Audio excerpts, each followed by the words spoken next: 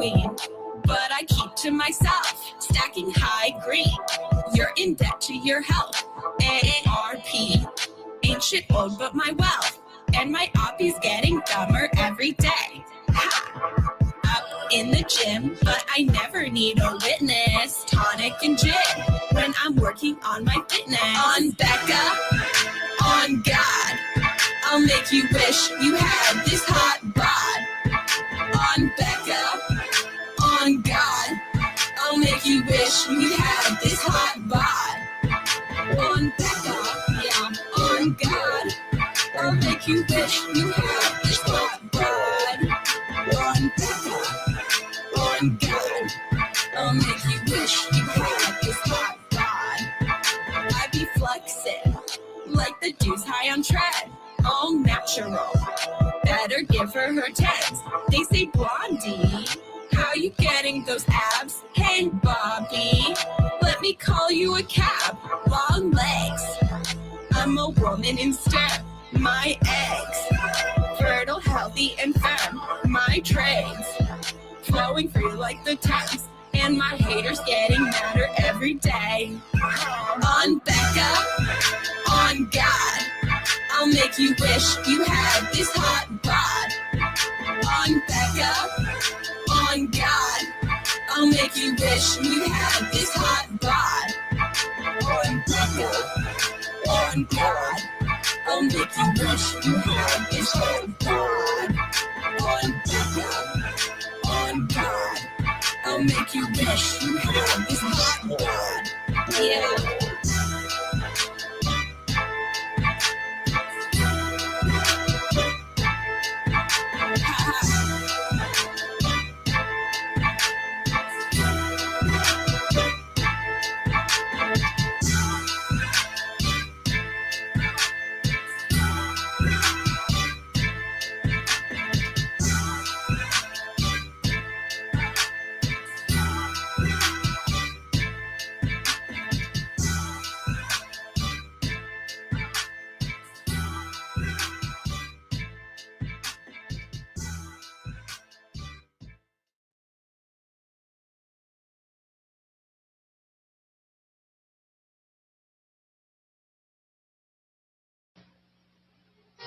Get a Life is brought to you by Foot Locker, America's most complete athletic footwear store where it all begins. In trying to make an artistic statement, one should be careful not to let one's personal aroma do the talking. In order not to offend the critics, I recommend Right Guard Sports Stick. It provides maximum protection and the freshest scents, a sublime palette of odoriferous emanations. After all, a true artiste should be remembered for his inspiration, not his perspiration. Right Guard Sports Stick. Anything less would be uncivilized. Wow, Kurt Angle. Keep the change. Thanks. Whoa, what's gotten into this pizza? Hey, come on. They square off. Tomato drop kicks. Pepper scoops him into an airplane spin. Big slap.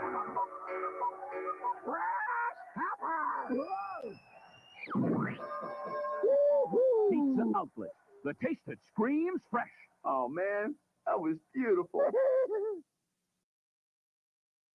It's Becca, bitch. I'm a pop star. I'm a pop bad ones. If you wanna ride, hot Bugatti Veyron, I ain't gotta try. Pack it up and move on. Hunter on the rise, loading up a bow gun.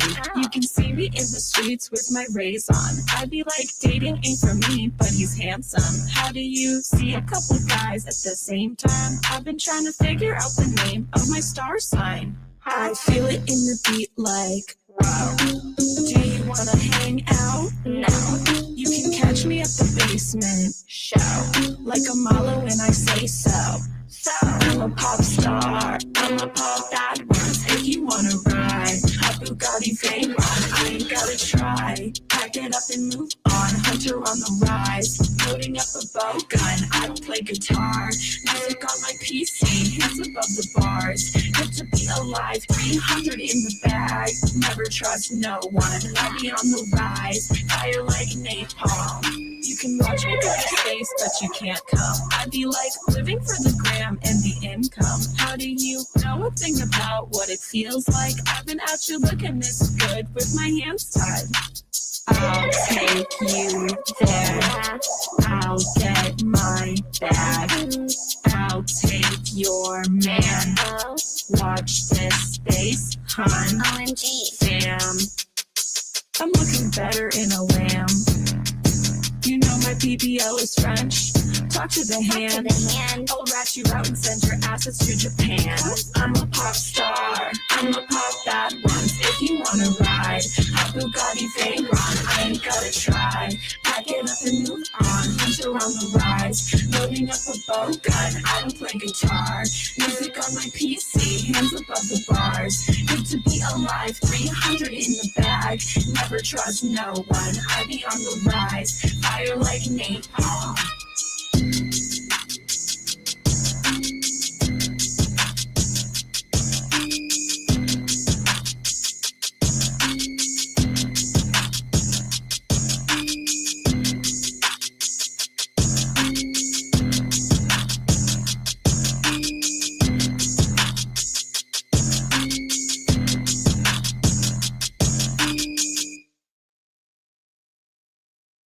So, hairline. I have Paul London imitating Aubrey Edwards. You want to watch that?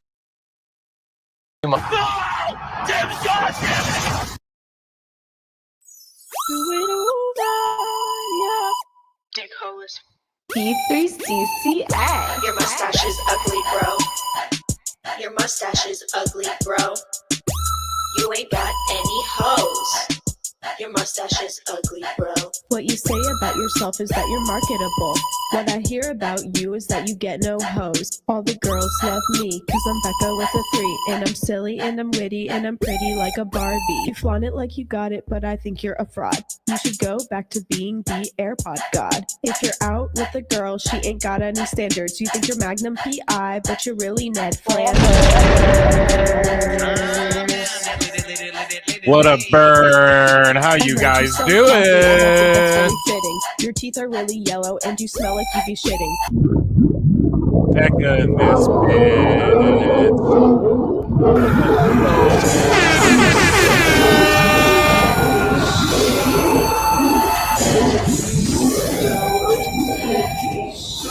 You wrestle like it too. Stinking up the ring. I know I got you jealous with my hot girl bling and my hot girl swag and my hot G-string and my Gucci bag. I ain't gotta pop tags. Cleaning up your blood with my Versace rags. Cause I'm Becca with a 3. All the girls love me. Cause I'm silly and I'm witty and I'm pretty like a Barbie. Period. Your mustache is ugly, bro. Your mustache is ugly, bro. Who's ready for PWT? You ain't got any hoes. Your mustache is ugly, bro. What you say about yourself is that you're marketable. What I hear about you is that you get no hoes. All the girls love me, cause I'm Becca with a 3. And I'm silly and I'm witty, pretty. And it's PWT. Hey! Ooh, what's happening, guys? Welcome to another eclectic edition of PWT Live Show Sunday School Special. What's happening, guys? We're here. We made it. It's a beautiful Sunday. It's the Sabbath. It's the Lord's Day. Okay? And we're here, dude. Slammiversary's about to go down. We have the countdown until Slammiversary going on right now, and the show is kicking off with a match on the kickoff. So I will switch, guys. If you're on X, come on over to YouTube, youtube.com/@ProWrestleClips. We're here. I've done like 1 billion streams this, like in the last week. I think I did a show Sunday, this Sunday, and last Sunday, and just hours upon hours upon hours upon hours of streams, and it's been amazing. I've been having a blast. Tomorrow's our bonus show, so become a member for only 99 cents or become a patron. But yeah, 99-cent memberships on this channel gets you access to the Monday bonus shows, which we will be doing tomorrow. And we're kicking things off with the Iconics, the Inspiration, and they are taking on Ash, like Team by Elegance, or rather the Elegance brand, for the knockout titles. Now, I have to lock in a pick really quick, okay? I have to lock in a pick really quick. I am going to go with, because we have 2 matches on the countdown, so let's predict the countdown. We have 4th Rope, which is Real One, Zilla Fatu, and Josh Bishop representing 4th Rope. And they're taking on Jake Something, Steve Macklin, and Mance Warner. And Steph DeLander, I believe, will be in their corner. And so I'm going to pick 4th Rope for that. I could see Inspiration against the Elegance brand for the Knockouts titles. I could see Inspiration pulling that one off, because it is a big ass show, and I know that Elegance brand haven't had them for terribly long, but they'll get them back as well, whereas Inspiration might not. Like, who even knows how long they're signed for right now? And I could see them losing it, maybe winning it back, but typically on TNA pre-shows, they give you something to pop about, like a hometown, like a happy one of those type things. And not that it's a hometown, but it's the Iconics. I mean, it's the Inspiration. They're back, And then I just think Zilla and Enzo and them are going to get a big win, right? So I don't think you're going to go 2 heel wins on the pre-show, but maybe you do. So yeah, my picks locked in: the Inspiration, the Iconics. Okay. So what I'm going to do is head on over to the Clips channel, and I'm going to type in, I am going to, so youtube.com/@ Pro Wrestle Clips. Come on over and vote in this poll, guys. Okay? And I'm going to fix the poll in here.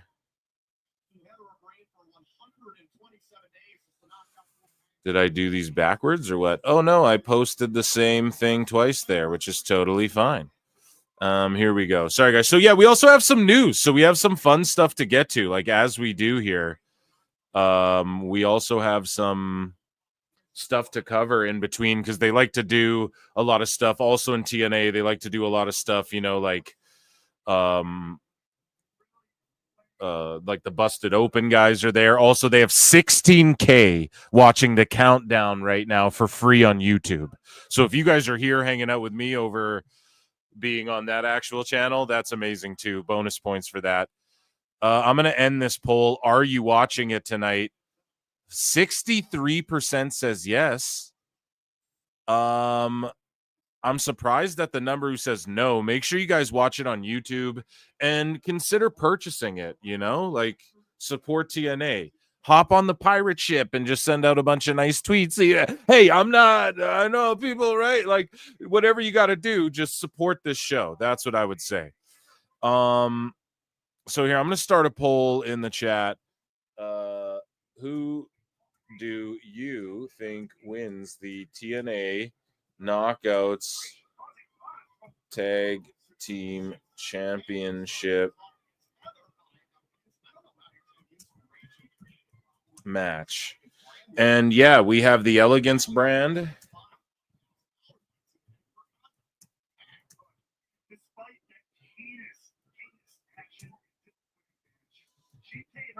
Elegance brand. I'm making typos, guys, right now. Okay, and then the Inspiration with 2 eyes at the front. There we go. Okay, you guys vote over there. Yeah, hit like, subscribe, all that good shit. You guys can super chat in if you got something that really needs to be heard or said to the world, and you can gift memberships as well. That's a friendly thing to do. But yeah, come on over to YouTube. That's the place to be. But X, shout you out too, man. Hit like or retweet or whatever we do over there. Just chat's bumping over here, so you want to be here. Speaking of which, I'm going to check in with chat. I do have some news that we're going to get to, but we're watching this match.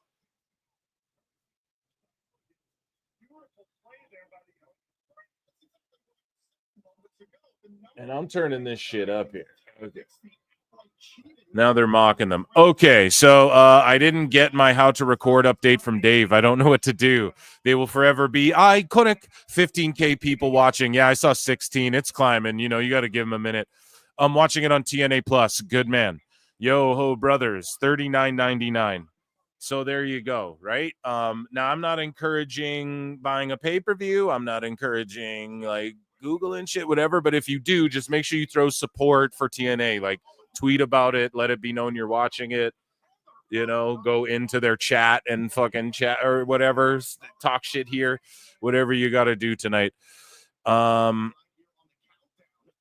Yeah, and so no one missed anything. We're here. We're locked in. Thank you. Over 200 of you hanging out to watch this. Okay, so I am going to get to some news. Actually, we'll dive right into it because I don't want to, like, we're going to play a banjo, and while this match is going on, like, I don't want to miss a beat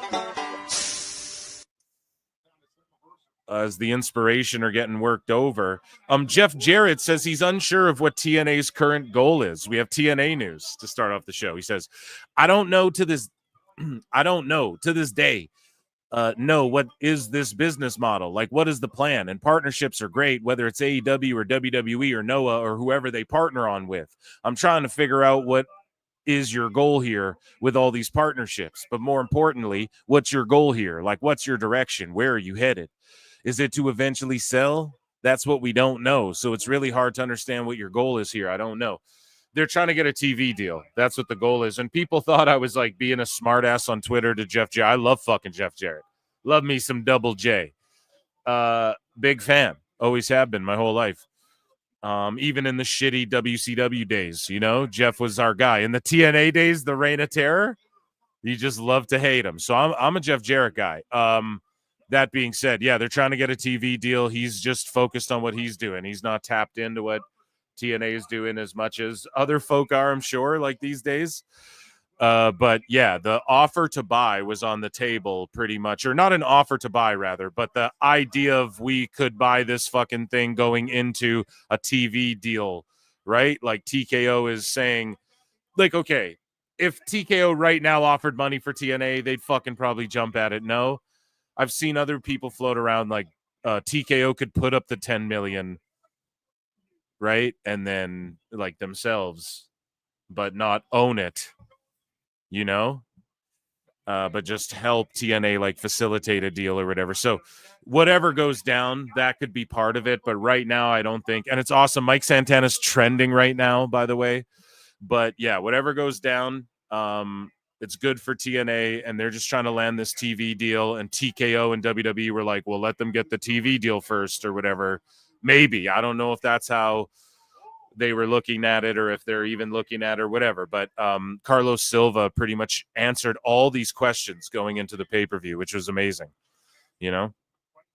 So they're set up. They did above 7K, I think now, if I'm not mistaken. Maybe someone was capping about that, but there is like 7,000 and some tickets sold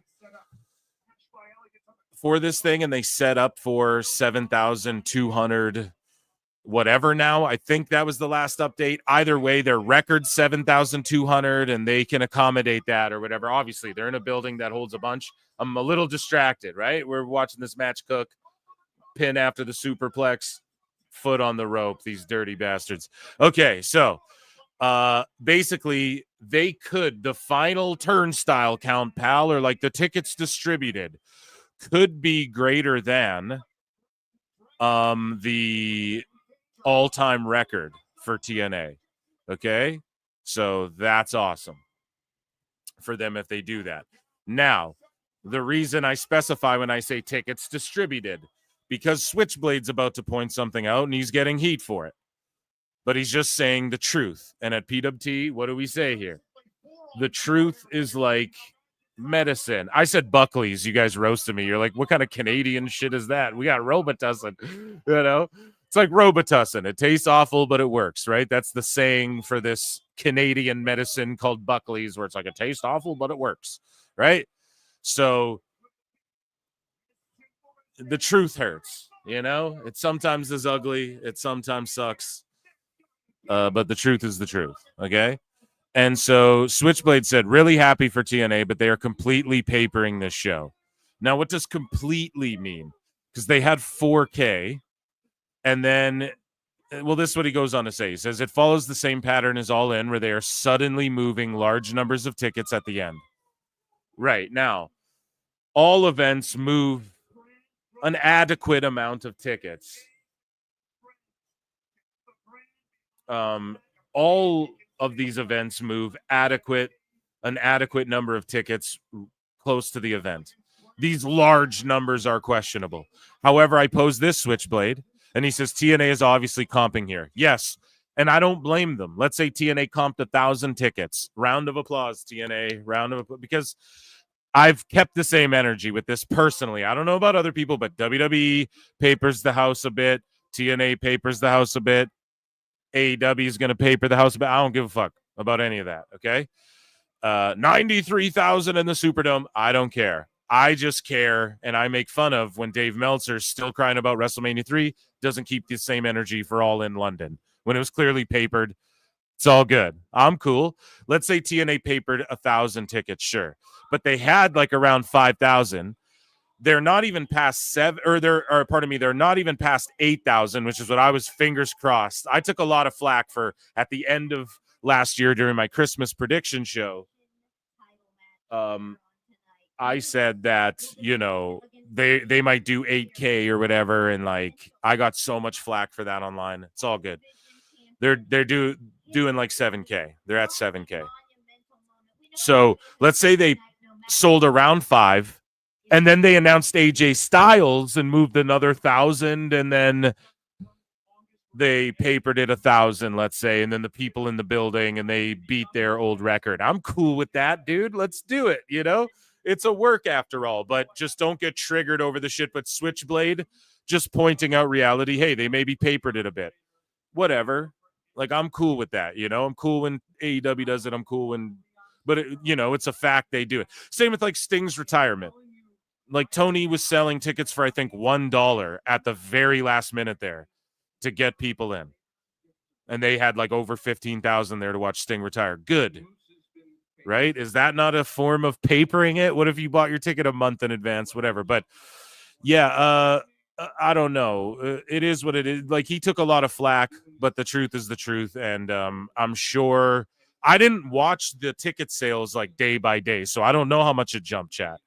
So I don't really know if it is comparable to All In, but round of applause for TNA. Even if, you know, I don't give a fuck, guys. So that's my energy towards that. Myla Grace said, why is some weirdo reporting my social media accounts? My Instagram is took down, and my personal Facebook that has a lot of sentimental photos and posts from family members that have passed away is now gone. What are you trying to get out of that, honestly?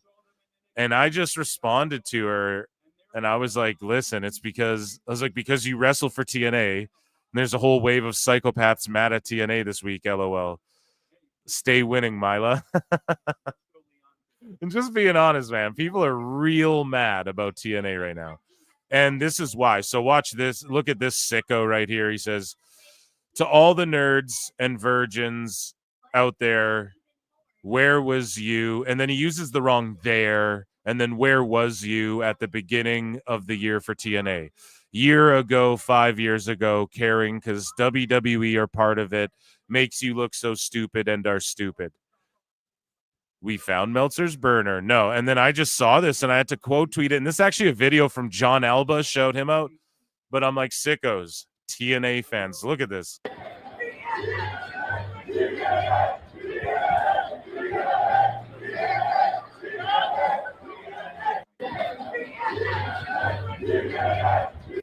You know, they're doing awesome stuff. So, and again, I don't mean to make it about sickos, but sickos are making it about them. So you just got to have a laugh at it, you know? And I'm one of these dudes who was watching TNA when it was like, oh, we're on Destination America. I'm like, all right, where's a link? Legit. And I was linking it up. I was watching that whole era. McIntyre, Lashley, EC3, Mike Bennett, Cody Rhodes, everyone come through there, in and out of there. Del Rio, the Del Rio run, all that shit. Yeah, here's the huge crowd waiting outside.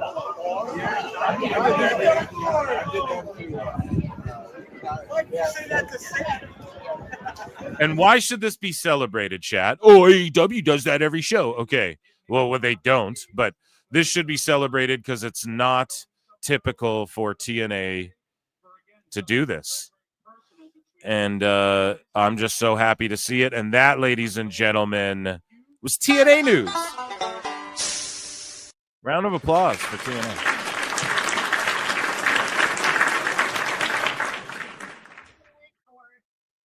So, chat, I think the poll, we licked it off. That was a quick match, no? See, they don't fuck around. They don't go 40 minutes because, right? So I'm 0-1 tonight, am I not? And then the Northern Armory's coming out. You guys like how I used retro AJ on the thumbnail too?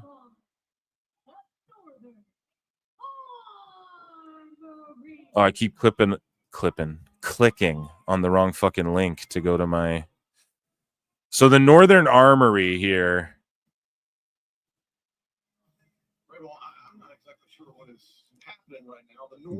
See, this is... What did I tell you guys? TNA will fuck around and go, oh, this match is a 6-man tag now. Like, they'll have a match and then a bunch of guys will run out and they'll go, it's a 6-man. Or they'll just go, our match is now. I was making fun of this. Not making fun of it. I actually like it. There's spontaneity. It gives you a reason to watch. But I was talking about this the last show last night. I was like, you know, TNA does this type of shit all the time.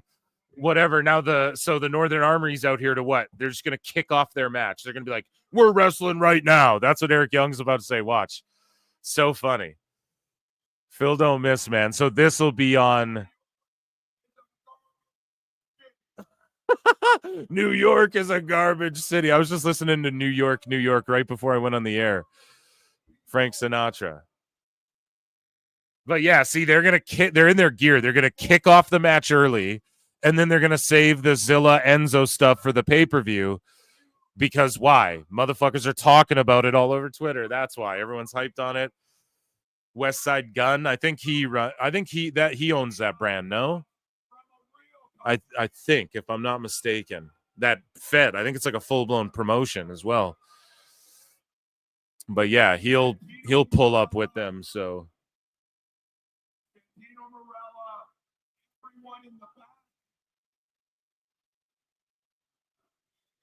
Shut the fuck up there. Eric Young can get good heat, man. He can get good fucking heat. Sorry, am I 0-1 tonight? I missed who won. Did the Inspiration win or no? The fuck no, they didn't. Elegance did, right? Zilla and Tala are different guys, right? Yeah, dude.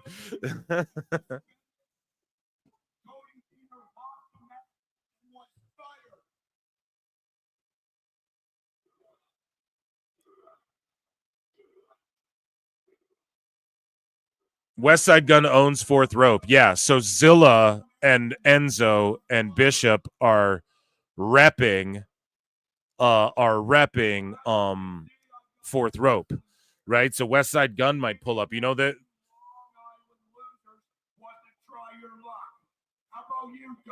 Or did they just send Eric out here to just get heat so Phil can do news? Who wants to jump the rails? There's gonna be some celebrity or something. Or oh, look, it's the hometown man. He's wearing a Trache jersey.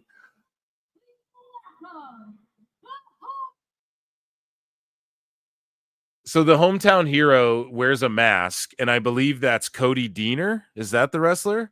And he wears a mask now, and he wears like red and yellow, like Hulk Hogan colors.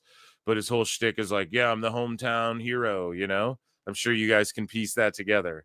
And he hates Eric Young.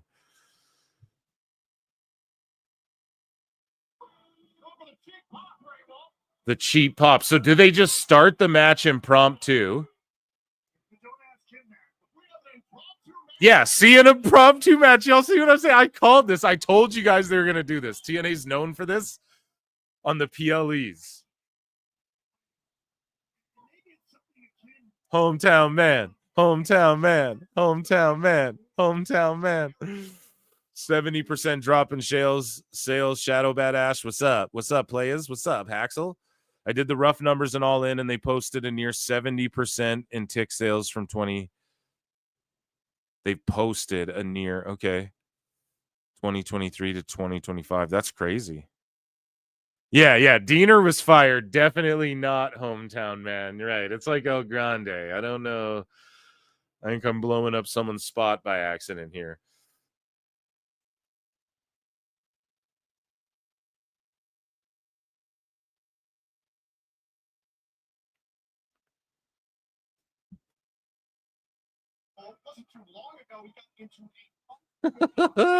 So is the 6-man still gonna go?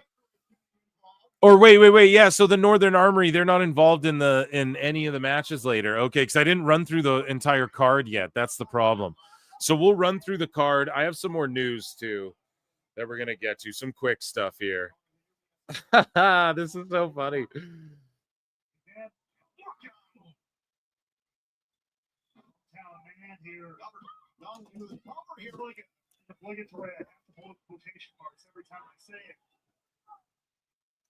But either way, he's in there. Okay.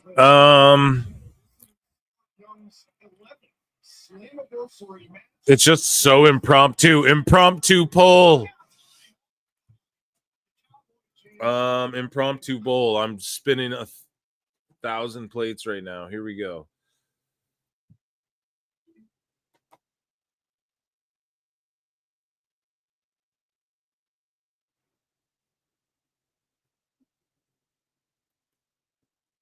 Okay, Hometown Man. Who do you think wins this impromptu match? Okay, guys. Hometown Man. Or Eric Young. There we go. You guys vote on that. I thought for some reason or another they were involved in a match later as well, but all good. Okay.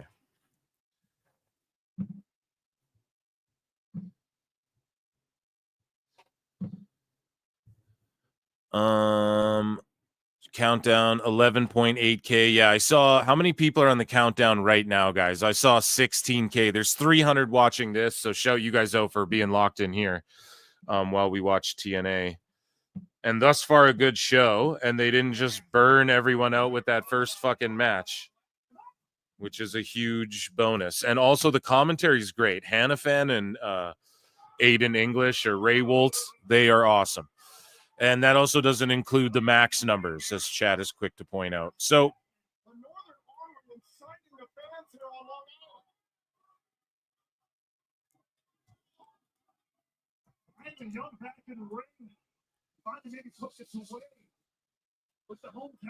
the Hometown Man. I'm just locked in. I love me some TNA. Okay. Hometown Man snags the win, dude. Oh, shit. I got to jump back over and end the poll quick.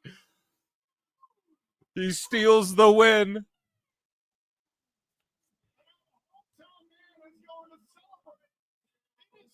The Hometown Man, 72% voted him.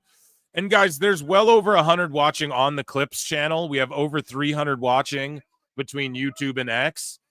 Make sure you guys run those fucking likes up, or else Jericho's going to do a run, and it ain't just going to be AJ Styles in TNA tonight, okay?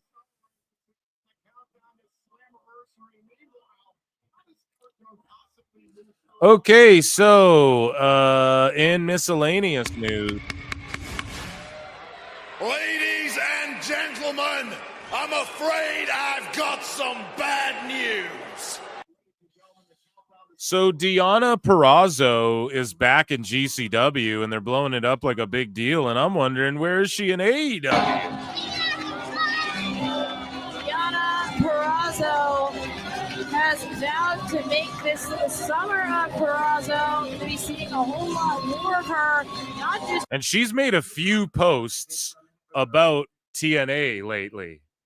and been like, yo, TNA,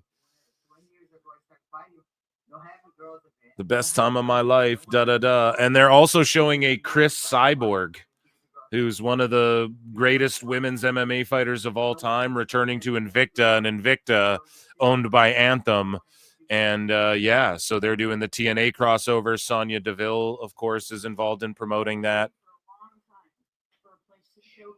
Oh, and is Shayna Baszler involved too? The thing about Shannon and Nat and Invicta was that they said from day one this was going to be a premiere. Yeah, that's her voice. I recognize it.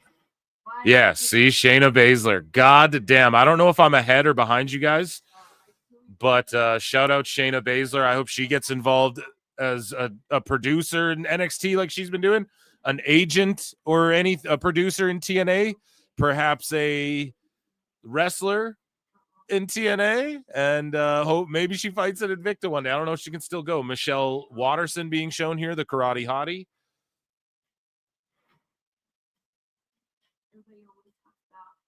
Spectacular, man. So speaking of spectacular, Kenta, he is the GHC heavyweight champion right here. Champion. Back up, hoisted up. The original GTS, the OG GTS. Carla Esparza. Can this be it now? Pulling out all the stops. Kenta hooks up the leg, and it's a 3-count.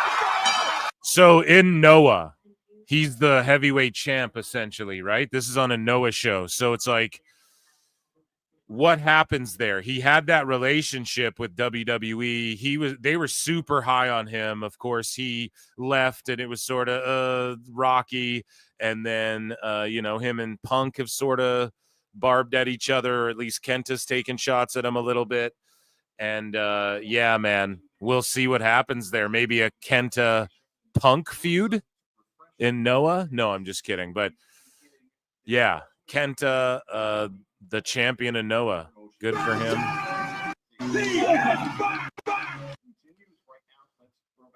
And he's back in rare form, man. And people were all mad at Ricky Starks over. We covered it on the show. Like, Kenta took off to go work in Noah. So then Saints came in and won that indie title he had just won. And then Saints is like, oh, I got to fucking go too. I'm going to NXT. And then he dropped it. So people were mad at him for that. Or they were mad at Saints for that, but not at Kenta for doing what was best for him. NWA, the next era of NWA begins Tuesday, July 29th. NWA Power airs for live every Tuesday. Airs for free live every Tuesday at 8 p.m. I'm double screening here. LaGreca's going off here.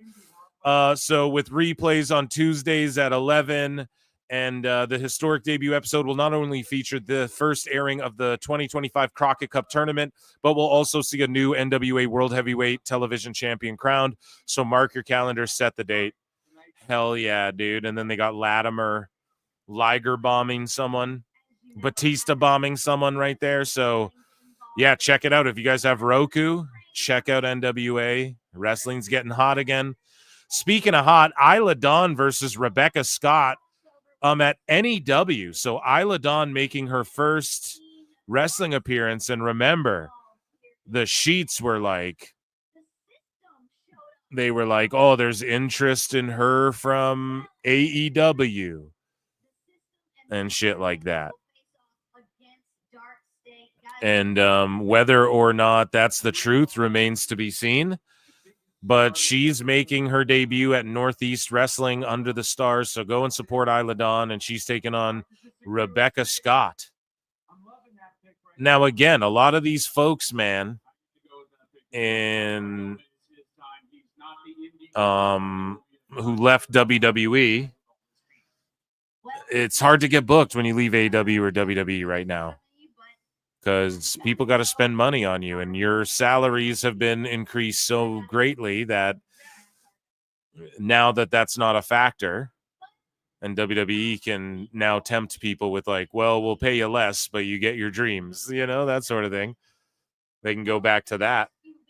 Yeah, it's a little bit harder for these folks to get booked at bigger venues. Not shitting on NEW at all, but I'm just saying, like, I thought Isla Dawn would have something bigger in the wake of her release, you know. But at least she has her name, Isla Dawn. And again, everyone, if you get released from WWE, pull an Indy Hartwell, just ask them for your name. And it seems like they're willing to give them back or sell them to you if you want them. So it's good. Speaking of Deonna Purrazzo, some sicko was like, see what happened when Tony let your wrestlers sit at home, and was talking shit on her body, dude. And she's like, I totally let myself go. I don't know, man. She looks pretty fucking good to me. So I'm a married man, so I digress. Chat, you guys can be, but like these fucking virgins talking shit on women that wouldn't even look at them, dude. Crazy. So Nick Camarado follows PWT, follower of PWT, former NGJC AA All-American wrestler. Definitely a guy that I think you can confidently say Tony Khan didn't do anything with that he should have. Tony Khan definitely could have made this guy a big monster heel. And the fact that this guy wasn't like jobbing to whoever the world champion is and being a threat to him and shit is crazy to me. He sort of does this comedy shit because that's what they had him doing in AEW. So who knows? And maybe thinks he can get over more with this. It's all good. Has a legit background in grappling. He's making fun of like the shoot fighting by doing the kung fu stuff. But Nick Camarado's a beast. And he's going to be at Bloodsport. And here is this vignette for it. And he's no longer with AEW, I don't think. Or his contract's expiring, or they let it expire.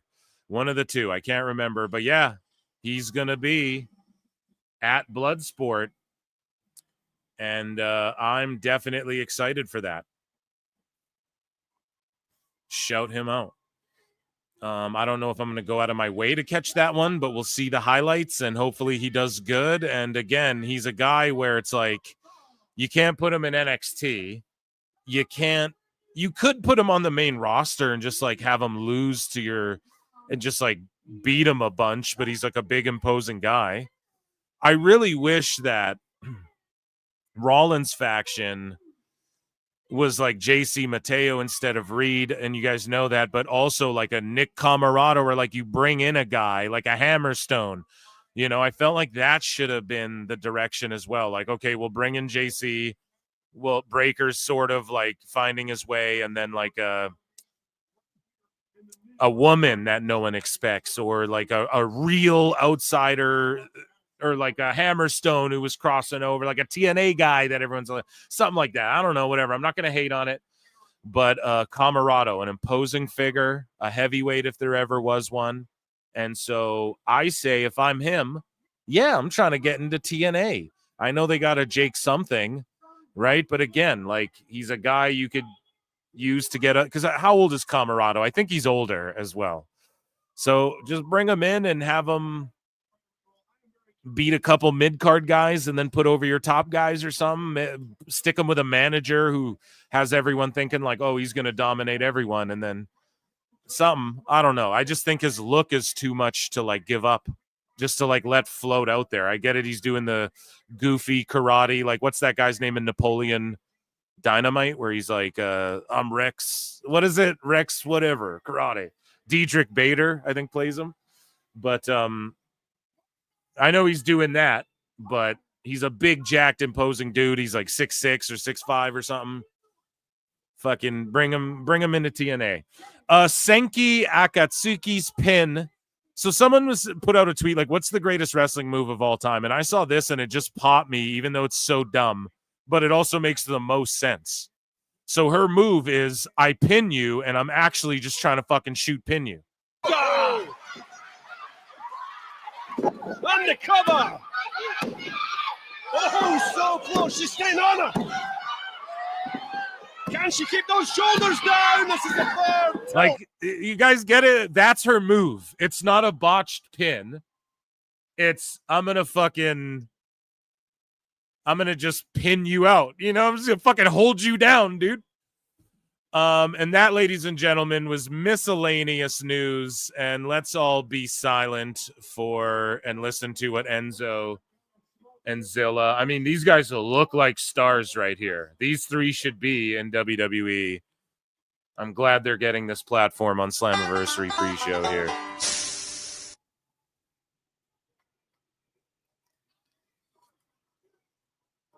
Oh, yeah. The Fatu chants, Enzo. Shadow Bat Ash works smarter, not harder. Exactly. And a bona fide stud.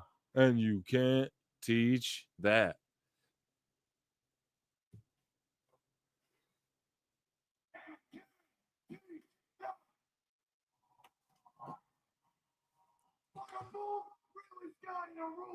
How you doing? And he's got like the modern $1 million title.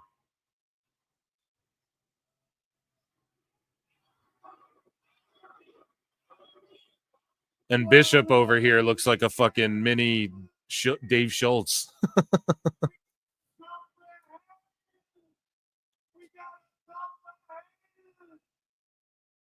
I was getting used to TNA, I'd hate us too. Because we are the hottest new wrestling promotion on the planet. We are fourth row. Hell yeah. And you might recognize this guy. I mean, Bob's his uncle. Who's his cousin? Trump Deuce, Dwayne, me, Tom. He's naming all the fucking... Oh my god. Naming all the bloodline. That shit's amazing.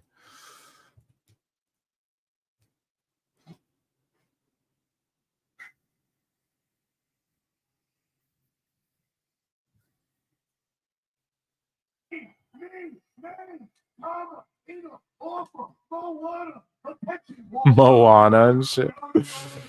Oh, dude.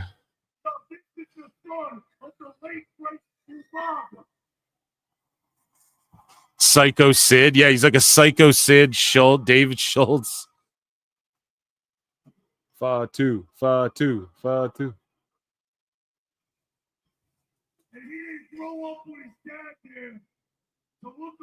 Maybe we can get Bishop to slap John Stossel. Yeah, who's the equivalent? John Alba. No, joke.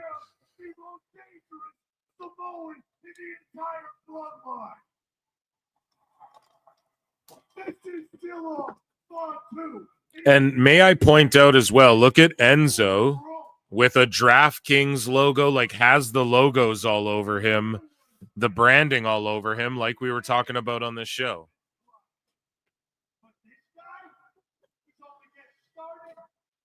I mean, look at him. Doesn't he remind you of Sid?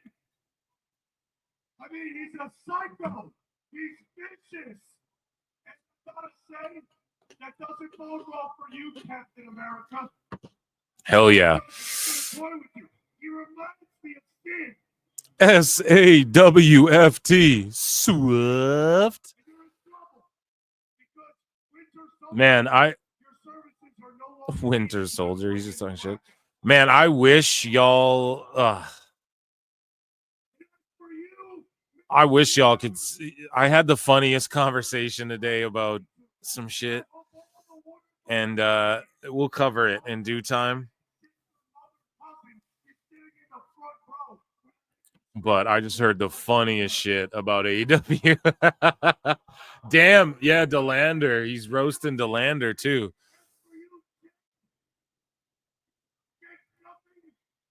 Jake Nothing. Jake Nothing. That's so funny. Instead of Jake something, Jake Nothing.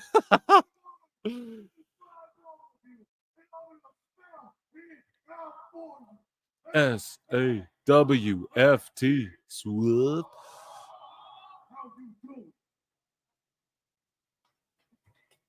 Hell yeah, fourth rope in the building.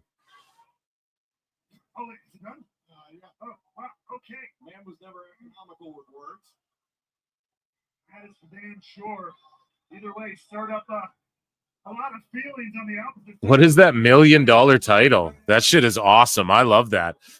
Okay, so we have the last pre-show match here. I am going to drop a poll in the chat. I'm just going to call them like Team Fourth Rope. That's what they're repping, you know? So we have Team TNA versus Team Fourth Rope. A little Forbidden Door wars here. Guys, run those likes up or else Jericho, I heard, was in Long Island. You guys know he's a New Yorker. He claims fucking the peg, but he also claims New York. I've had a chance to be part of one or two of those Fourth Rope shows the early days. Philosoph too has made a name for himself. Not only Fourth Rope, but around the wrestling world. He is an absolute phenom, tough as nails.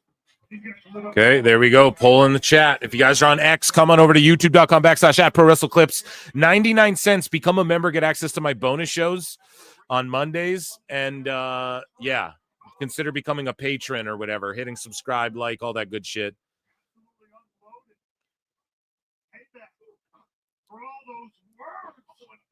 Okay, a little sloppy there.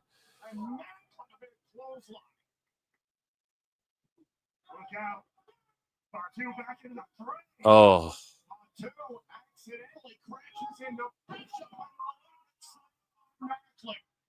Okay, they're trying to get the crowd into it.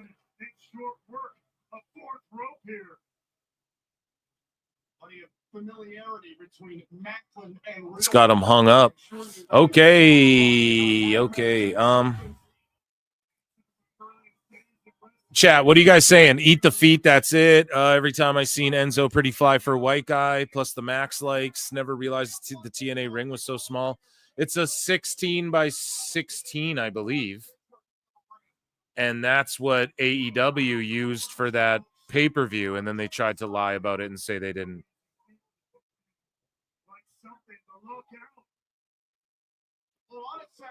The Fourth Rope belt looks laminated at certain angles. Yeah, man, they maybe got it on the cheap. Who knows?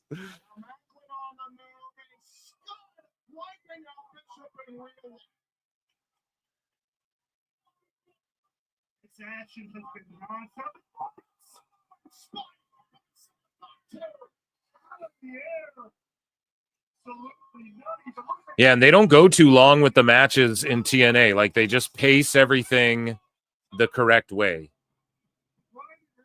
You guys know what I'm saying? Like, they know, don't let everyone go too long. Don't let...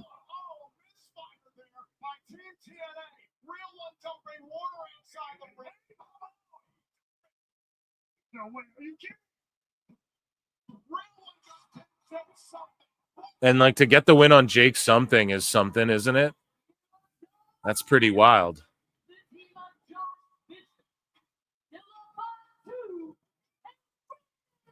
Yeah, I feel like I was ahead, so okay, Zilla had a nice flying Simone spike. Yes, he does. I wish that the match could have gone longer.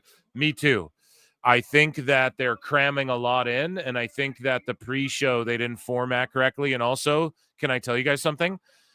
Like, right when the show was kind of starting, Tommy Dreamer sort of went into business for himself, and he's like, he brought out Masha Slamovich and blew up her spot before a big title match later, and someone else, and I couldn't hear what was going on, and he's like, I didn't tell anyone I was gonna do this, you deserve all the whatever, and he just starts going off. And if there's, and no offense, like, I don't know if he was praising a legend or what, but if there's any time that should have been shaved off of anything, it's whatever the fuck Dreamer did earlier in the pre-show, right? So yeah, that's unfortunate, but it was what it was, you know?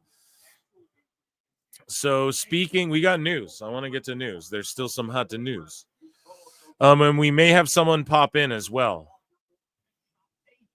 Perhaps more than just one person as well. Let me see here. As far as we did TNA news, we did miscellaneous news. We don't have a lot because we just did a show last night.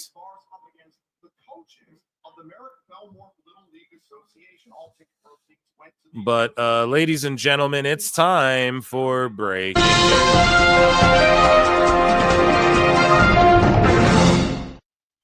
for WWE news. So Damian Priest took Lola Vice to the Bad Bunny concert, and yeah, they're like dating. So, and the crowd popped when he showed Damian Priest on the camera with him there.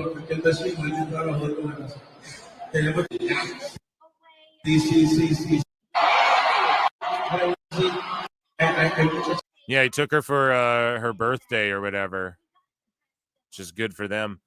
Here's him flexing. No comment.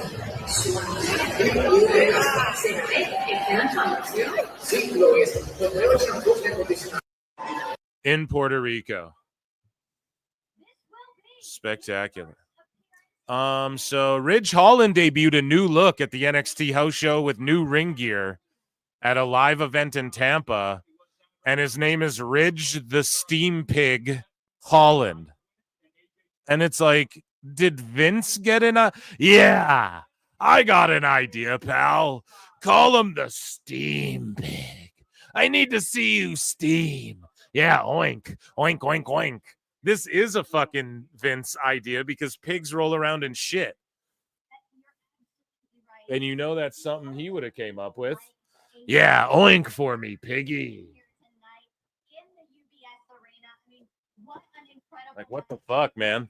That's crazy. This has to be a rib. I was like, is this a rib? Someone responded. They're like, pork ribs?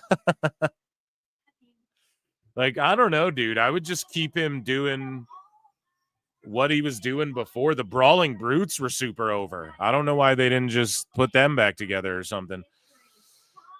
Speaking of super over, Rhea Ripley went uber viral again because she hit the stink face on Nia Jax, and then Io Sky did it right after.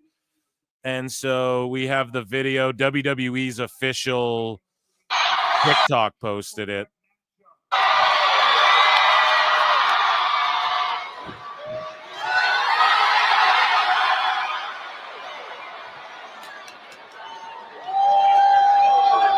I love that Nia's wearing the Naomi Warning gear too. Like, they need to fucking team up the women's bloodline, dude.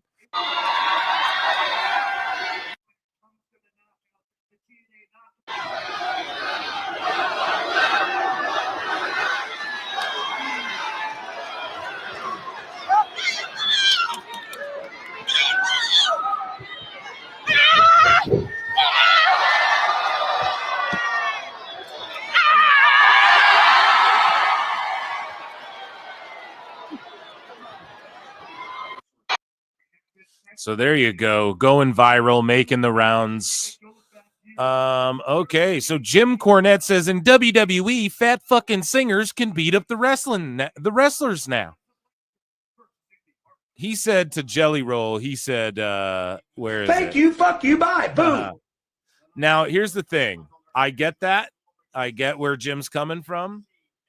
I don't know, man. I think he'd have worked with him back in the day. And here's another thing, though. He's training and shit. He's taking it serious. I don't expect Jim to know all that, though. So I expected him fully to keep the same energy that he did for Action Bronson with Jelly Roll. So, and he did. So, I mean, at least he's consistent. So here's Seth Rollins walking with crutches with his daughter. And I mean, guys, listen. This could entirely still be a work. Jacob Fatu had a boot on and worked everybody, but at the same time, it's looking more and more like it's not. I just hope he's okay at the end of the day. So.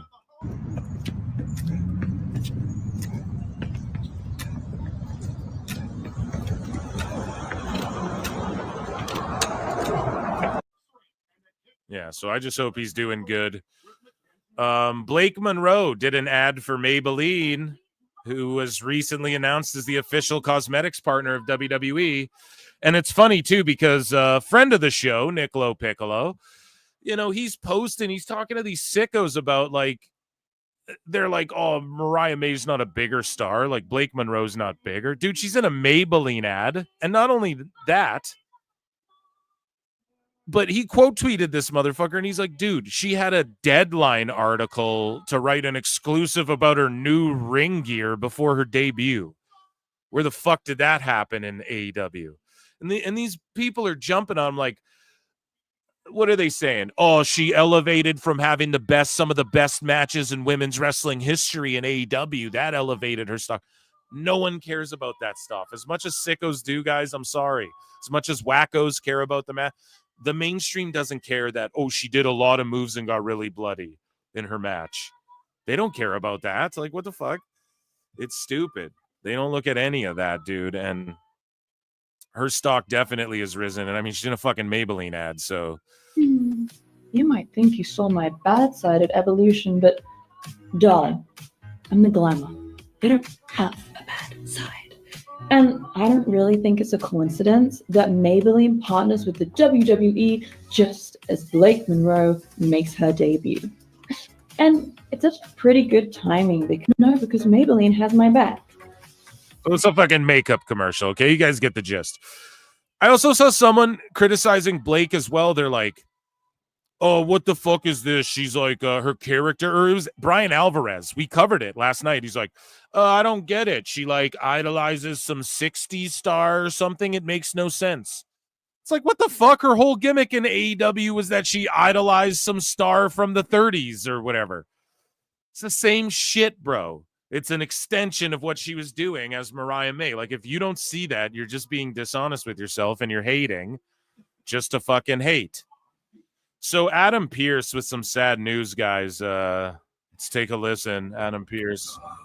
Happy Sunday, everybody.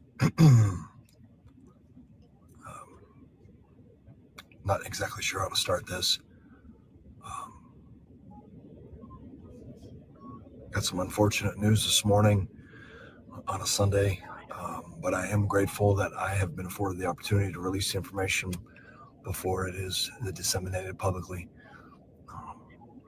All of us realize that at some point the journey comes to an end, and I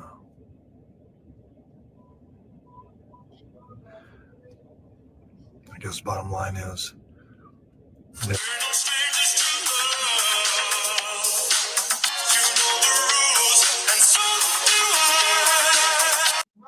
well, hopefully we're praying for you, Adam Pearce, and hopefully he gets that case of the Rick rolls figured out. So Roman Reigns shuts down rumors about having a sixth child. So again, the dirt sheets fucking lied and they just made shit up and were snooping in people's families. And then we all talked about it and Liar! it wasn't true. Liar! Tell us what you know, you goddamn liar! Done. They were trying to say I was like trying to catch up to Jacob. It's fine and done. Five and done. I've done my job. I procreated. No more. No more. What's it gonna be about me? These damn kids can't go nowhere. They're like, how's vacation? There was no vacation. It was school till June, and then we started tutoring. Don't feel bad for me. Don't ever feel bad for me. These two men will face 2 weeks longer, Saturday or Sunday at SummerSlam for the World Heavyweight title. Yeah, so Roman, again, so if I were to guess, man, I would say a documentary about his life on Netflix in the next couple years maybe come out. That'd be sick. Right? Some big announcements for him in the works, I'm sure. So NXT North American champion, former TNA superstar Ethan Page was the Grand Marshal for today's NASCAR Xfinity Series. Drivers, start your engine!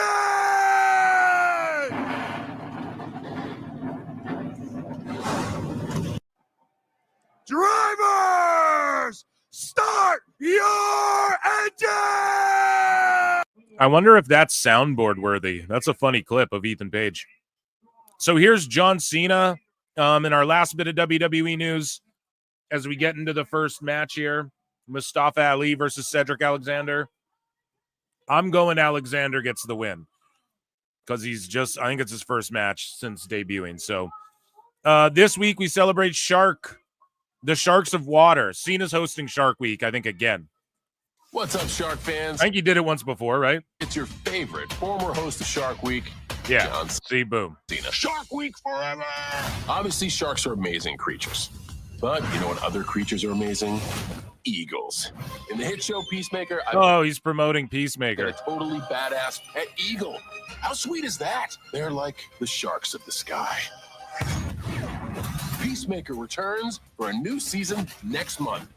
And he's turning babyface, man. We covered it on the show. I got to watch Peacemaker. I got to finish Creature Commandos. I got like 3 episodes left because that will tie into the DCU, folks. And that, ladies and gentlemen, was WWE.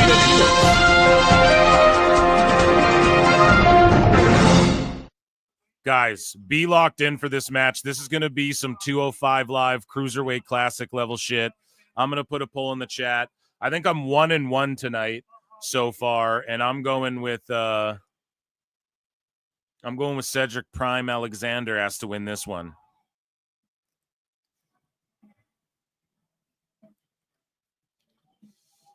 Oh, Team TNA, you all cheated. Well, fourth rope one anyway, so.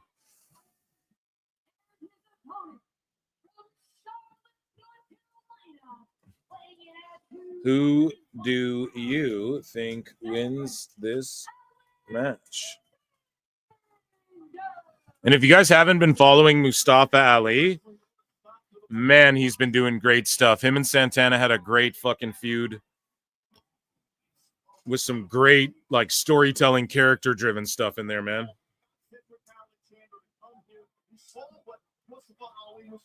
Where, like, Mustafa Ali confronted him, like, at his AA meeting or whatever, and was, like, talking shit to him and stuff. It was, I don't know, it was something right out of, like, the show Luke Cage on Netflix, you know? Okay, vote in the poll. Almost 500 of you watching. If you're on Twitter, come on over to YouTube, youtube.com/@ProWrestleClips. There's 485 watching across X and YouTube. So come on over to YouTube, youtube.com/@ProWrestleClips. Hit like, hit subscribe. Tell me I suck. Tell me the show rules. Tell me what you think of TNA. Vote in the polls. Leave a dislike. Leave a comment. Come chop it up in chat.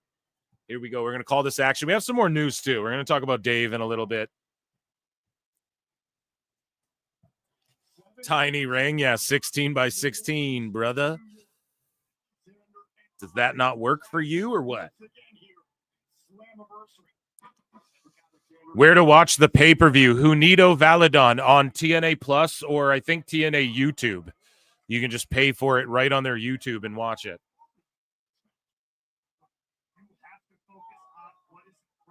Are they doing like and maybe I'm looking too much into it, but is their gear set up to be like when the Red Ranger fought the Green Ranger type shit? Is that what they're trying to do?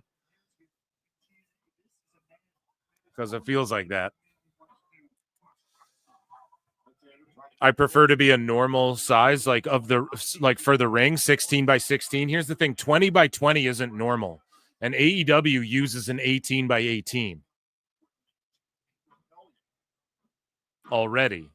So when everyone is like, oh, the ring's smaller. Yeah, it was a 16 by 16. And anyone telling you otherwise is fucking lying. But the 20 by 20 is what WWE uses. And I don't know, did WCW use 20 by 20? I think eventually, or no. I think they always did 18 by 18 as well. Ash says, I picked up on the Power Rangers vibe of the gear as well. Yeah. The ring that killed Buddy Matthews. Yeah, his ankle's still fucked. It's not good.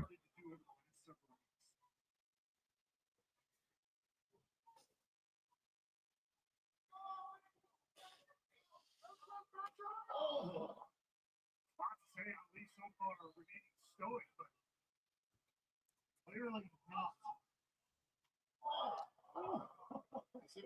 Alexander and Ali daring each other to strike. Just a test of metal. Just trading chops. AEW fans would be marking out over this match, dude.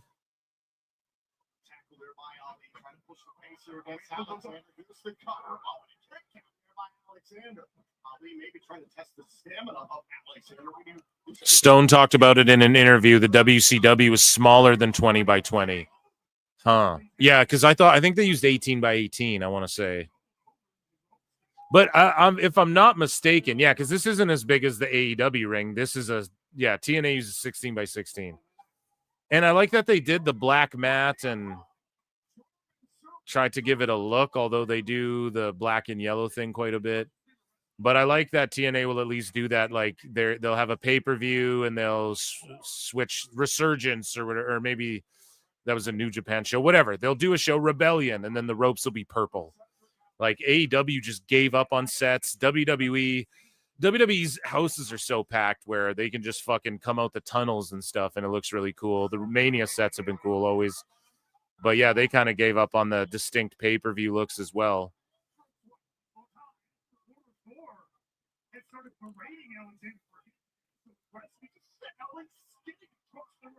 But yeah, some people say bound. Like, what is TNA's WrestleMania? It's Slammiversary. I always thought that, right?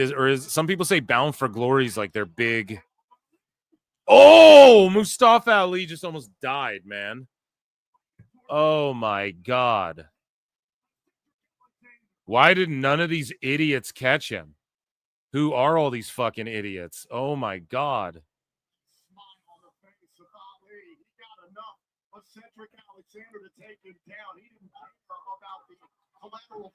Oh my God. I'm so glad he's okay. All these goons are just standing there.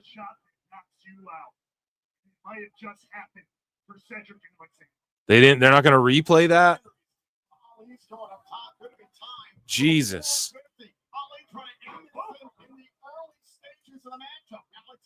Oh.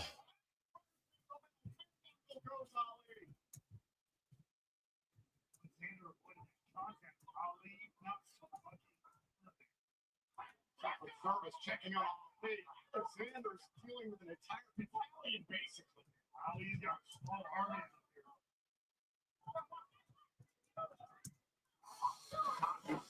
They're raiding Cedric Alexander. And despite that shot to the back of his head, Alexander here. It's held up very aggressively. Distraction of the Secret Service. The rest of them are four on the outside, opening the door for Ali. What is Ali?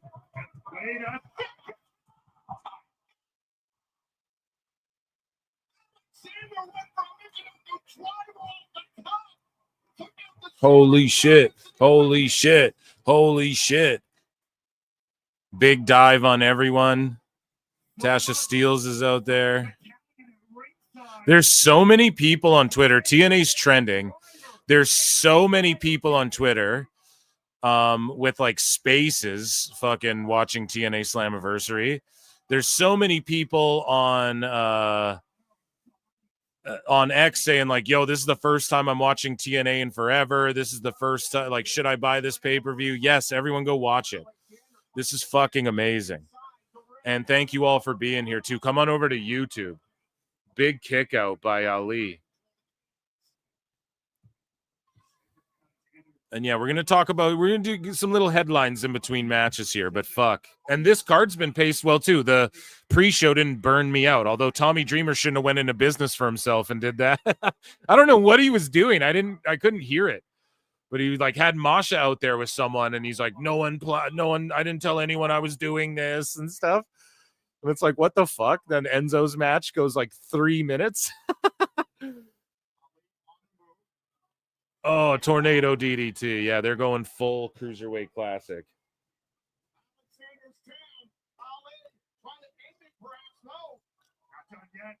They gave up on BFG. Slam is the biggest event. Yeah.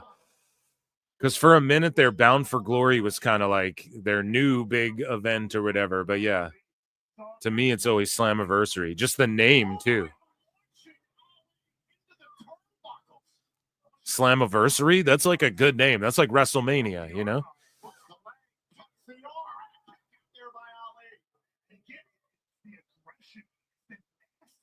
This is less the respectful competitor I knew way back when. I think Cedric Alexander needs to go to this level. He realizes the effect of the Secret Service. Number 4 on the outside. He realizes he's going to have to get nasty. Here we go. Ali over the back, pulls the hair. What is this? The reverse? This is like an educator or what? Like a reverse shooter? No, just a straight sharpshooter. Canada, Canada, Canada, Canada.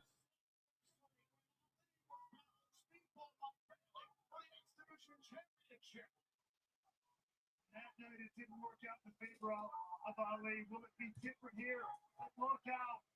Alexander gets to the bottom rope to break up the submission. A leader. Slammiversary with Ali for Speedball by Bailey for the Division Championship. That night it didn't work out in favor of Ali. Will it be different here? Look out. Alexander gets to the bottom rope to break up the submission. A leader. 4-4. Hell yeah.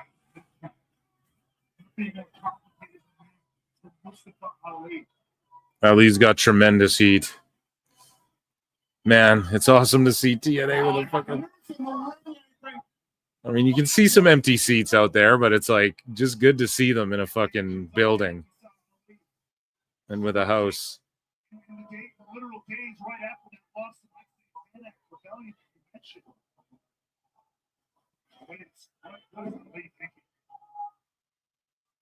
Mustafa Ali has dislodged the steel steps on the outside.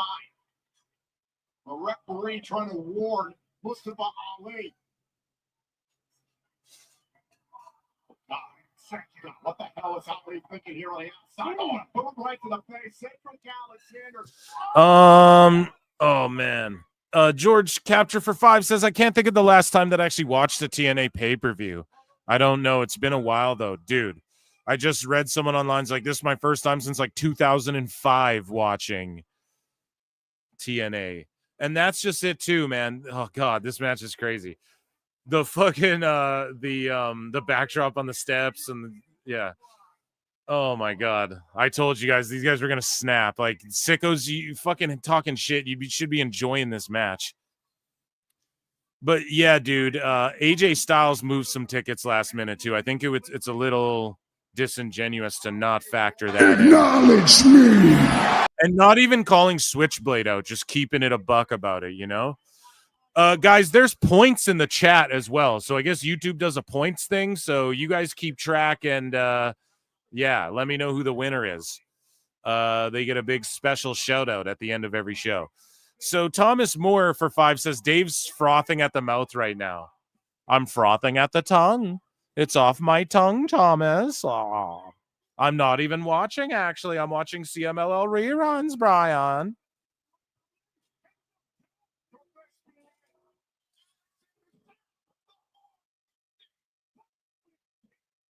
Oh, my God. The big kick out, dude. The big kick out, man. Well over 500 watching, guys. Come on over to youtube.com/@ProWrestleClips. Become a member for 99 cents. You get access to my Monday shows, too, my bonus shows. And we've been dropping hot news again. If you guys are new here, I told you motherfuckers AJ would be back in TNA before anybody, before any dirt cheese was talking about that shit.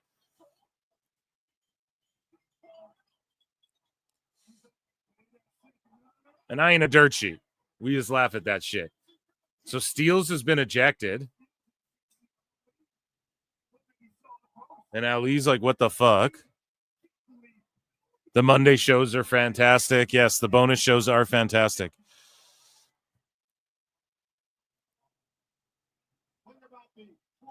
Yeah, we're going to make fun of Dave today, too. Don't you worry about that. Oh, he catches him. Cutter out of nowhere.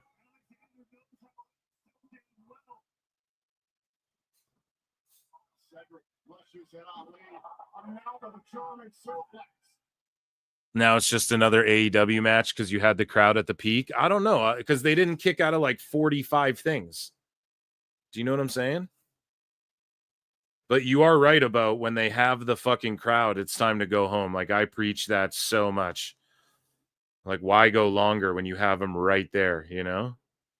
Like, when you got them dead to rights, just fucking go with that.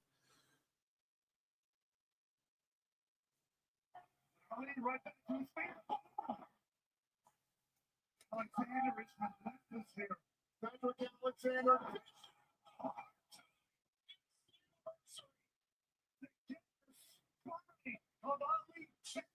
Over the top rope. And there's John Skyler trying to check on Ali. Shot there by Alexander. Jason Hodges in the ring. Over in the control of the situation. He's the one starting to lose it now. Cedric Alexander, however, has remained in control of the fight. Oh! Skyler. You know, contact from Ali. Look at him.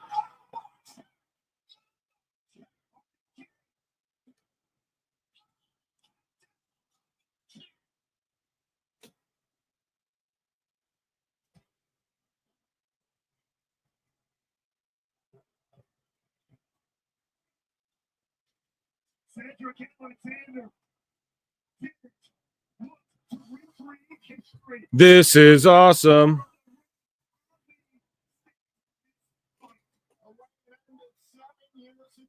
Should have been a DQ, yeah.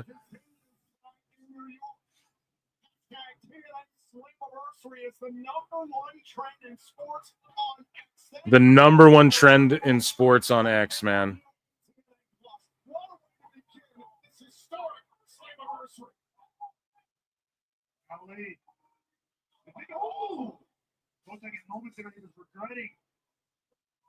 They're just showing they can put on better, longer matches than AEW. No, dude, it's their PLE. It's their biggest night of the fucking year. Like, these are two of their main dudes that they're running with. Ali especially. Like, he ended his fucking big undefeated streak in TNA. And then Cedric they brought in, and he's going to do work there.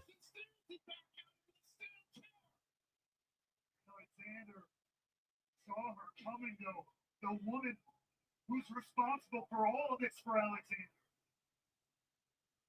Punch of Steels was ejected for ringside.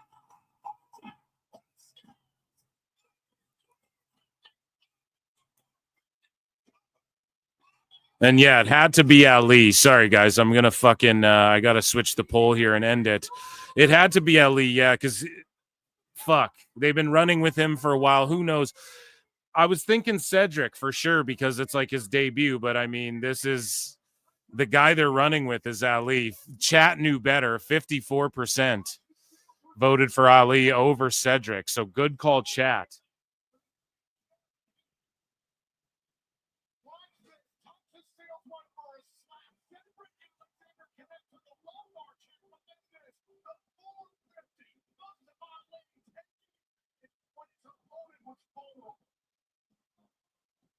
Which way you cut it.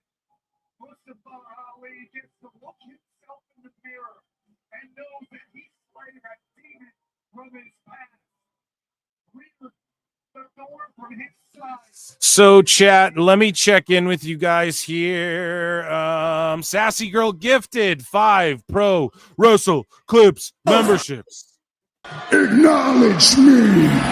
There you go. 5 of you now get access to my goddamn Monday show, courtesy of Sassy Gal.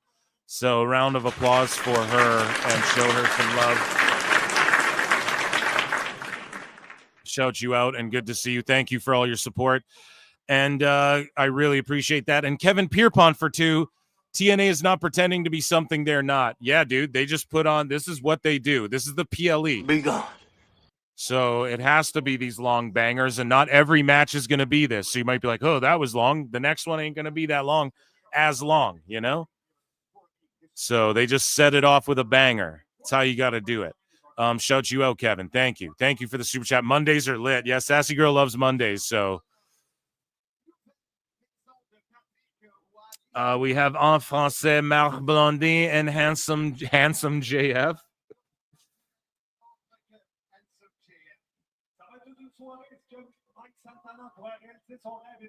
Handsome JF. That'll be MJF's new gimmick.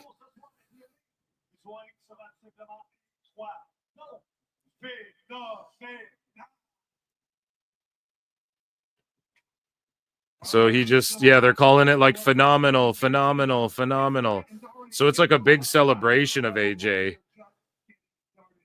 which I mean, he fucking deserves. No? I think he deserves it. So the System and Matt Cardona versus who? Just kidding. Dark State.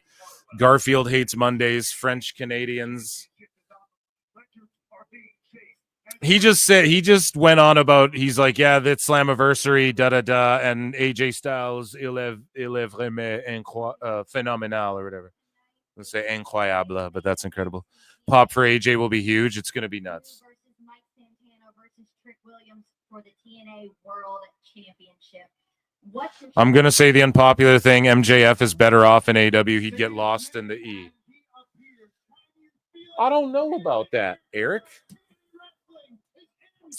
Guys, making a run-in on the show, because we got like 200 watching on the Clips channel, and we don't have we got like 600 watching across YouTube and Twitter.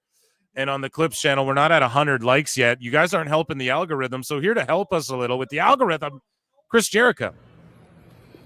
I look and see it's not just me. So many others have stood where I stand. We are the young, so raise your hand.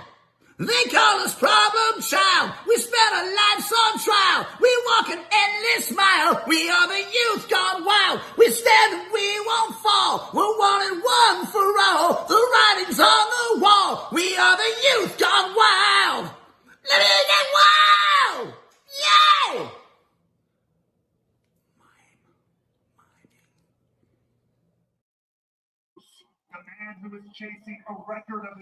There you go, guys. We have Leon Slater versus Moose. Who do you guys think is going to win this one? I am going to start a poll here. Or is that the next one? System and Matt Cardona of Long Island, New York. This match is right now. Okay, no. So it's the System and Cardona versus Dark State, right? Okay, so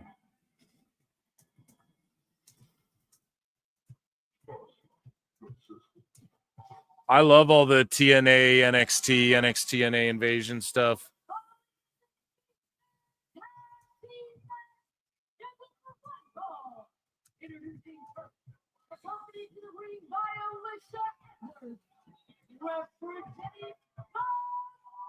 The System and Matt Cardona or Dark State. Yeah, do you guys think these old vets lose? Repping NXT or TNA, lose to the NXT young guys, Dark State? I don't know if you can do that to them. Oh, yeah, the guitarist for Skid Row was there. Yeah. Look at these jobbers mid Cardona. Come on, you're a hater.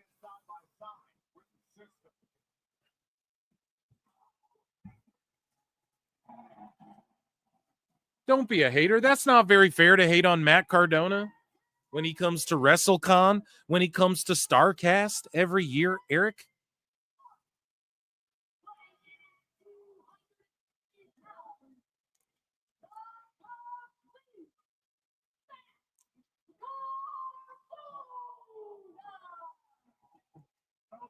We come a long way from Long Island Ice C. Matt Cardona walked into Slammiversary today. 17 years They're kind of booing him. From the first time he ever won tag team gold with one of his Even though he's repping TNA, same with the System. Like, they're heels, but they're repping TNA, but Cardona's been a heel mostly in TNA. And that's how you, like, this is a true TNA audience, you know? They actually follow the shit. Tell by how the crowd reacts to Cardona after watching him on the fucking show. Shotzi's going to run him over. I wouldn't be shocked if we had, like, in the Knockouts division, a Shotzi show up, a Gail Kim return just to pop everyone. Maybe not that, but maybe a Mickie James. I could totally see there being a shock in the Knockouts. Or like during the NXT match, like a bunch of the NXT girls run out and then they brawl it out with the Knockouts or something. Like I could see shit like that going down, you know?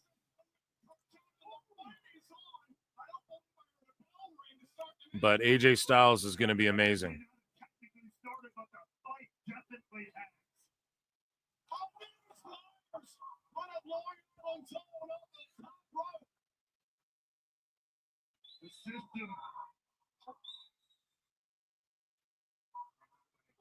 Sliding a chair in the ring. So is this no DQ or did the bell not ring? What are they? What's the angle on this here? Dirty Dango. No, he's not gonna. Oh my. Okay. What the fuck? Dirty Dango. Fandango gonna take the pin.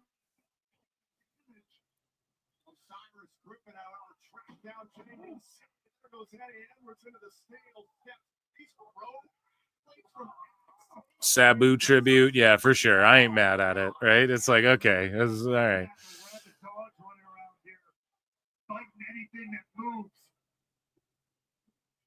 That Saquon Sugar sending Myers into the ring. There's the bell. This match is officially underway. The system and Myers. Excuse me, the system and Here we go. Now the bell rang, so it's underway. A flatliner.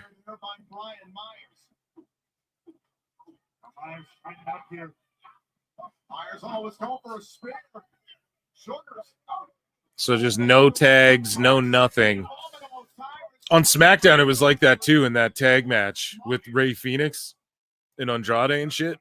The multi-man match, it was like fucking ref was just buried to shit, man.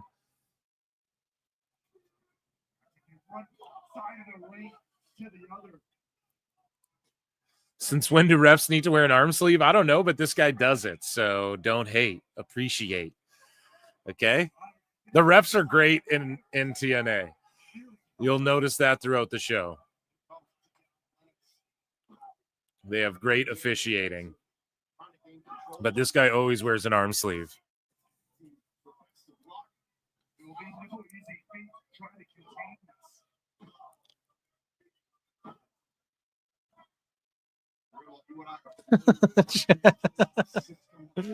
Chat's so funny. AEW, Erica says AEW is fucking terrible for that. I lose track of who the fuck is legal all the time. Yeah, I know. WWE's starting to do that shit too. TNA will do it sometimes as well. Let's be perfectly honest. Everyone does it. Everyone does it. I know, but it doesn't mean wrestling's not better if not everyone does it, you know? Who was there for the system? Oh.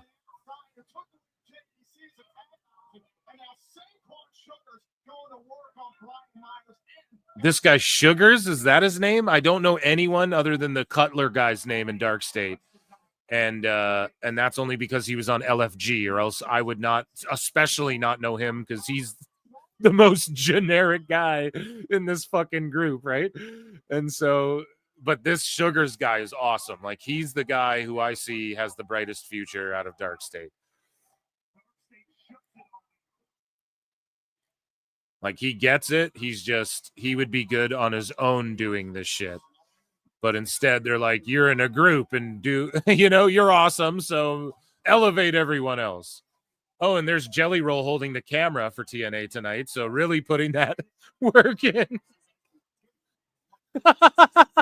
Picking up camera, really learning the production side of things as well.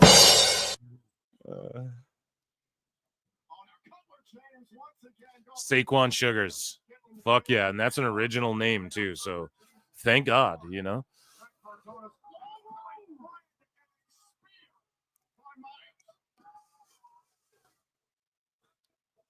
Yeah, Dark State looked like security guards. Yeah, Dark State.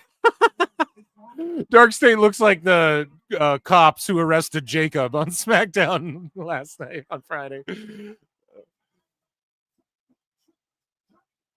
They were just the most obvious indie wrestlers like ever. It was almost like they were fucking didn't even try to find people. They found like the most indie-rific guys. Almost they found the dudes with the most indie haircuts they could to be Jacob Fatu's police officers on SmackDown.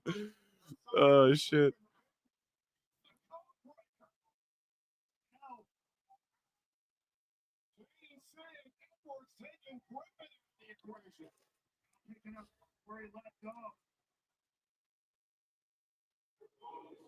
Yeah, Vince is creeping in with creative. That's why we got the sweat hog, the sweaty hog, the boar hog, Ridge Holland. Yeah. And then those shitty fucking fake police officers. What's going on, dude? And Jacob just sells it so real, though. You can tell they're like, just say what you would say to real police if they were fucking with you. You know, no need for a script, Jacob. Just say what you would actually say if the fucking fuzz were breathing down your throat.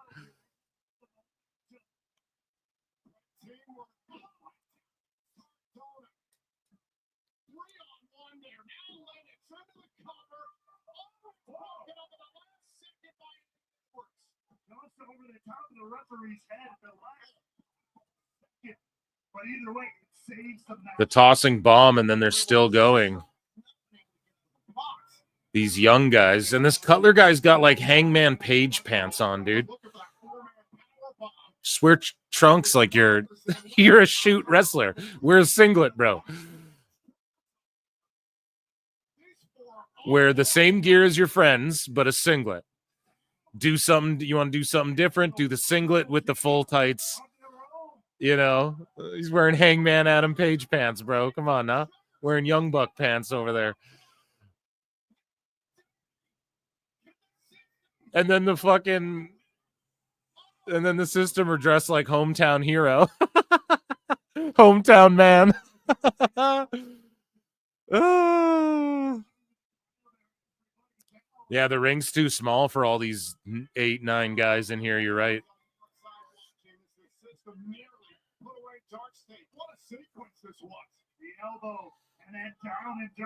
But you guys know what I mean? Like Cutler would he'd work better if he just wore tights like his fellow part. And he's a real shooter. So of all the guys who would just wear trunks or whatever, you think he would.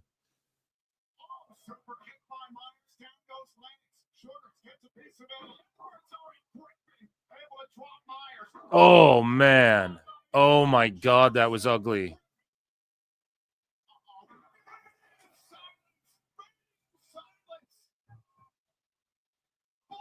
This Sugars guy is like all the money. Yeah, he eats the pin. And it's good he ate the pin because he's the guy. The eyeballs are on him. You know, he's the guy who ate the pin here. Like, for Team TNA in this match. See, none of these like this didn't drag on too long, you know.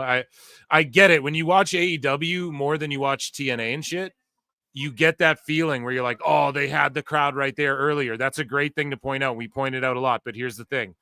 TNA doesn't do that all the time. So it was actually sort of an atypical moment, except for like when Ospreay and Bayley were having their farewell matches in TNA. They did everything humanly possible to each other. Josh Alexander's had some matches where it's like, damn, that's a lot of kickouts, you know. But like he didn't bury it to death either. He's way more of a psychology storyteller when you give him the chance. That's the thing. Everyone's like, oh, Alexander, he's a wrestling machine. He is, but he's a psychology guy. Like, really, he is, man. He tells stories with his wrestling, you know, and with his family and with his promos and like what it meant to him to be. He is the walking weapon, but that's almost like not as important as like the psychology he brings. So in AEW, I get it. He's a wrestling machine. He can just wrestle great matches, but honestly, that's not even like Alexander's greatest strength, I don't think. But there's an injury report here presented from TNA. Damn, so Trey Miguel has been diagnosed. So Myron Reed stepping in. So I think this might be a work shoot. I got to be honest, because they brought Myron in recently. And of course, him and Killer Kelly are an item, and she returned as well. And he shows up, and he's an OG member of the Rascals. And he talked about that here on PWT. And yeah, they never really, they brought him back around like Christmas time, I want to say, to TNA. They reunited the Rascals. Then they didn't really fully do anything with it. Then they had the crossover with NXT, but he wasn't a part of that. He's the current, like, Myron Reed's like the guy you wrestle when you leave. If you're a name on the indies, you go and wrestle Myron Reed. He's like the guy everyone has a match with, one of them, so I'm glad he's on fucking TNA. People bite his moves and shit, and he's an innovator, and he's got size and shit for a guy who does what he does. And I'm fucking excited. And I think that might be a work shoot to get him in this match because he was signed recently. And if it isn't, I hope Miguel gets better soon. And I want to see OG Rascals. I want to see those three versus Wes Lee and his two guys throw down, Tim Malcolm, TLC from 90 Day Fiancé getting booed out the building. You fucking mark!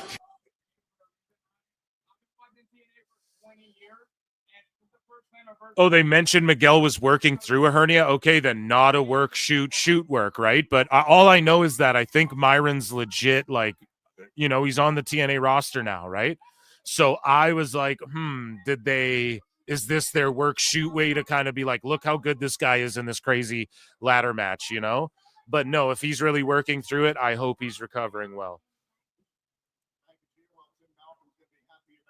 and taking care. And thank goodness, they got another Rascals brethren there to.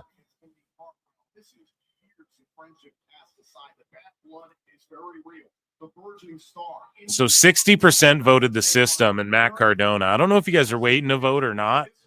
You goddamn cheaters.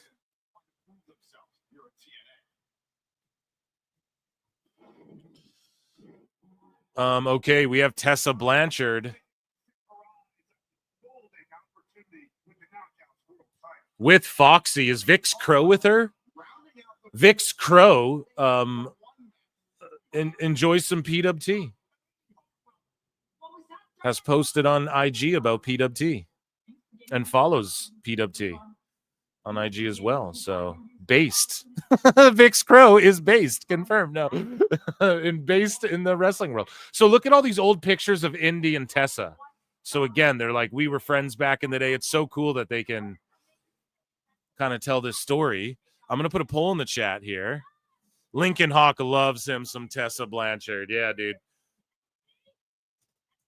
And again, Tessa in a position where she can be in these money matches with women who doesn't need to be for the title every time, That's a big plus. A TNA plus. Phil the Shill. Will win this grudge match.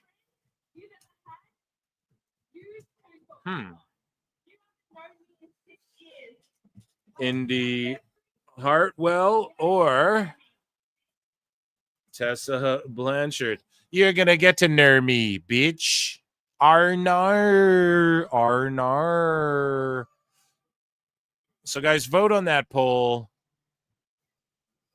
as we get to our next match here. Brian.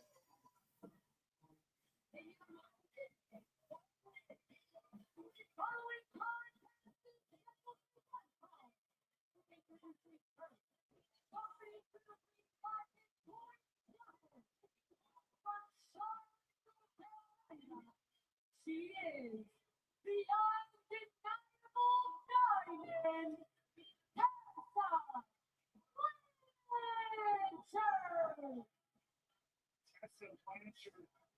Walking into this match, shut down Okay, guys. So, is the Crimson Chin Wrestling the Crims? Man, you guys are ruthless.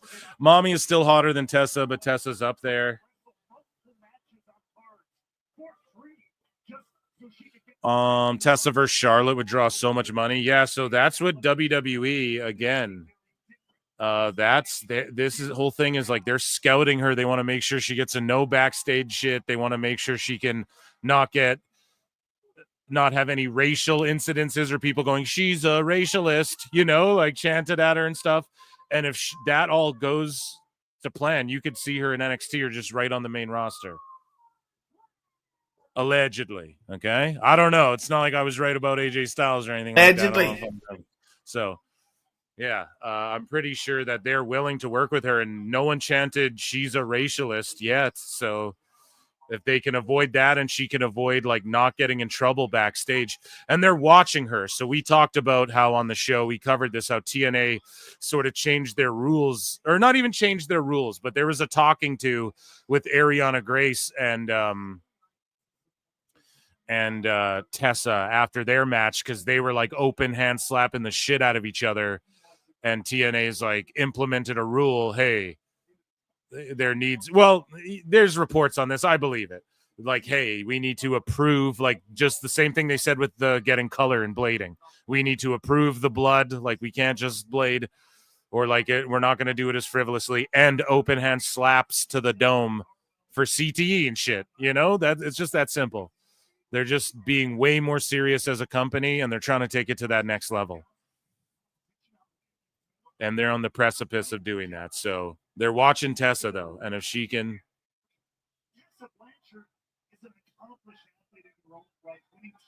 What are they chanting at Tessa, chat?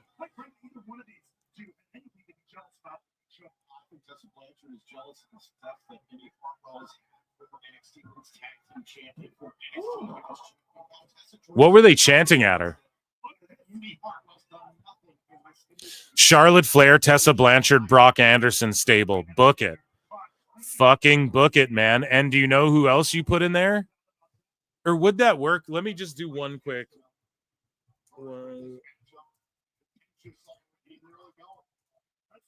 Yes, I agree, though. That should be a fucking stable. 100%. And you could put Lexis King in there with them, dude. Because Pillman was a 4-horseman, or right? She's a racialist chance. Yeah, fuck.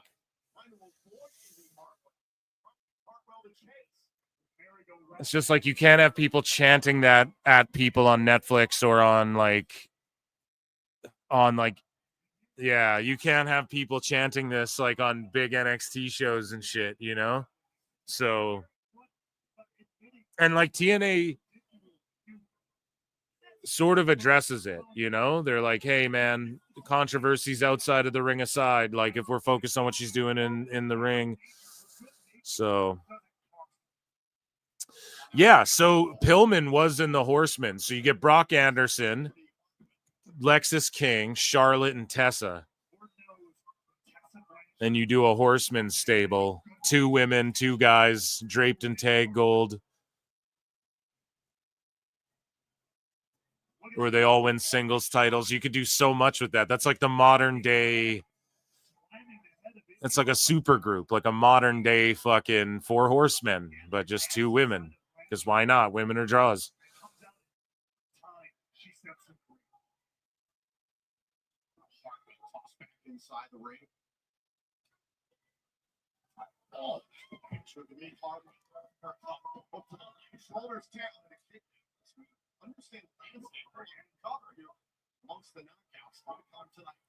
That's almost too good of a fucking thing to not do. When you say it, the more I think about it, I'm like, God damn it. That's almost like, how do you not do that? And then they beef like Braun Breaker and he beats the shit out of them with his cousin, right? When Scott Steiner's son joins up, and that would rule, dude.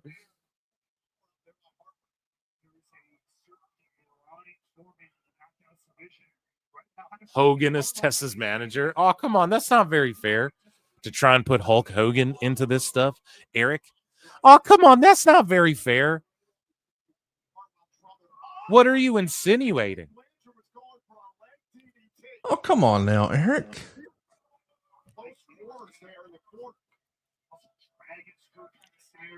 That was such a botched dragon screw. I'm glad Indy can get up. Fisherman suplex. Or no. Like a fisherman gourd buster. Dumping her on her knee.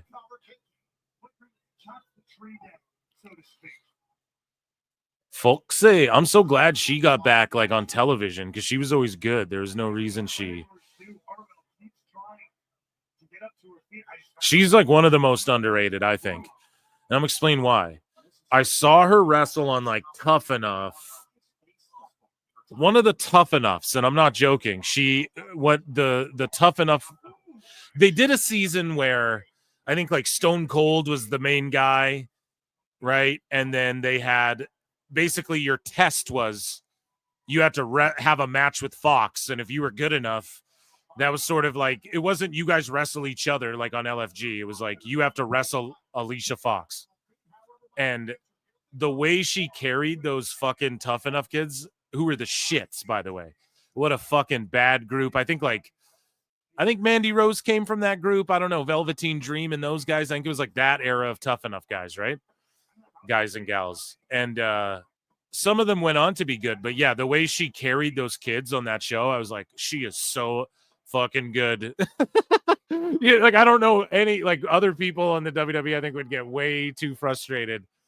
Like I don't even know if Becky could fucking carry some of these kids like this. I don't even know if Becky was popping at the time, but you get what I'm saying. Like who was popping at the time too? Probably like the Bellas and shit. So that's what I mean. Like I think that wave of like Paige and like maybe AJ Lee was in the mix, but it's like, yeah, I don't know if any other woman on this roster could do this. Made me realize. And the Northern Light suplex. She has one of the prettiest ones in the biz. Going for a sunset flip bomb. Kicks the fucking leg.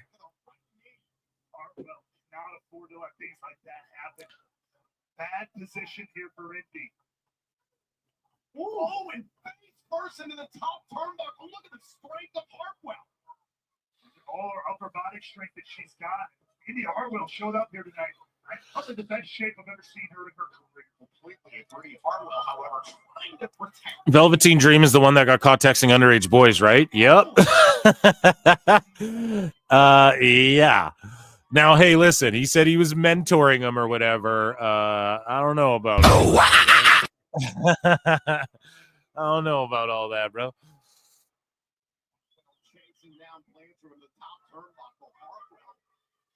I remember they memed the one girl on Tough Enough for saying her favorite match was Melina versus Alicia Fox. Yeah, but it's like she grew up. That's so dumb.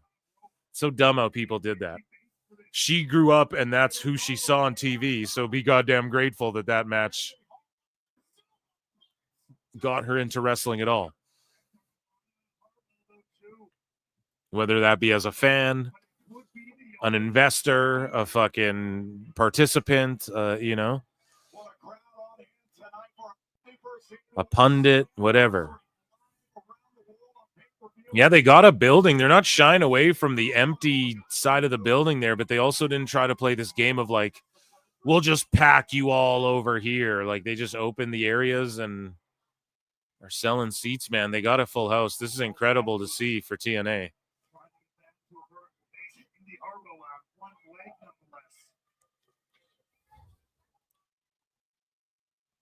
How these two former friends, former roommates, go back so many years, how just slugging it out in the center of the ring.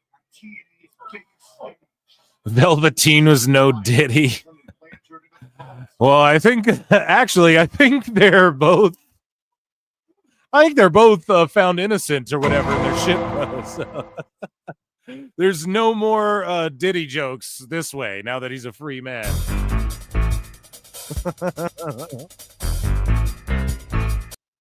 I don't want that smoke. We've all heard the stories, dog. It's bad boys for life over here, okay?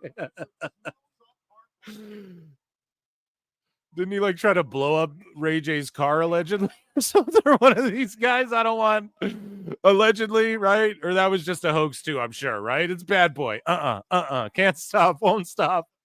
We get some Sean John jeans. I'm buying them right now.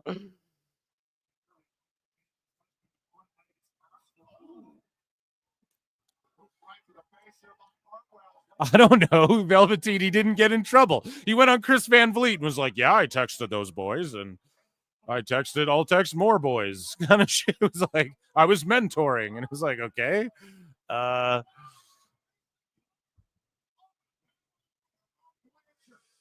So I don't fucking know, dude.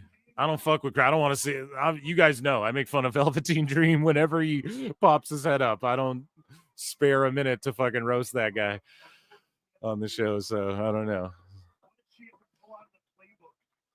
The creeps can start a creep fed if they want.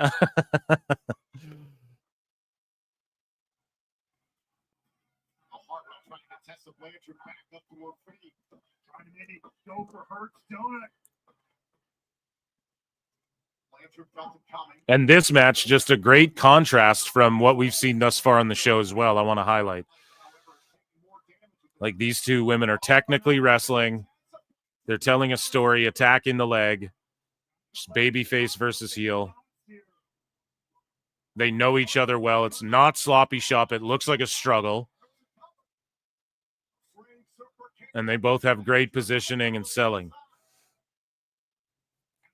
And this might be my favorite match so far on the... Oh, the twisty plancha. There you go. You got to get one thing. You got to get a couple shits in there. You know?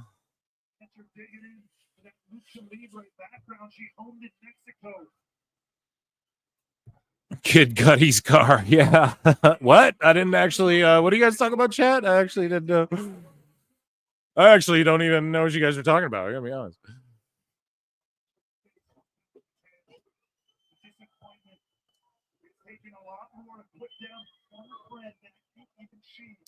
Guys, over 600 of you watching. If you're on X, consider coming over to YouTube. Vote on the poll. 99 cents. You become a channel member. You get access to my bonus shows. There's over 100 exclusive videos and bonus shows on Patreon as well. If you guys like that, patreon.com/prowrestletimes. Or yeah, youtube.com/@Pro Clips is the YouTube channel. Come and subscribe. We're almost at 7,000 subs, by the way, PWT Universe. Round of applause for you guys.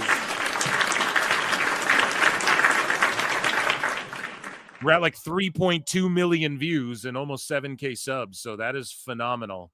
You guys are goated.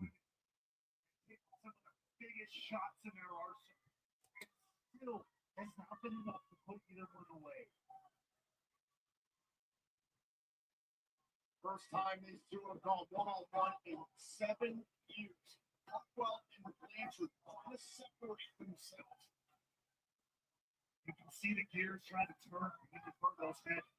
Again here, trying to maybe hook it.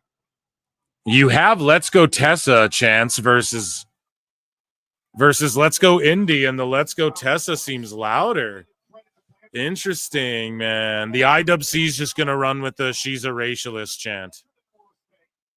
Okay, they're not gonna run with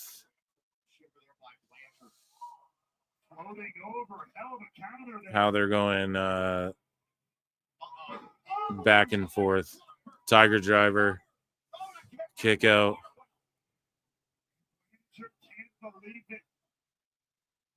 But there was a little less oomph behind that kick out, if you ask me. Indy Hartwell is starting to feel it. Take a look at this. The Tiger Bomb. Absolutely perfectly done, but Indy Hartwell just barely able to kick out. What is the scales, the ropes? Here we go. Are we going to see that? I love that, like, diving code breaker move. The Magnum or whatever, yeah. Oh, they botched up there.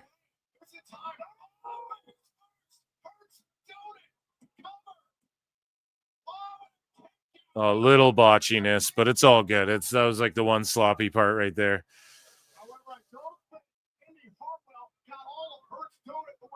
Ain't that sad truth? Rules for thee, not for me. The lengths of subsection AEW fan will go to defend their company's extreme. No shock. It's pretty much par for the course. Sickosphere.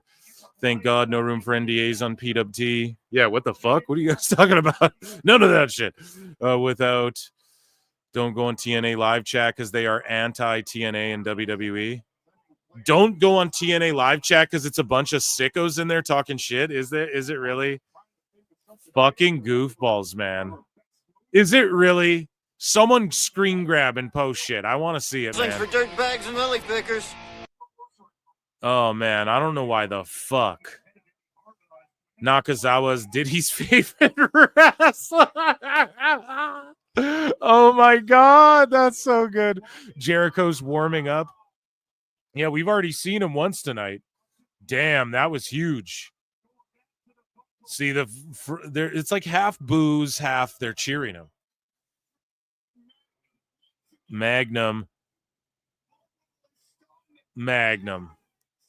They got to go with Tessa. They're building her up to be just a destroyer. Kick out by Hartwell. I just feel like Tessa's got to win this because they're just building her up to be this destroyer. She beat the shit out of Grace, threw her out the building, threw her out the company.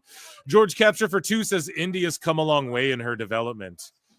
Bro, yeah, I think that she's beyond. I mean, she was main roster technically as well, you know, so she's ready for it. She's ready for the limelight, and she do anything for the limelight.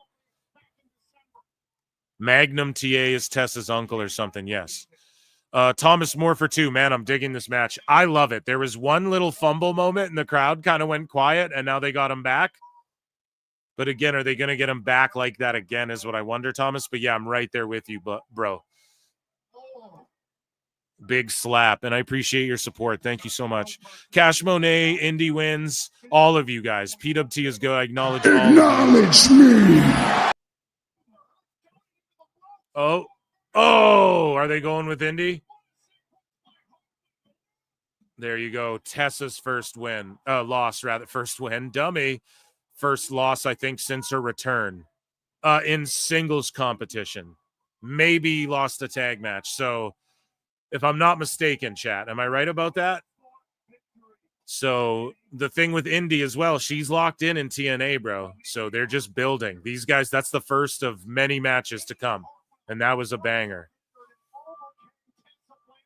I'm loving this, man. It's been keeping me guessing. I think I'm like 2-2 tonight on picks, right? So if you count the pre-show, so it's just we're on our toes. And even I called it last night. I'm like, they're going to do an impromptu match somewhere on the pre-show or right on the PLE. Fucking boom, they did that. So we've just been on our toes. I can't wait to see like what else comes on this show. We know AJ's going to come out, and I can't wait for the pop. Like, we're going to soak that all in. Like, Michael Nakazawa at a Diddy party. Or just Michael Nakazawa wherever there's oil, I guess, right, chat? They're interviewing Indy. Indy, congratulations. A huge victory over Tessa Blanchard. Momentum's clearly on your side. Guys, if you're hate watching on the Clips channel, hit like or dislike. Hate watch all you want, but fucking hit the like or dislike. Unless you don't have a YouTube account, then you're cool, bro.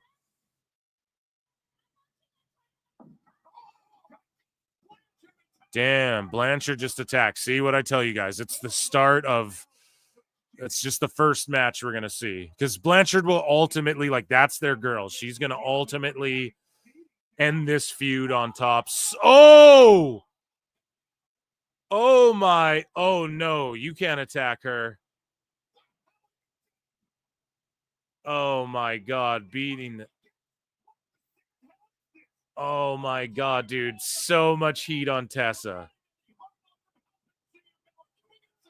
Gia Miller. Oh, shit.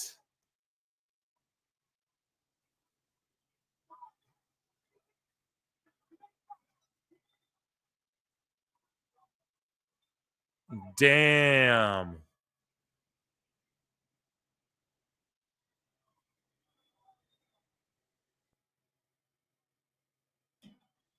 Oh, my good gracious. And she's crying. Yeah, that's how you sell it, because you're just a regular girl. You're not like, oh, I'm a wrestler. Like, you got the shit kicked out of you. Girls cry when that happens. You know what I'm saying? Come on, you guys seen Snooki when she got punched in the face on the Jersey Shore, am I right, guys? She was like over here trying to get a drink, and I just punched her in the face. Pow, bitch. Get off my cocktail. I was ordering a Momo Watanabe. And I punched her in the fucking face. Go. I'm JD Dice Clay. Oh. Okay, so ladies and gentlemen, I don't know why it is time for an Ichi Nissan It's AEW news. So Alex Windsor won her AEW Collision debut match, and this is Will Ospreay's wife. Am I wrong about that? I'm pretty fucking sure I'm right about that. Right? Chat will correct me, and she is all elite. So congrats to her. I mean, obviously that was going to happen, and good on them.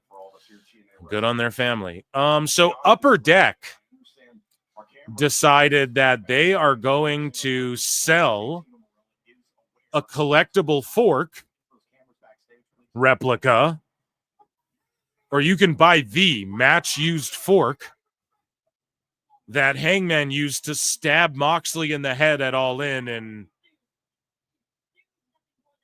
have him squirting blood everywhere, as Tessa calls Miller a stooge.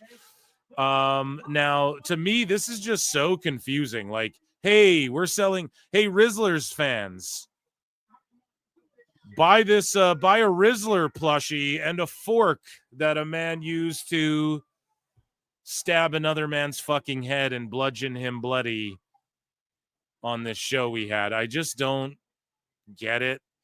They know that they're selling to man children like Upper Deck and shit, so I don't blame them, because that's what this is for. Grown men, man children with man caves who collect toys and shit. I'm not hating on people who do that. I collect fucking comics for years and years and years. Okay?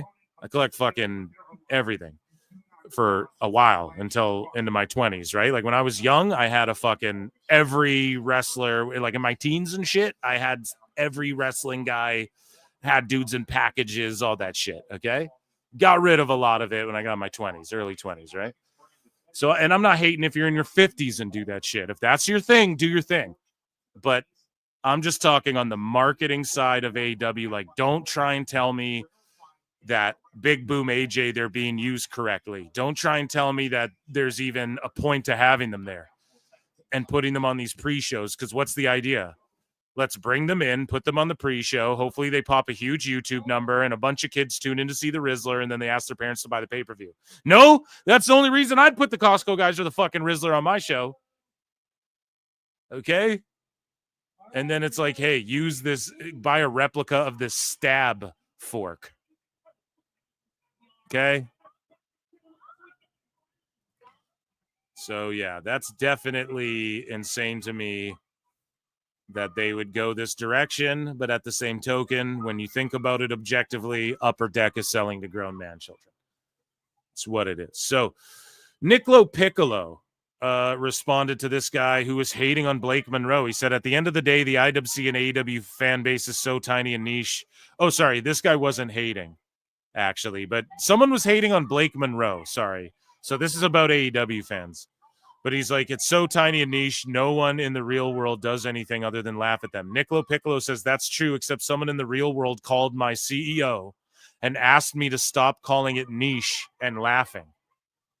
So a real world dude called Niccolo Piccolo's CEO to say, laughing about this situation, but saying, hey, can you guys stop calling it a niche? How fucking babyish is that? I don't know. And then Niccolo Piccolo says private outreach was made to relevant leadership and to meet on Wednesday. So there's a meeting and shit. So who fucking knows? And yeah, that, ladies and gentlemen, was all together chat Ichi Nissan Da for AEW News.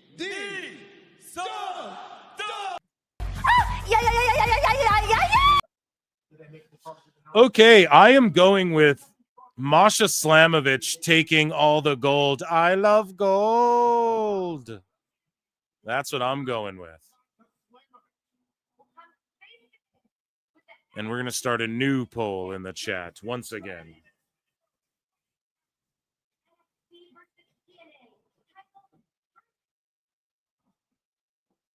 There is an opportunity for Masha Slamovich or JC James to walk out with 2 championships. We've already seen NXT strike one. Will they strike again? The TNA Quite some time. She went one-on-one with Masha Slamovich. Slamovich should be a chain that time. Continue to do things that no one. Oh shit, this isn't in a poll. My bad. I was just going to comment that to you guys.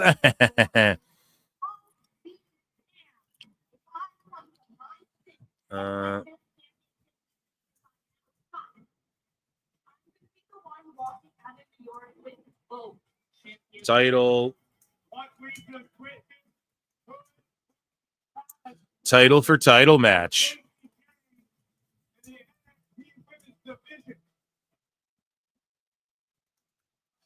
Masha Slamovich or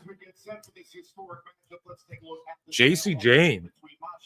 And we have the tail of the tape. 5'5" Masha Slamovich, 5'6" for JC Jane. Maybe has a bit of a reach advantage. We don't see it. The signature move is the Requiem or the rolling encore for JC Jane. Reigning TNA Knockouts World Champion, 3-time TNA Knockouts World Tag Team Champion. And JC Jane is the reigning NXT Women's Champion and a 2-time NXT Women's Tag Champions. I mean, neck and neck there. Accolades stacking up right there. That's the tail of the tape. We're locked in for this one. Here we go. There is NXT Women's Champion, and of course, to no one's surprise, JC Jane is not alone. Fatal Influence with her. Of course. Oh, I spelled JC Jane wrong. Did I forget the Y in it? I did. Oh, well, you guys know who I'm talking about.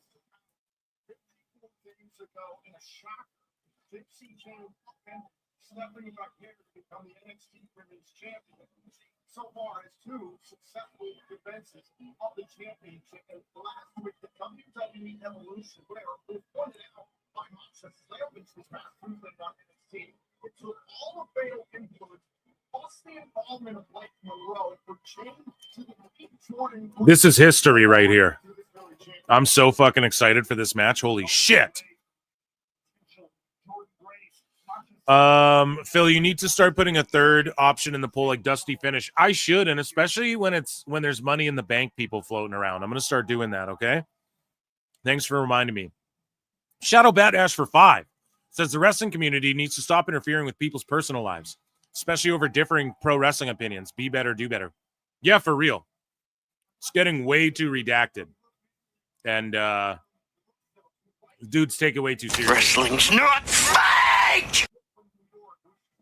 Way too fucking seriously. But a lot of them learned when, like, Niccolo Piccolo wasn't fucking around.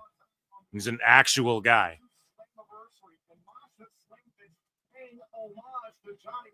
That will fuck you up, you know?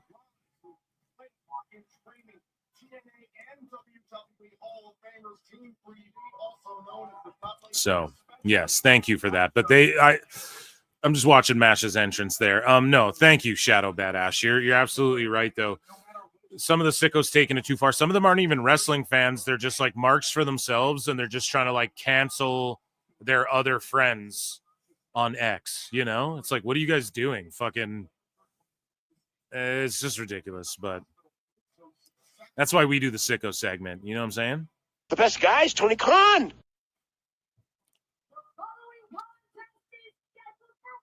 I don't see TNA allowing another NXT wrestler to have one of their belts. Yeah, I think it just makes sense to go with Masha. You got to give TNA something, especially on a big show like this. And they're giving him AJ. I could see some craziness pop off during this match.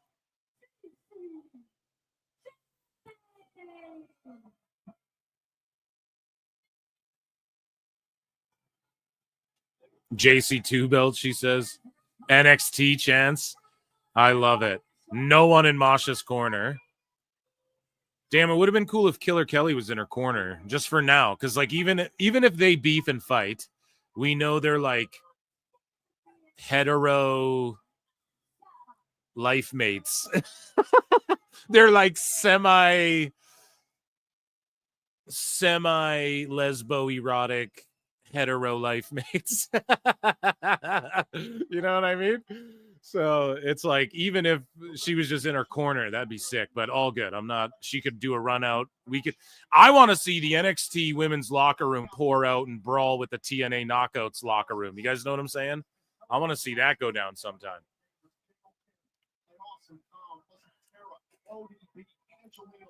Madison Reed, Mickey James, Kaya Valkyrie, Tiana Peraza, and Jordan Grace. Meanwhile, the NXT Women's Championship, first introduced 12 years ago, held by Damn, title versus title. Look at them stacked up, man. Shayna Baszler. We got earlier on tonight, her past involvement with Invicta FC plus Io Sky, Roxanne Perez, Stephanie Buckner, and Leah Ripley. Those legacies have been put on the table. Masha will win, then it'll be Jordan Grace or Blake Monroe come for that title. I agree. Maybe Jordan Grace, because she's had bangers with Masha, and I could see WWE wanting to do some of those on like an NXT PLE. Like, what's the next big NXT PLE? Jordan and Masha go have one of your fucking bangers, right? Because Jordan's being slept on a little bit in TNA. Gotta be honest.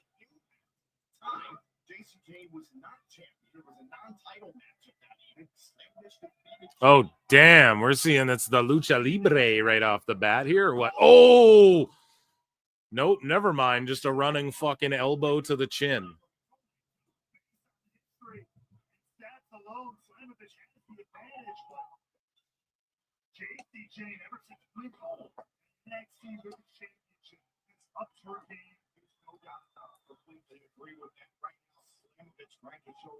All about 267 names as the TNA Knockouts World Champion.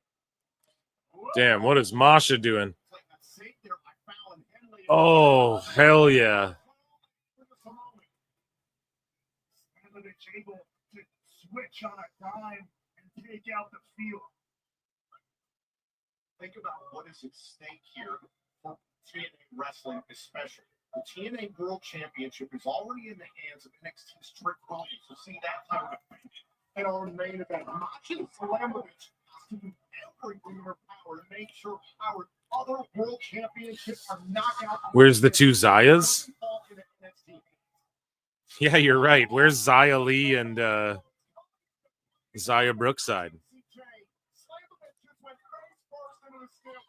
I'm wondering the same goddamn thing. Where did they go? I don't know!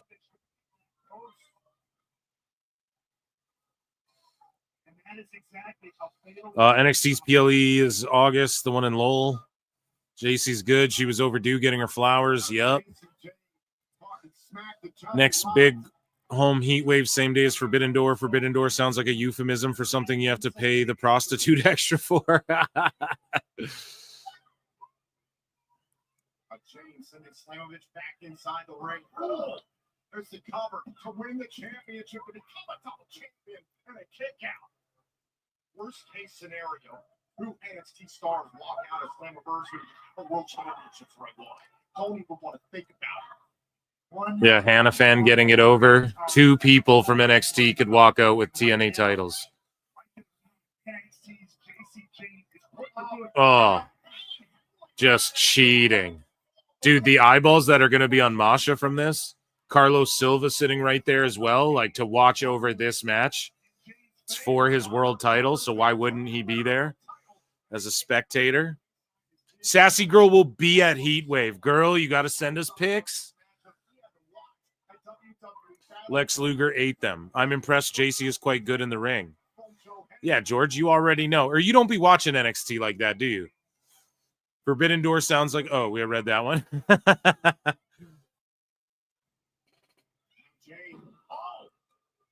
rock bottom of sorts there. Here's the collar shoulders. Oh, the shoulder up in time there by Slammiversary. And Uranagi by Jay. Down. That dominance of JC Jane in this matchup continues. Yeah, JC Jane can go. She's like Shawn Michaels is.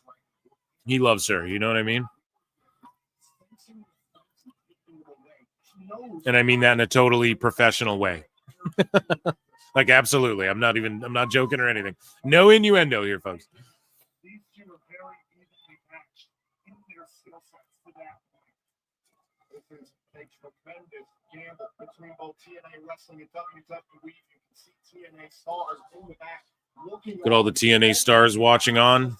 can retain the TNA Knockouts World Championship, and on top of that, try to capture the NXT title for this company. Everybody waiting, unbated breath. And Slammiversary may just found an opening. Hell yeah. Desperately needs.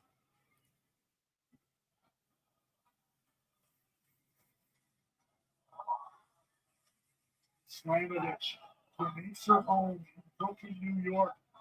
Hop, skip, and a jump away from the Park Building right here tonight.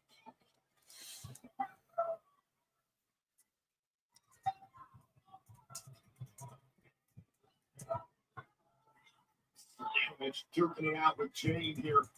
Slammiversary. The center of the ring, pro and pros.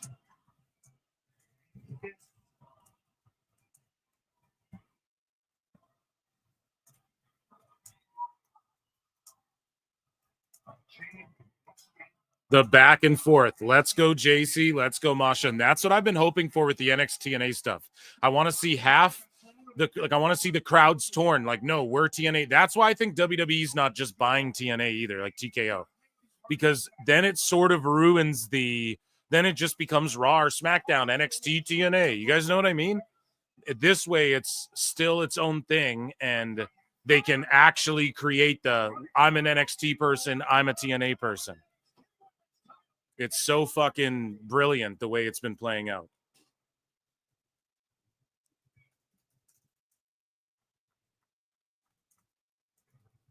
What a matchup playing out here at Slammiversary. Two companies putting it all on the line this evening. You can feel the tension in this match in particular. It's been very electric all night. Now it is very tense in the room. This jam-packed room in Long Island. Straight but there by Masha Slammiversary, now trying to keep JC Jane close. There's a standing switches there, went for a knee swing. Oh, it's connected with that one to Jane. Up on the shoulders. He landing for Jane there. But now Slammiversary trying to drag Jane away from the ropes, trying to win the championship. Jane like this, after a moment like that, really set the couch. Yeah, this match is cooking. Is it as good as, are we comparing it to the other ladies' match, or is that just taboo? Is that a passé thing to do? What do you guys think?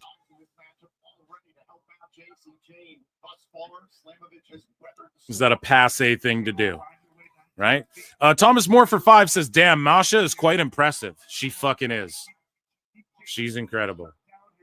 And I'm glad you're like discovering it, dude. That's what I mean.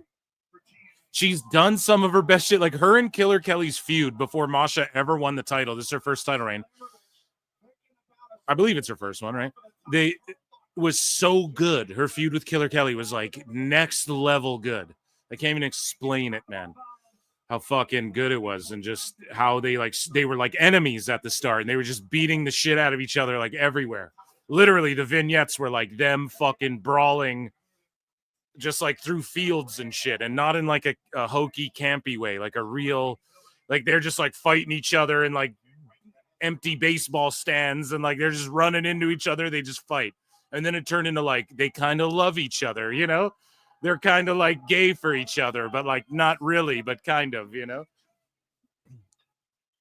And then it was like this whole, they were a tag team and it was just spectacular. Jane with that fucking knee landed flush. Masha with the 2.99999 kick out there.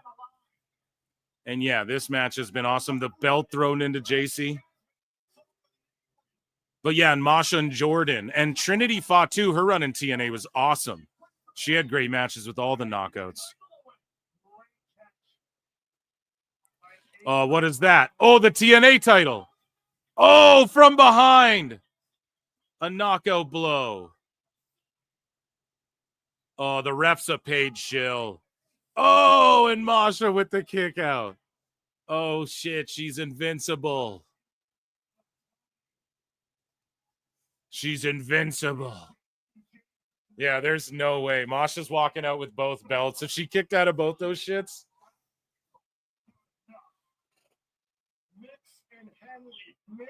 Yeah, see, it's split. Tessa matches better. This one's better. There you go. That's how you know it's quality right there. Because I think both have been solid, so. And I'm not going to lie, I like the both of these women's matches more than the fucking whatever tag. I like fourth rope and shit, but that was whatever, you know. The women's tag on the pre-show was a decent match, but it was whatever. And then what else have we seen on the card thus far? The Alexander Mustafa Ali was good. It was really good. But yeah, they maybe did go a smidge long, but there you go, the Claymore. Or is that a Busaiku knee? It looked like she got the boot up. Either way. Ref bump, yeah.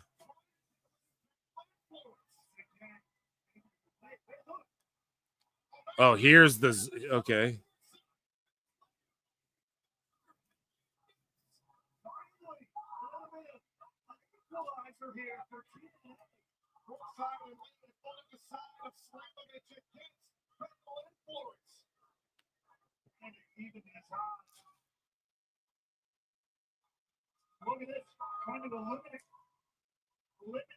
They can't get the gate open, the barricade or whatever. Yeah, I'm just behind you guys a sec. I had to... I was looking away. I had to back it up. Oh, yeah. I just missed like what happened with the ref there.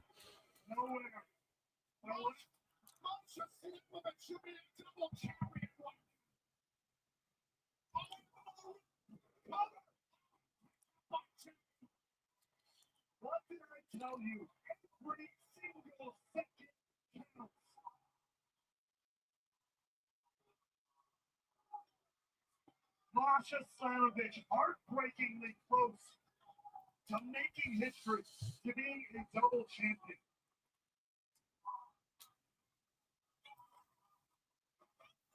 Masha's so good. Fuck. But now Slamovich has the door open. The window of opportunity here.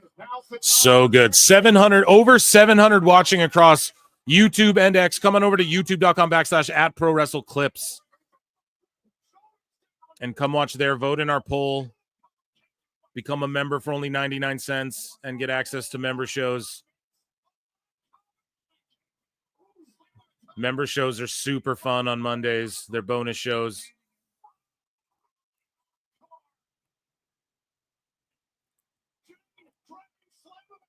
And you guys can gift memberships. You can super chat in. I'm so shocked by this, man. It's like WWE's just pissing in TNA's mouth a little bit. I can't believe this. I'm like legit shocked.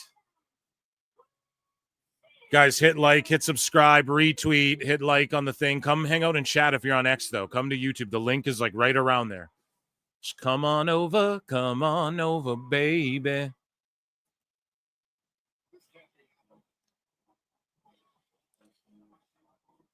I'm like legit just like fucking completely shocked.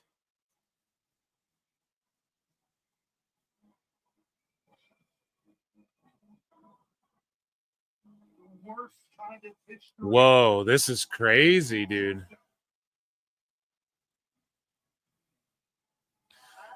I mean, this just means the TNA guys gotta leave. Like, Trick ain't leaving with the fucking TNA title with the men's, right? It's gotta be Santana or Hendry. Like, there's no way they just shit all over TNA. I know that there's plenty of sickos about to piss all over this. And I think Masha got did dirty there.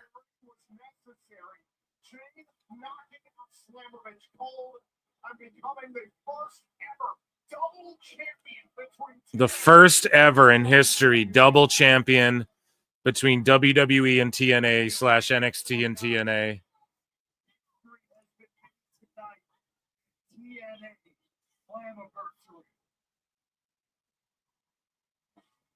I don't know, man. That's wild. So they just decided we're pushing JC Jane to the fucking moon right now. I always figured it would be like Julia or Stephanie Vaquer, or someone who won like a double champ NXT and TNA, or like a Jordan Grace or something. Crazy that it's JC Jane. But she's like homegrown NIL through and through. And that's Shawn Michaels' girl. We know that. So, that's crazy, man. But I think that this is definitely a more compelling outcome. This is a way more compelling. Like, now it's like, fuck, I have to see what happens on NXT. Like, does Masha show up and go, I want to, like, I'm getting it back? Are they setting up like we're going to have a match, maybe not SummerSlam. What's the PLE Heat Wave, right? Would be the one before SummerSlam for NXT. Maybe it's like, we're going to have a 6-woman, every woman for themselves, whatever. Who fucking knows, right? It's craziness. It's madness. And in my opinion, this means Hendry or Santana like is locked in. They're going to end it on a happy note. And one of them, they're not just going to shit all over TNA here. But Christ, that was so shocking, man. Heatwave is 3 weeks after SummerSlam. Wow. So does NXT have a PLE like on the weekend of SummerSlam, or are they just like, no, we're not doing that? That's too much wrestling.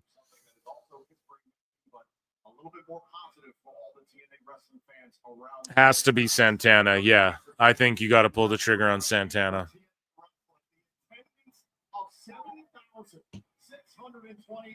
I love when wrestling shocks me. Me too. Like, this show has not been like everything is so 7.6K people. Guys, come subscribe to my YouTube channel. There's 730 watching across YouTube and X. So we're almost at 7K subs. We're like 50 subs away or some shit. 60 subs away. Come sub to the channel, guys. YouTube.com/@ProWrestleClips.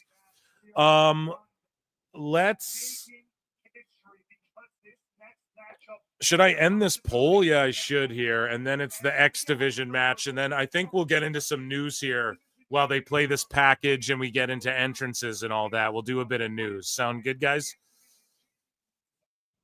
But since we're not at 100 likes, making his way to the ring, actually with boots on the ground. Okay. It in Long Island, a local New Yorker, Chris Jericho. I look and see it's not just me. So many others have stood where I stand. We are the young, so raise your hand.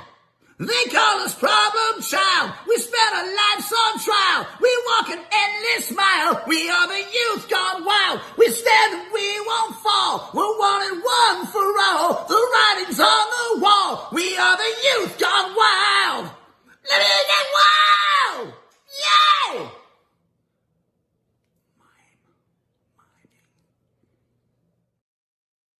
And you guys asked for it. What can I say? So there's a new poll in the chat.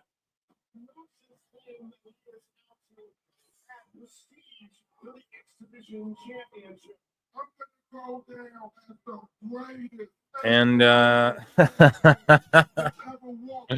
you guys deserve that, man. We got to get it to 100 likes over on the Clips channel during the streams.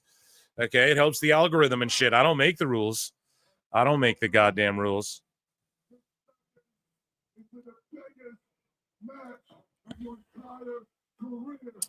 Let me see what I got for you, Foolios.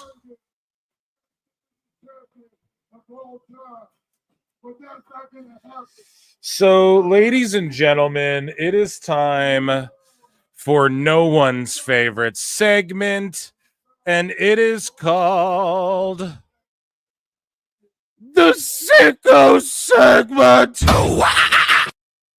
So Jim Cornette destroys John Alba here. I actually didn't listen to this, but here's Jim Cornette on John Alba.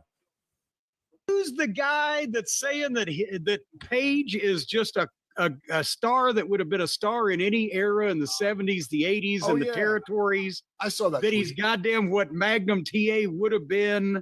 Who is this fucking clown? Yeah, so it was some guy apparently who I saw in his bio. It says he's on SNY. I've never seen him, but apparently he does some wrestling podcasts here and there. What is SNY? The Mets Network. Oh, good Lord. But I don't know. But this guy, but that tweet went around. The guy that Triple H thoughts tweeted, yeah, sure. He'll Shout out Triple H's thoughts, friend of the show. Go into business for himself on live TV. He's got butterfly jeans and a fucking fake cowboy that would certainly get over in any era. I didn't do that tweet justice, but I retweeted it because I didn't want to steal his material. But what kind of delusional fuckwit is this guy? That who is it called? Page Hangman Page? It was more like Magnum LGBTA. Magnum LGBTA.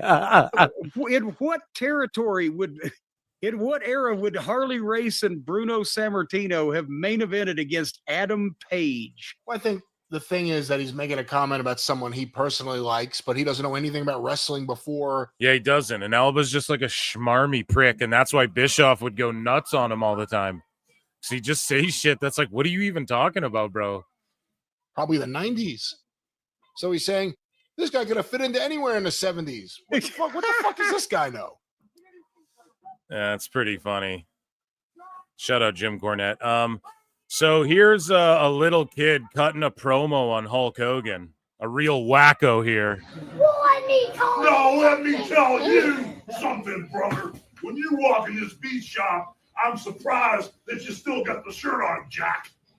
Well, let me tell you something, Hulkster. The first time I met you, I was only 3 years old, but now I'm 6 years old. So now we gotta take it to a bigger level, man. Just like when you put that no good stinking giant over your head and slammed them right through the table in front of 93,000 Hulkamaniacs. So what is... Actually, this little kid never studied the business. If this little kid read my writings, Brian, he would actually know that it was more like 72,000. Baby, learn Meltzer Inferno.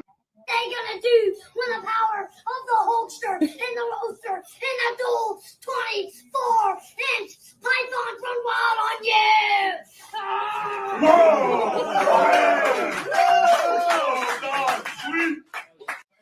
Well, actually, if this kid studied The Observer like Dwayne did, like Dewey did when he was a kid, actually, this guy would actually know, it was 73,000. Fucking Dave. Poor people don't like AEW. So speaking of AEW, here's a list of, I don't know why this is in Sickos and Wackos, probably because it's just Drain Bamager. But here's a list of AEW signings, right? So Megan Bain, Mina Shirakawa. So let's go through them. Megan Bain hasn't really been on TV, kind of used sparingly. Mina Shirakawa, relegated to ROH, has been on AEW, but won an ROH world title right away. Tekla's been featured a lot. Mike Bailey and Kevin Knight paired them up and haven't done anything significant. I'm sorry, at All In, like their match with Hurt Business, that was like such a throwaway match. Alexander, again, I explained him earlier, like they just view him as you're a wrestling machine, but really like his psychology in his TNA matches was got him over. It's not even so much his skills back it up, but and then Alex Windsor, I mean, and I'm not trying to diss, but it's like a nepotism, like who's Alex Windsor before, not even dissing either, but like she's with Ospreay. That's how most people know who she is, if I'm not mistaken, right? So it makes sense. But AEW Defender said this. He says, I've always been amazed by people with near photographic memory, from Leonardo da Vinci to LeBron James. It's a recipe for success. Unfortunately, it makes me a bit afraid to tell Tony Khan I'm AEW Defender if I ever beat him. He's going to remember some dumbass tweet I regret. Oh, man. You fucking mark! You know, dude, like just living in a fucking fantasy land.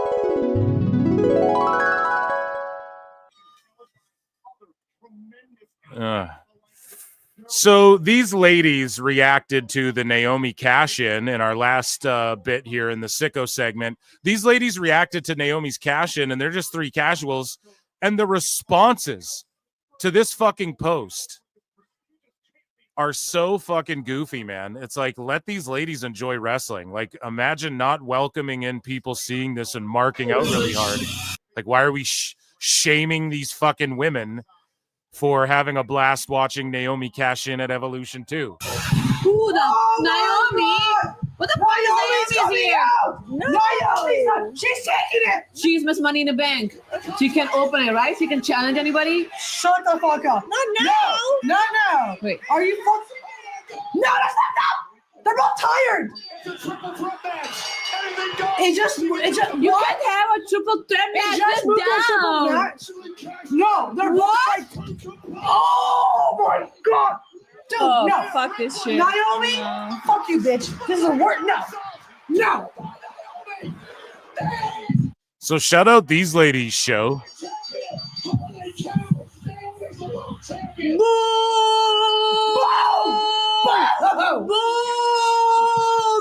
And people are like, oh, these ladies, they're doing too much and all this shit. And it's like, well, yeah, they're putting on a show. Like, what do you fucking... And people just attack them. Like, let's read some of this shit. I couldn't believe the responses. Let's see. Are they on this app? I would like a word. Yeah, let's find their Twitters so I can tell them to calm down and try and control their lives, because I wouldn't react like this. Because I have fucking zero energy. They all weird. Why are they weird? Because they love a thing a lot? I can't stand the girl in the green dress. She's so annoying and fucking too much. They're all weird, honestly. Are they weird? Is it weird because they're not exactly like you? Oh, let's all act the same. You're weird. Hey, everyone, be different. Be yourself until you do something that now you're just weird because I don't like what you did. No, fuck you. Fuck you. That's what I have to say to dickheads like that. The one in the middle was salty. The other two after this understood the concept and were okay with it. But the middle one, Lord, she was pissed. Okay, well, he's just commenting on what happened. I don't need to read all this. It's just toxic bullshit, and that's why I put it in the Sicko segment. Shout you ladies out. I like your energy. Keep it up. We need more people marking out about pro wrestling. That's the beautiful thing about it. You guys are invested. And that was the Sicko segment.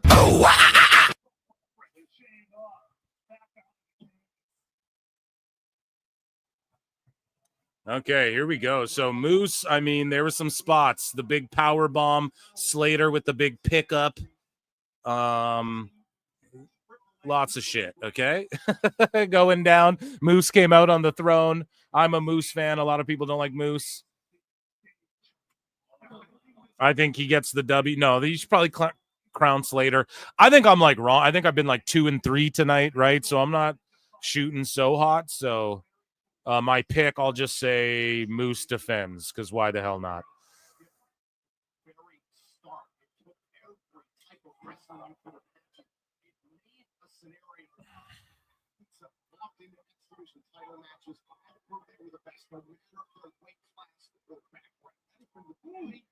This championship, the beauty of TNA Wrestling, the home of revolutionary professional wrestling for 23 years.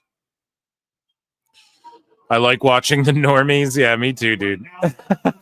Moose, let me scroll down here. Moose is a solid worker. I'll say that. He held his own against Obafemi a while ago. Hell yeah, he's awesome.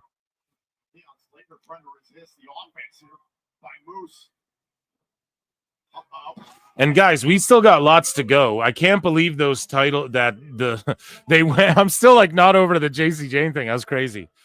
And but we have the ladder match, AJ Styles, and the fucking main event. Joe Hendry, Santana, and Trick Willie gang. So you don't want to miss that shit. And I guarantee we see AJ Francis interrupt AJ Styles shit, and KC Navarro eats a fucking Styles clash.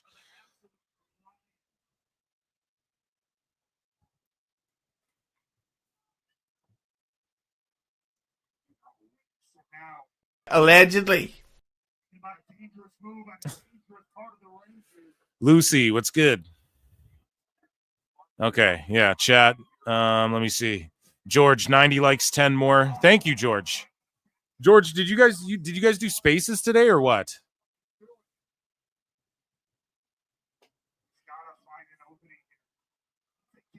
Over the last 48 hours, I've slept an accumulative amount of, I think, about 4.5 hours. Or maybe my math's off. I don't know. I'm really fucking tired. The last few days. I don't know. Been busy. Oh, dude. Splat on the outside.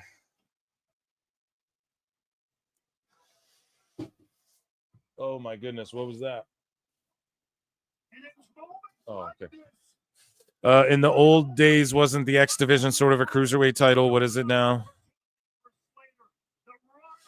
I think so, man. The X Division's always just been there's no limits or whatever the fuck. Like the X Division. Someone in chat broke it down, like said what the official quote is for it. But it's like just the division with no limits type thing, you know? I made a run-in on Jake and George's spaces. Yeah, nice, man. Make sure you guys check that out, too.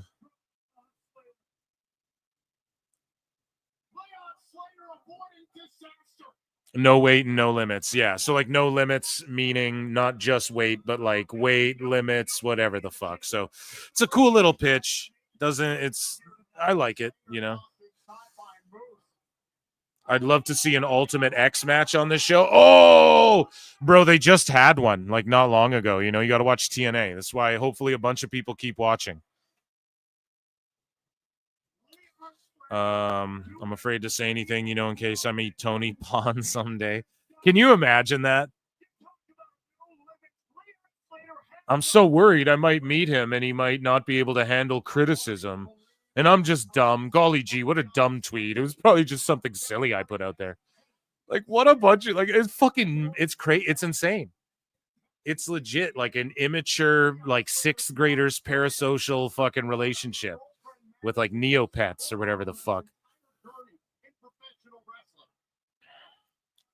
Ultimate X with 6 sides of steel. 6 making a rare public appearance. No Limit Soldiers. Waiting, no limits. Man, I'd love to. Okay, I read that. What do you think of Naomichi, Marufuji, Fantasy, WWE Pros? I don't know, bro. Just send Omos over there and send fucking, if you can get Kenta over and do a crossover, do a crazy match, Punk versus Kenta in Noah or something. Like, I'm down. You know me. I'm a fucking Phil S. Marks, dude. I'm a smark.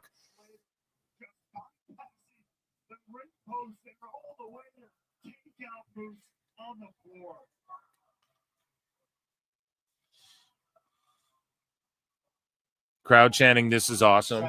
7,623 filling the UBS Arena on Long Island, New York. Highest attended event in TNA Wrestling history in North America. Oh shit, it's hectic. It is raining out there where I'm at. It's storming. Slater guy actually has some size. Thought the dude was going to be a vanilla midget. I'm impressed. Yeah, and this is what I try and tell you guys. Myron Reed, wait till you see him in the Rascals as well. He can do all the fucking moves. Like, people bite his shit, you know? And he's a young guy in the game, but he's got size as well. That's what I love about Penta and Rey Fenix. They're not like tiny guys by any means.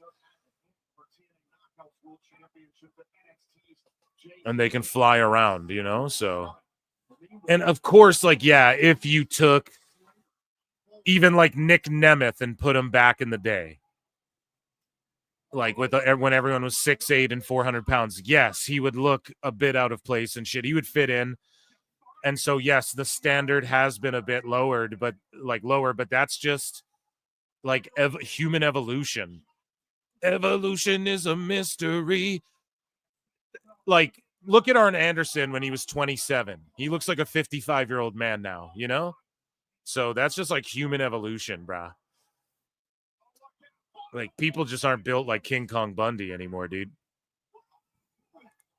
This match is cooking, dude.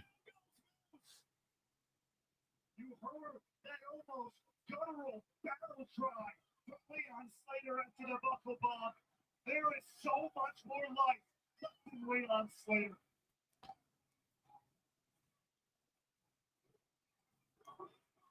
I love how Moose's thing is like being a mark for himself.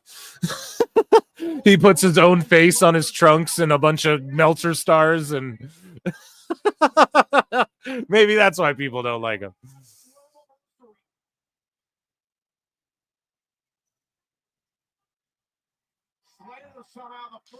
Marufuji had in his fantasy booking John Cena versus Daiki Inaba. I don't know who that is, but listen, bro. They're not gonna let any Japanese guys drop fucking like knee him in the face or drop him on his head or anything. Like, that ain't gonna happen. So, and that's no disrespect to Noah or the Japanese strong style. It's just the truth, right?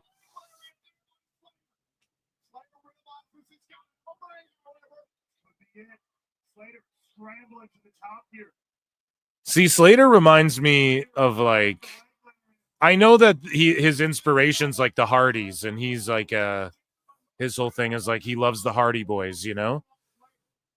And I get that, like, with his moves and shit, you get that vibe, and of course he teamed up with the Hardys and shit. But like, to me, he just gives me like Flash Funk vibes, kind of like Too Cold Scorpio a little bit. Because he's just graceful the way, like, again, a guy with, not that Scorpio is a giant guy, but he was muscular for his time. Like, you had to be, you know? Damn, that's got to be it. Oh, Slater, ever resilient, man. But just the way he's graceful, the way he, like, flies around, you know? Like, it's in a way that a guy his weight kind of looks like, yeah, whatever. I'm just getting way too into the nitty-gritty. Look at the crowd on their feet. Bated breath. It's got to be Slater's crowning moment. It has to be. All thoughts, all vibes with Leon Slater in the ring, but after that spear and miraculous kick out, but is it matter? Moose thinking about another spear, charging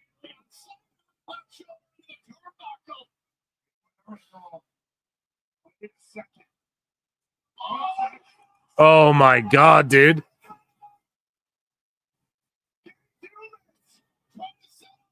Oh, hell yeah, dude.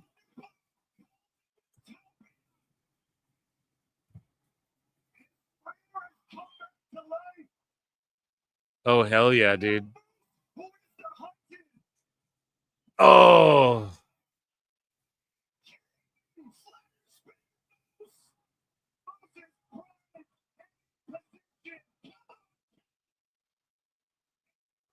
Yeah, dude, crowd on their fucking feet. The 450 Swanton.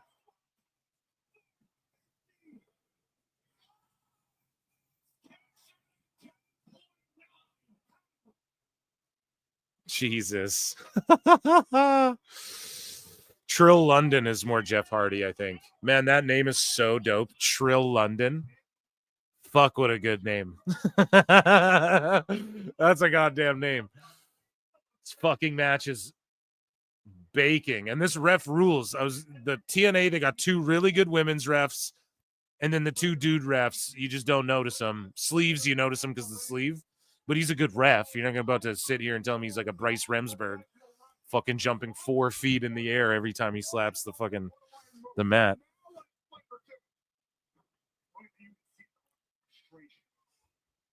Slater, that was his shot. Moose hanging him on. The hunted has turned into the hunter. Oh, wait a minute. Moose slowing up Slater. Oh, and down goes Moose. Moose perhaps acting out of desperation. You can see almost the eager building up in Slater, the determination reaching a different level. On the move. Yeah, fucking Moose, man. There are people chanting Moose, though. I've always liked fucking Moose. I know he's like the heel in this, and I know that a lot of people hate him online.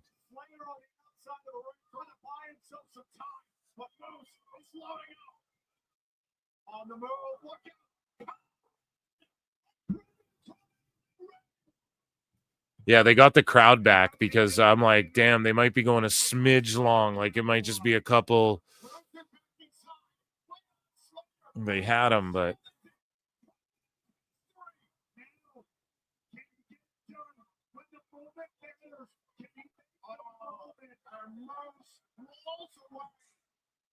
A little bit of sign language for Slater as moves towards the center of the ring. Are you happy? Fucking A, dude. Yeah, look, this Slater kid, man, he's made tonight.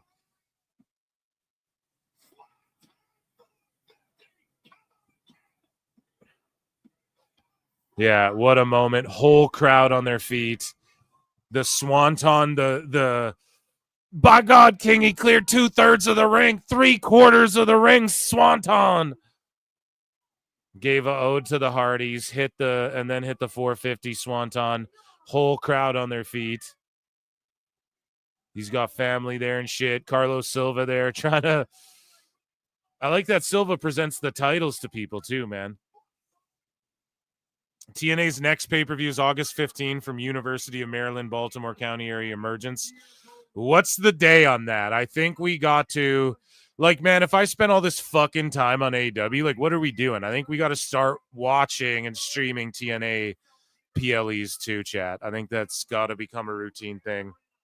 Let me know if you guys would like that. There's over 700 watching me today, so and listening into this pod all over between YouTube and X. So I think it's definitely a smash hit, a smashing success. Victory Road is coming to the Edmonton Expo Center. You lying. You're lying. What? In September?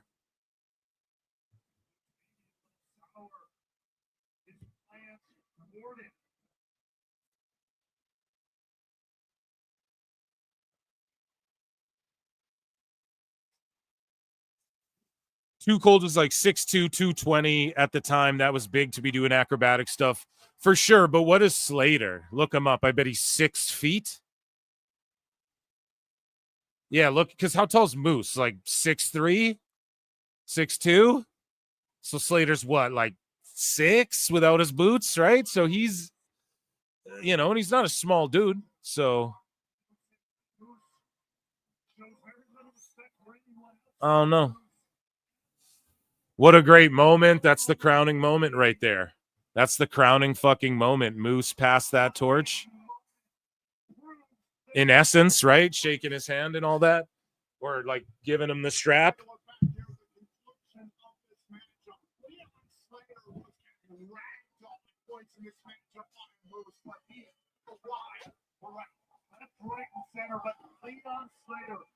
Damn, 52% in chat thought that Moose was going to win that shit. Okay.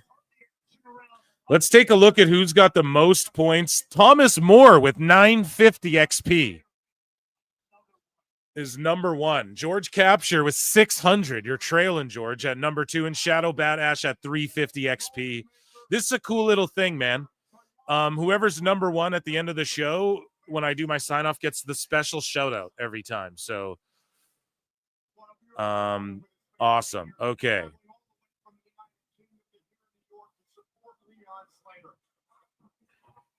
Another absolutely incredible moment here at Slammiversary. And they didn't disappoint with the fucking music and the video. They didn't do, they're doing his old shit, his old theme. He's here. Listen to the fucking pop.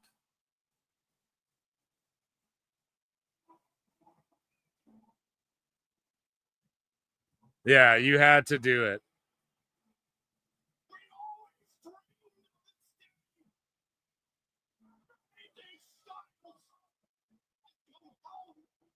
He had to come out with the old video too. I put old AJ on the Thummy and retro Meltzer, who we'll talk about in a bit. I had to.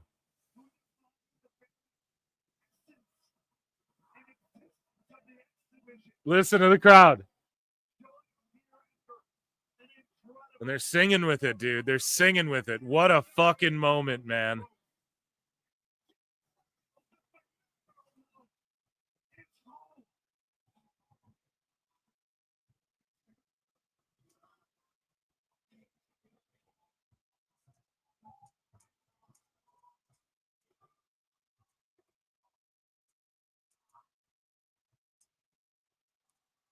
Jesus, man. Amazing.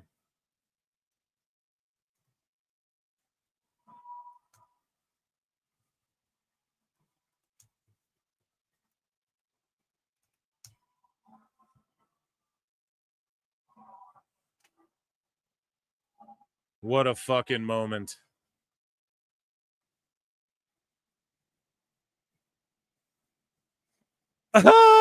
Someone on Twitter just said something funny. They're like, I don't know a single person in my life that watches AEW, and I know a lot of people. Oh, that's so funny.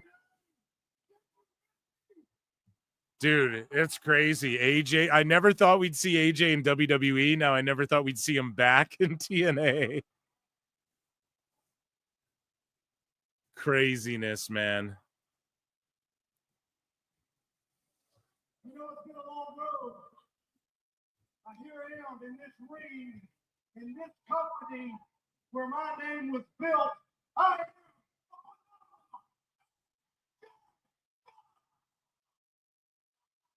What do you guys think? Slater versus AJ? AJ challenges him to some shit at Bound for Glory or something? Woo. I don't know if they do that. Here I am. I never thought we'd see AJ in WWE, and I never thought we'd see him back in TNA. And now I'm talking about he could have another match in TNA. Set the record for a TNA crowd all time. Better than it's ever been. I'm here for it, Eric. Oh, come on. That's not very fair to do this to the sickos when they wanted AJ Styles in AEW, and instead he signed a 1-year extension with WWE and then went to fucking TNA because he didn't have a tan, Eric. If you head on over to savewithphil.com.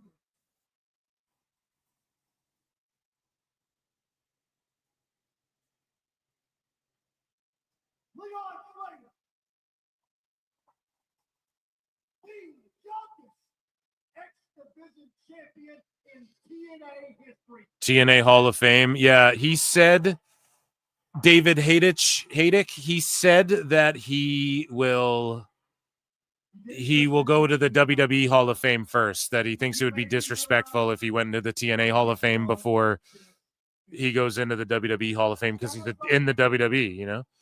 So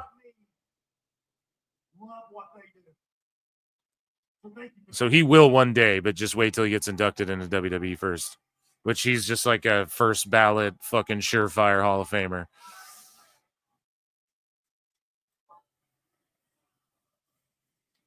AJ Styles.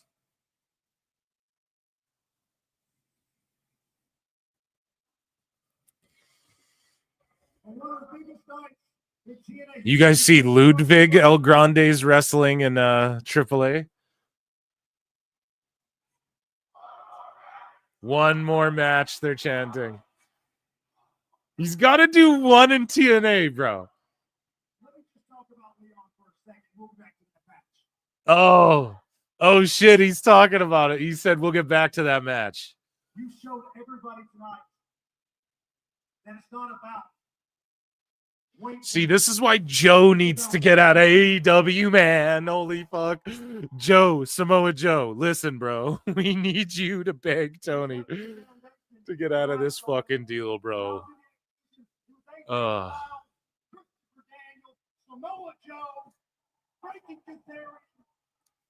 Samoa Joe would be so good in all this TNA, NXT, WWE crossover shit.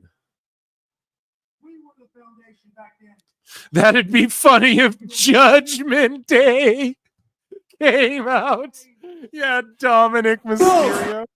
Oh shit, that'd be so funny. That'd actually be that's what should happen. Oh man. So, you've already made history tonight. The next step is to make your legacy. Ladies and gentlemen, the new TNA Defending Champion, Leon.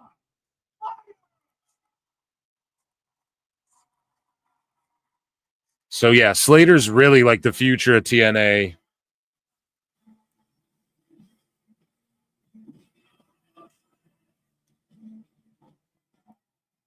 I mean, this is a great moment. It would have been sick if like someone interrupted this moment and he Styles clashed them though. SaveWithPhil.com should be the PWT shirt site, 626 says.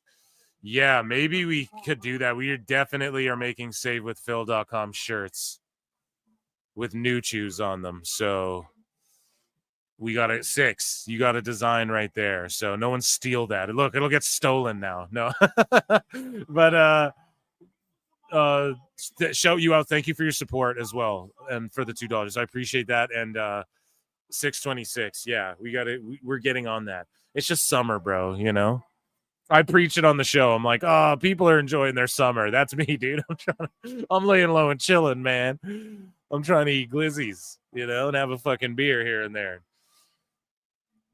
And do streams, man. It's nice out. You got to stay busy. You know what I'm saying? Leon Tonga. Yeah. Tonga Slater.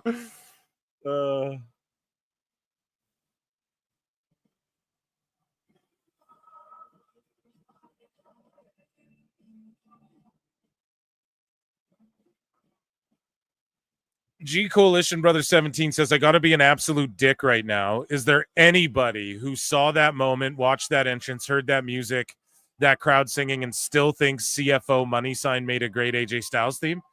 This theme is epic because it's his TNA one. You don't want none. You don't want none. I fucking love that theme. So I know people hate on it. I love that theme, dude. It's like crazy to me they even gave him one like that.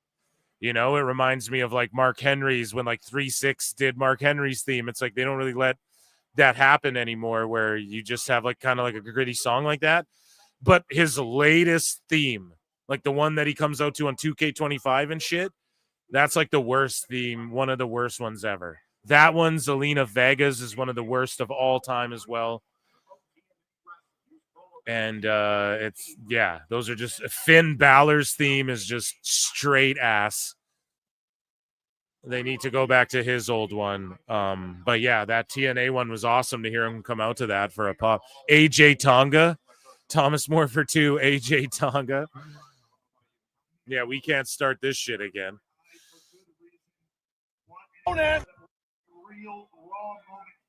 Thank you for the support, my friend. Keeping his lead there is Thomas Moore. Worse than Ass Man. Yeah, that's a bad one. Guess no TNA match. He bounced. Oh yeah, I guess First Class is in this tag match, so you can't. I think the Rascals, or maybe First Class, win the belts here. Yeah. I could see First Class winning them. That's right. So they're not going to come out and get Styles Clash because they're in this 4-way. I completely forgot. So my pick is for this one. It's going to be First Class or the Rascals. I'm sorry, I'm not being straight and direct with a choice. I think the Rascals. And then we have the main event.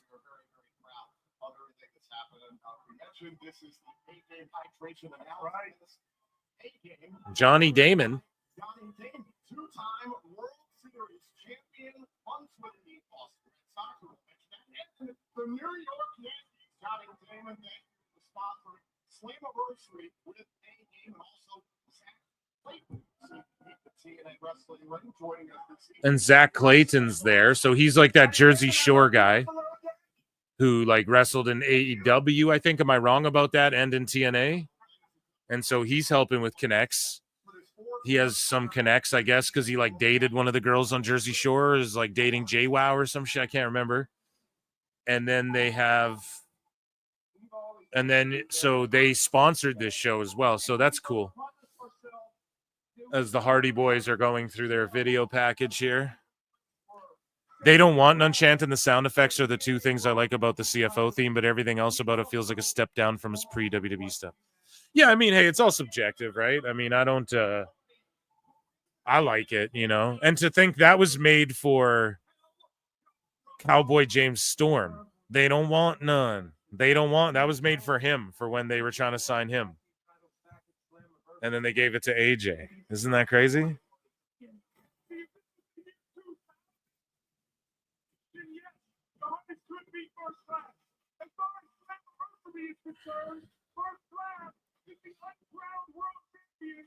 It is raining so hard here, and I love it. I can't wait to see the Hardys in their element, dude. Fucking flying off ladders and shit. Guys, 7. We're going to talk about Dave. We're going to make fun of him in a bit, too. I'm not sure when. Maybe we could have did it now, but maybe after this match before the main event, okay? Because we don't have a lot of Dave. But round of applause for you all for being here. Like, well over 700 watching across X and YouTube. If you're on X, consider subscribing to my YouTube channel. I upload every day. I do 2 live shows a week. I do pre-recorded podcasts. I have cool people on. Myron Reed's in this match. He was on PWT. Right? Also, I just have my friends who are funny, who are YouTubers and shit, wrestlers, whatever the fuck. I do pre-recorded shows and as well. And for 99 cents, you can become a member, get access to my Monday bonus shows as well. Those are a hoot and a holler. And thank you all for being here. Round of applause for you all.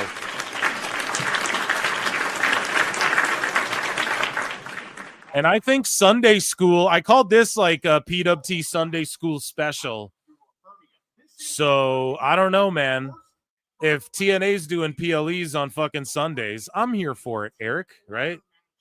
But I think we got to start going live for TNA pay-per-views, I think.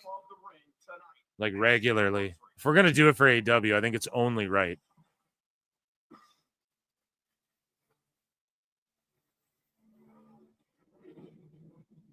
Elbu just said something stupid. AJ, go out there and give Leon a WWE contract and leave. What a salty bitch, man. Keep like they're all just goofballs, dude.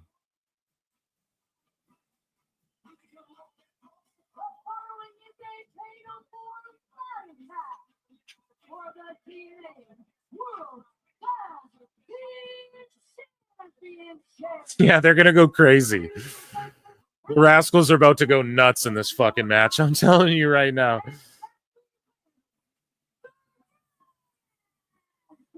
Oh, the Rascals coming in here with a substitution, but it's a hell of a substitution. Elbu said something stupid you say must be a day that ends in Y. Yeah, exactly, dude. Of course he's fucking crying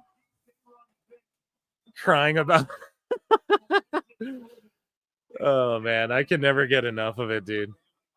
They're so salty. That's why I covered a couple salty balls today. And I had to say something. And we did a little miniature sicko segment. 100 likes. PWT chat crushed it. Hit subscribe too. If you're on X, guys, we're almost at 7K subs. You guys can put us over the 7K sub mark.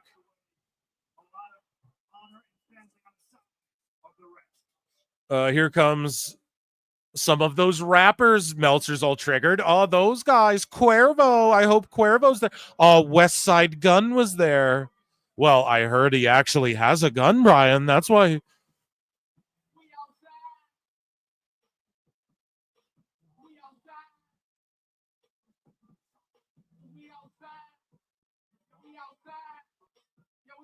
Smoke Dizza. He actually was smoking, Brian.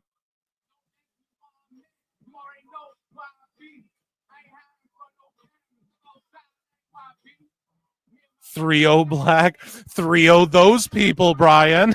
Right? Like Meltzer, Cuervo. Oh, there's so many of those people on Raw. Dave, what are you saying, bro? It was just Cuervo twice. And then he calls him Cuervo. Jesus Christ. Dave, you're watching too much lucha wrestling, bro. Cuervo, isn't that a tequila? That's a cheap tequila, Dave. Oh, they're taking shots of Cuervo, Brian. Dave just out there adding hard R's to things. Jesus Christ. And he said it, not me, man. Rap is crap, Brian. Oh my God. There's way too many rappers, Brian. I know that TNA is going to pretend they're popular because those guys who do that stuff are here, but I can't wait to hear his cope. Well, AJ drew the whole house. It's because, AJ Styles.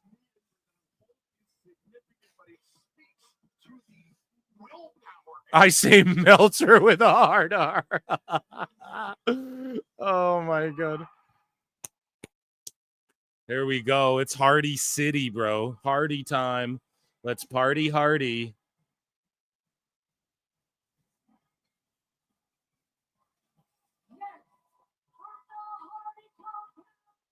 Jeff possibly with his Raw and SmackDown colors on? Just kidding. That's stupid.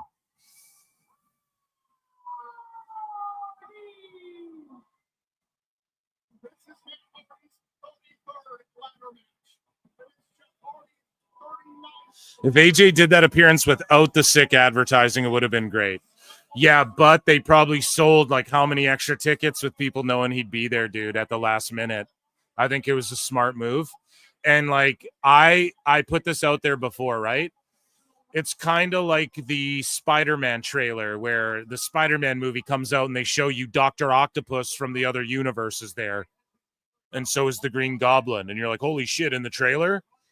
And then all of a sudden you're like, what the fuck? And then you go see the movie, and that's at the start of the movie. And then they also give you Daredevil and 2 other Spider-Men, right? We could, the night's not over. Like TNA's done that where they've had the whole event's about to end. They're the masters of just like, we're adding a match, or like we're fucking, the show's done. This guy's going to come out and whatever, they do that shit all the time. So, yeah, I think that hopefully we see one thing like that either before, like after this match, before the main event, or after the main event even. A poll, please, kind sir. Will do, George for 2. The top mod of the top pod. A poll. Yes, sir. I am on it. Thank you for reminding me. The match has begun. And yeah, if you're on X, come on over, youtube.com/@ProWrestleClips, subscribe, and vote in our poll. Who do you think will win this match?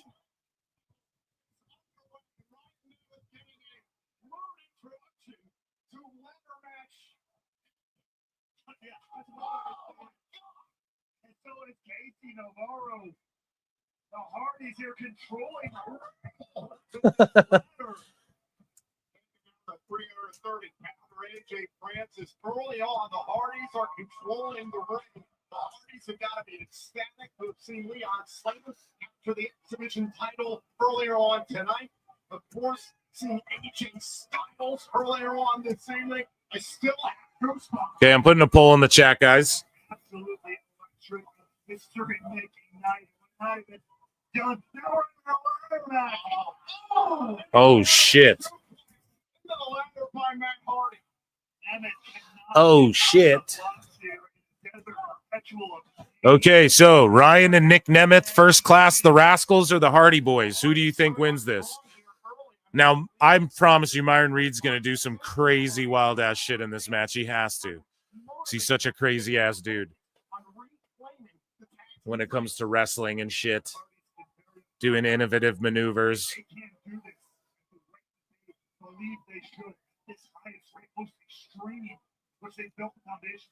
I just don't know. If the Hardys won, the roof would blow off the place. But, I mean, they've been there, done that. Oh, no.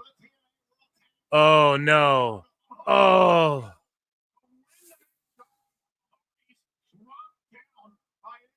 Flop a doll off the ladder. Oh, come on. That's not very fair. I like AJ Francis.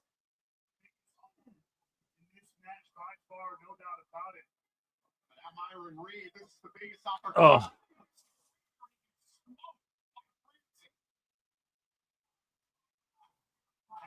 Francis and Navarro starting to control of the ring. For those of you not familiar with Myron Reed, he Oh. original Rascal has been teaming. Yeah, see, they're putting over the OG Rascals there on the broadcast. Between those two, but this is a huge situation for Myron Reed to be a substitution for Trey Miguel. Oh, I of course send our thoughts and our love to Trey Miguel. I know he's at home watching this right now. Our boy Trey, get better soon. Top dollar. What is he?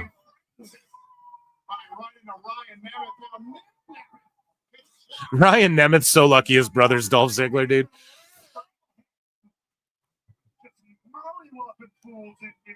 Just mollywopping. Oh, come on now, Eric. Just being honest.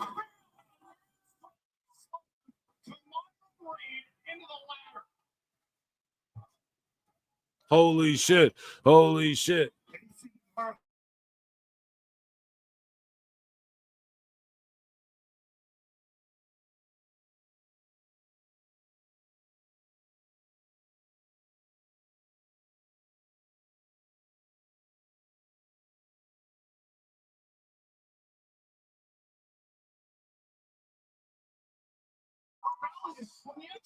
Please don't die. Please don't die.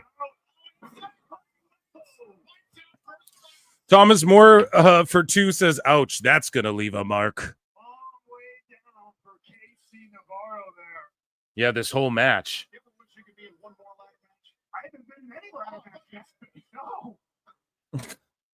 Commentary's just popping me. I love them. I love this commentary team. I really do. They've gotten so over with me. Thank you, Thomas Moore. I'll acknowledge you, chat. Acknowledge me. You guys support the show. Consider checking out Patreon. See, look at Myron Reed with all this shit. I'm admiring his skills.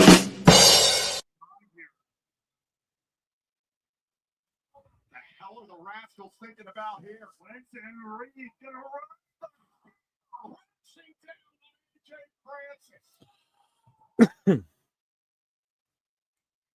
But another iteration of the Rascals. Give me a fucking snail, babe. Oh! That over-the-top cutter. See, MJF bit that shit from Myron Reed, dude, when he did that at that All-In to Jay White. And he like barely cleared the rope and ropes. And look, Myron Reed's not a short dude by any means. How he just flies, dude.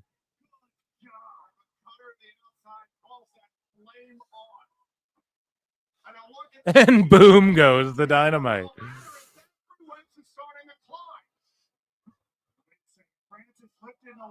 Oh my God.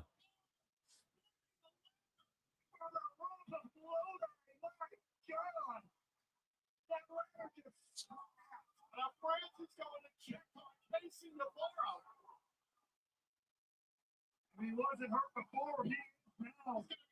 He might have to do this on his own.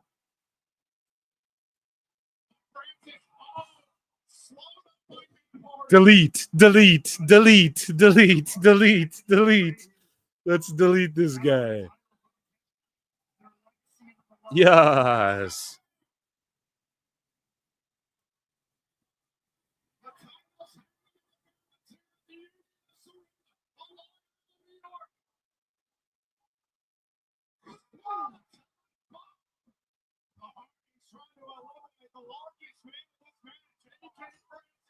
These tall ladders make me hella nervous, dude. These extra tall ones. Whole building chanting Hardys. And the Hardys have the moment to climb. And Jeff Hardy for the titles. One angle and now they're the Hardys. Who believe they're the greatest brother tag team in the history of TNA. Oh, Twist of Fate, no. Hollywood ending there by Ryan Nemeth. Wow, man, Hardy looking for a side effect going off. So is Ryan Nemeth's move just the reverse of the zigzag? I call it the rig rag. Like, come on, man. I call it the rigmarole.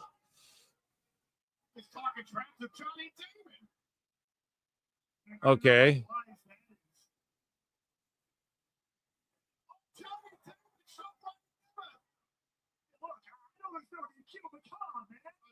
Dave will little bro them guaranteed. Oh shit, Damon, an egg. Jeff just potatoes people with that swanton. Now, yeah, you're catching all fucking 100 and how heavy's Jeff? 90, 180 pounds, 175 pounds. It's got to be heavier than that now. No. Nice crouton by Jeff. I know if you know, you know. Okay. That cutter over the top is so cool. Yeah.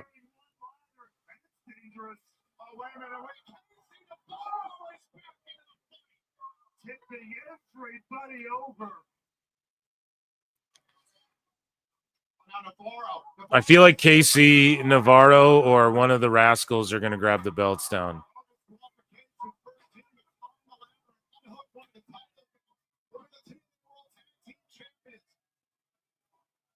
And Casey's just come along so far. He's just so good. We want tables, they're yelling. You sick sons of bitches. Give these sickos tables. Light them on fire.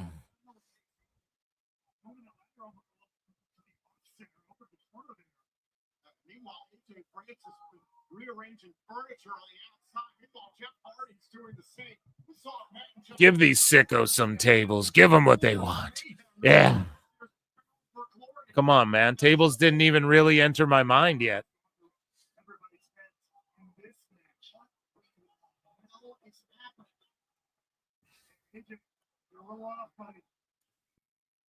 Oh my God, what is this man thinking?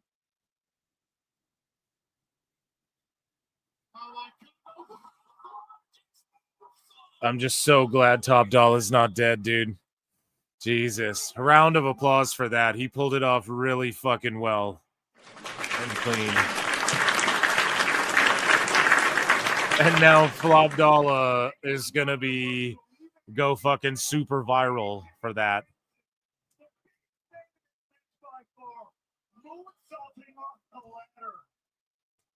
Absolutely unreal.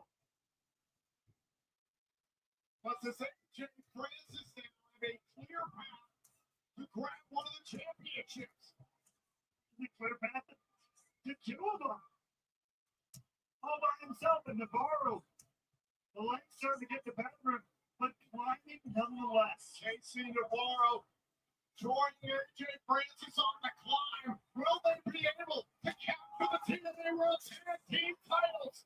And your tips are there. They're so very close. Wait. Oh, it's at Myra Reed.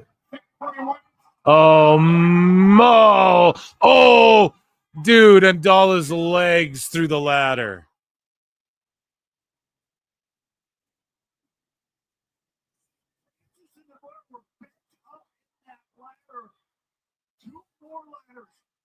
Oh my God, dude. You got to go flat on that, like chat's saying. Or go on your side. It's the problem is that he jumped to clear the rope. Yeah, he's going ultra viral. And I hope he didn't break a leg. See, here's the thing. He did the moonsault and shed the flop dollar thing. Now he's going to get roasted for that right after. That's crazy karma right there. And I'm not saying like he's a bad dude or anything. I'm just saying like he did a beautiful, graceful backflip off a ladder onto a pile of dudes. It was insane. And then all of a sudden he does like one of the most horrific endings or landings, sorry, to a ladder fall to the outside. Sorry, we're looking at plot twists. We're looking at fucking the big ladders on the... Why is Jeff putting the ladder outside the ring when he's trying to win the match? The whole crowd's doing the delete. It's nuts. It's pandemonium here, King. Oh, they're setting up some chaotic structures. We've already seen... we've already seen Dalla fucking destroy himself. That's why he's flopped up. Yeah, like, chat, what the fuck am I? What a hilarious thing.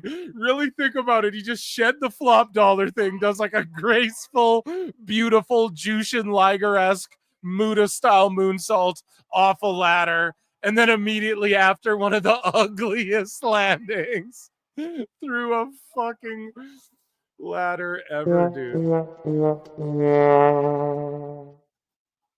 Oh my good God.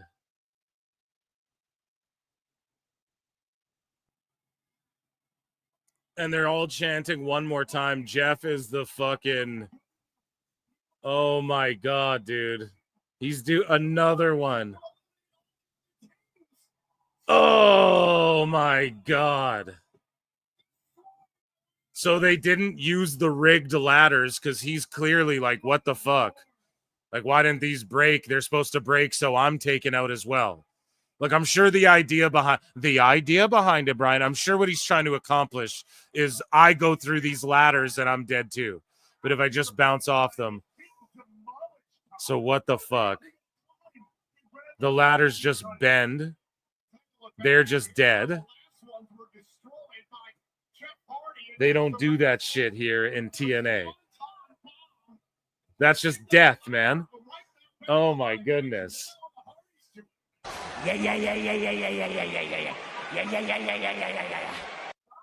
Oh, this is TNA, Brian. They don't shave down the ladders, Brian. See, this is real graps, bro. What is he doing?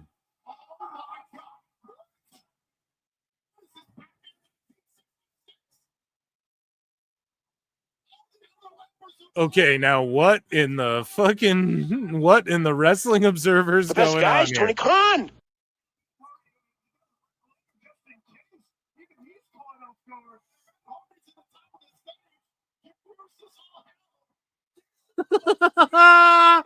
Oh.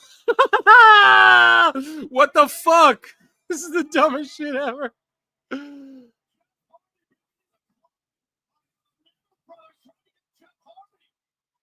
I don't understand.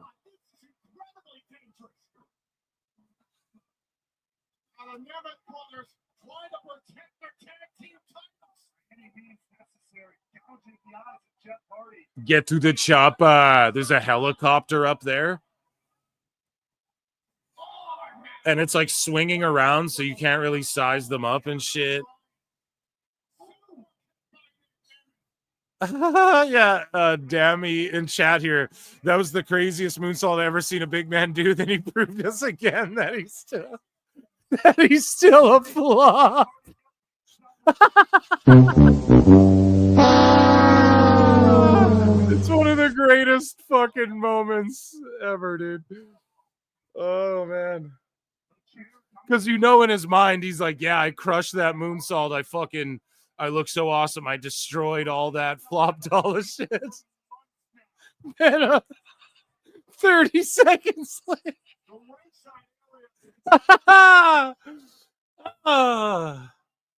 Wrestling's not fake! Oh, man, you gotta love it. It's so good. I can't stop laughing thinking about it. Oh, because it was so good. It's too great.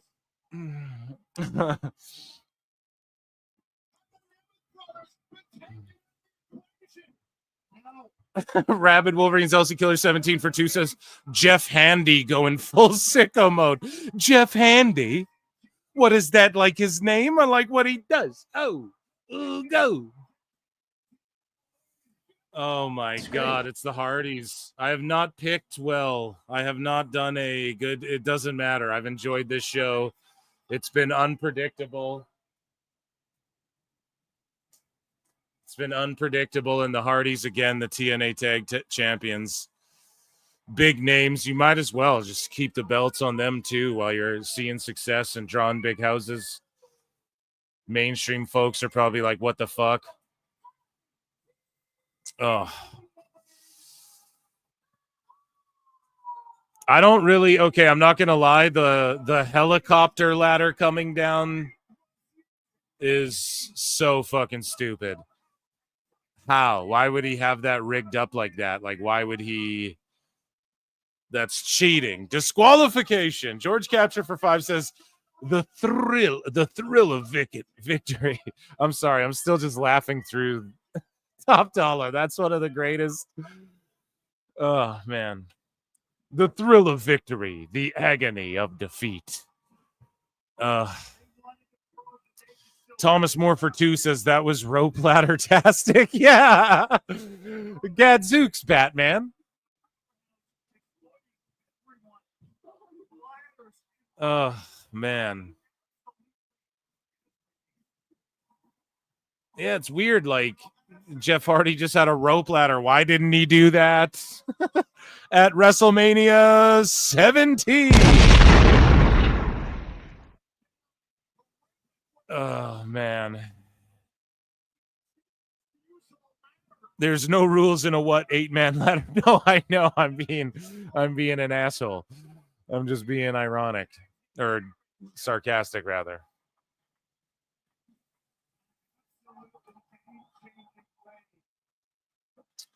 I would have popped if one of them had shark repellent bat spray. Yeah, quick. Quick, Robin, grab my. Quick, Nero, brother Nero, grab my. Oh, shit. Holy shit. Is TNA going to do it?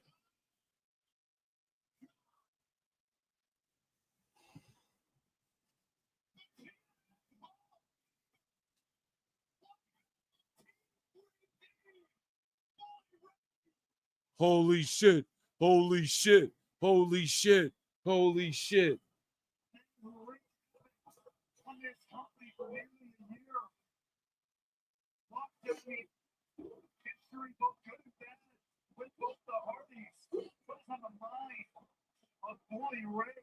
Damn, I'm surprised Devon didn't come out with him. Get the tables.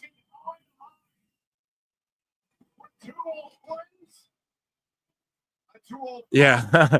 Gadzooks, Robin, get my Shark Boy repellent. If you grab my grapple hook, we can sling up to the top, Batman, and get the unhook the championship belt. Sounds good, Robin, but first we must unmask these villains.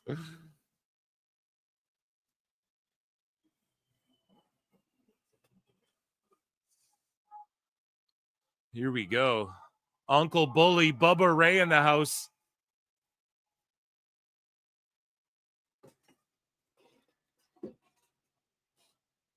Allow me to be the first to congratulate you on another World Tag Team Championship.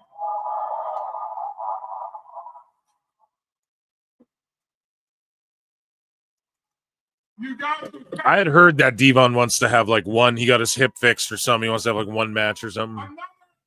Tony Khan tried to get him to sign him and like get him to wrestle and shit, or like manages his sons, or I don't know. But he got Christian and Edge and the Hardy Boys, and around that time, he wanted Devon, and I was like, And I was like, was Bubba involved? Like, was he contacting Bubba as well? Because that'd be so telling. And if I find out he was ever, and this is a long time ago, so I don't know if I will find out when I was asking around about this, but yeah, then that would be so telling what Tony Khan was trying to do. That's why I joke about it all the time. Oh, TNA's going to do it. The Dudleys, Hardys, right? Like, it's a joke. I don't...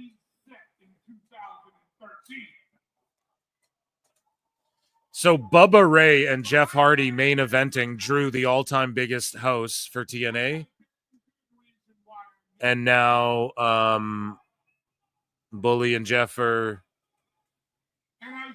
here again.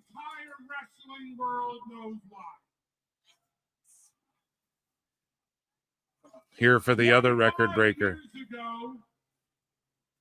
The Hardys and the Dudleys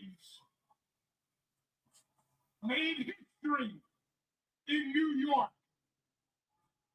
It's sweet that the Dudleys can be the Dudleys in TNA now and not Team 3D, even though that is a sick name.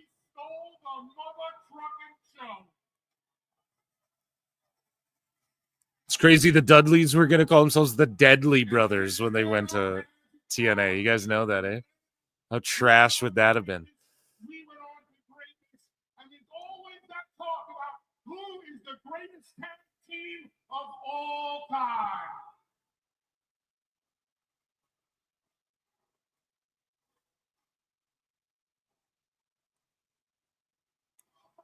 I love the Hardys. I think as a tag team, you can stack the Dudleys as the greatest against like Road Warriors and shit.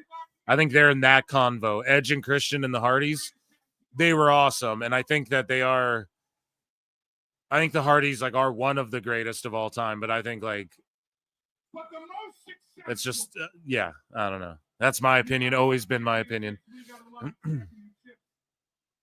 what this is all about. What this is about is giving wrestling fans all over the world the last great tag team match of all time.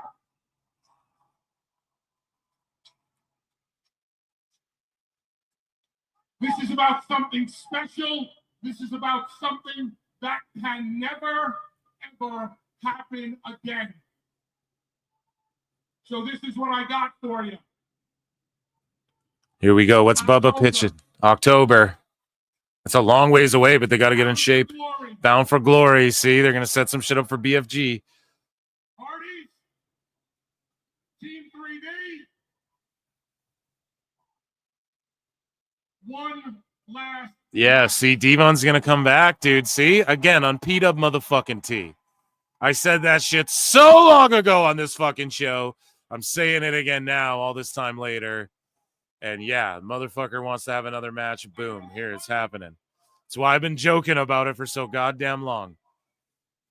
Because where is Devon, they're saying? Yeah, so think about it. If Tony had his way, he had the Hardys, he locked in ENC, and then he was talking to Devon, and his sons were there. His boys were there for a bit. So if you're gonna hear one last time. So yeah,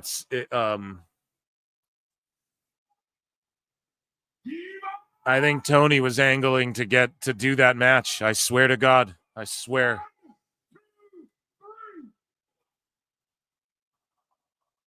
Like, what else would he have been doing? Like, it would have worked perfectly for him, too. But then the Hardys, like, Jeff fucked up his run in AEW. Then they went to TNA. So, and then it just didn't work out. And Devon just couldn't go. You know, he wanted to get his hip fixed or whatever the fuck it was first.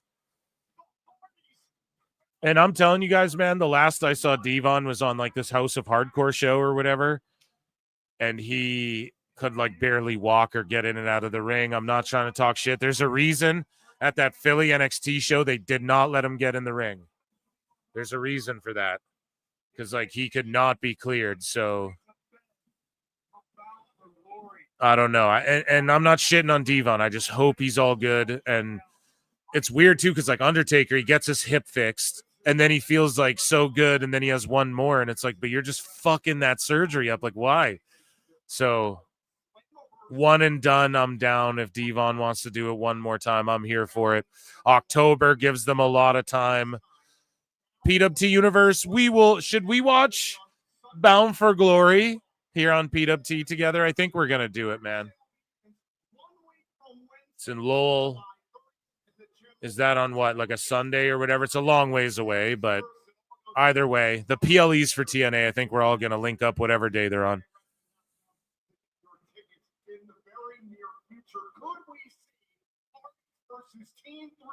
But think about it, from now until then. Yeah, so they're calling TNA's biggest event of the year Bound for Glory. That's what they're calling it. So I don't know, man. Either way, Slammiversary and BFG are their two big, like, they're Mania and SummerSlams, right? The same way Double or Nothing and All In, you can argue, like, which one. I think All In obviously has taken over, like, as their marquee event, but whatever. You could argue it either way. But think about it. BFG, they can market the last time ever. Hardy's, Dudley's. I mean, that's got to bring in some nostalgic fans, some people. Okay, now what's going on? Jericho's out here with Morella. No, I'm just joking. Jericho. See, they're good. What are they announcing? The main event soon? See, they're just dropping bombs on us right now. Is missing. Gia Miller was attacked by Tessa Blanchard. It was disgusting. It was uncalled for. And I'm going to announce it right now that Tessa Blanchard is suspended indefinitely. Tessa Blanchard suspended indefinitely. Yeah, I like Santino. I don't care if him and Cornette fought or whatever. I don't give a shit. That video's hilarious. Cornette's story about slapping him's hilarious. The footage of Boogeyman yelling at the barricade and exactly how Jim describes it, the way Punk describes the Perry footage, and it's exactly how he describes it. I love that whole fucking, I love all that stuff. May I have your prediction, please? Tonight belongs to Mike Santana. Yeah, Santana's gotta win. Yeah, that could Tessa show up in NXT? Steve Sanchez, thank you for bringing that up. Yes, I think because she's suspended, she shows up and runs amok in NXT for a bit. See, we're getting interruptions. Like I'm telling you guys, TNA loves to do this shit. They're dropping bombs before the main event. We are joined by the self-proclaimed king of TNA, Frankie Kazarian.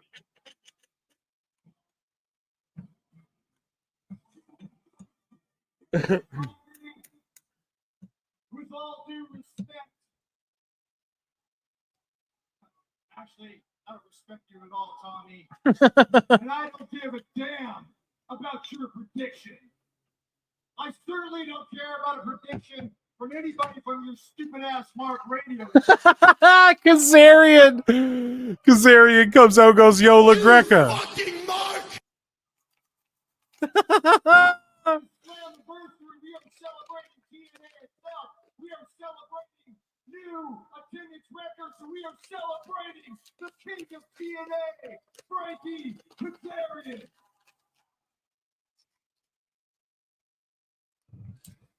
And look it, I don't care who you wheeled out here earlier.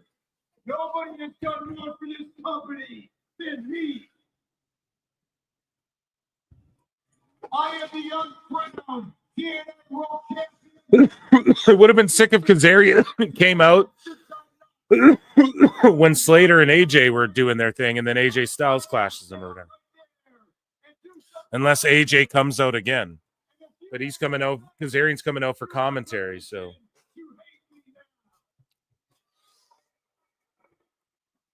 I love how Kazarian, is just Jericho's old gimmick. His early gimmick in AEW. And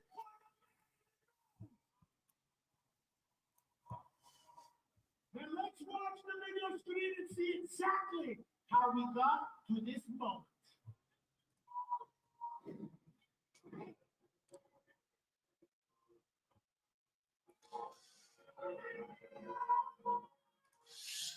Okay, as they do this video package, ladies and gentlemen, flutes in the chat for the greatest, goatiest segment in all of pro wrestling and the IWC. And it is called Flutes in the Chat, Flutes in the Chat, Flutes in the Chat for Dave Meltzer's Dumb Moment of the Week.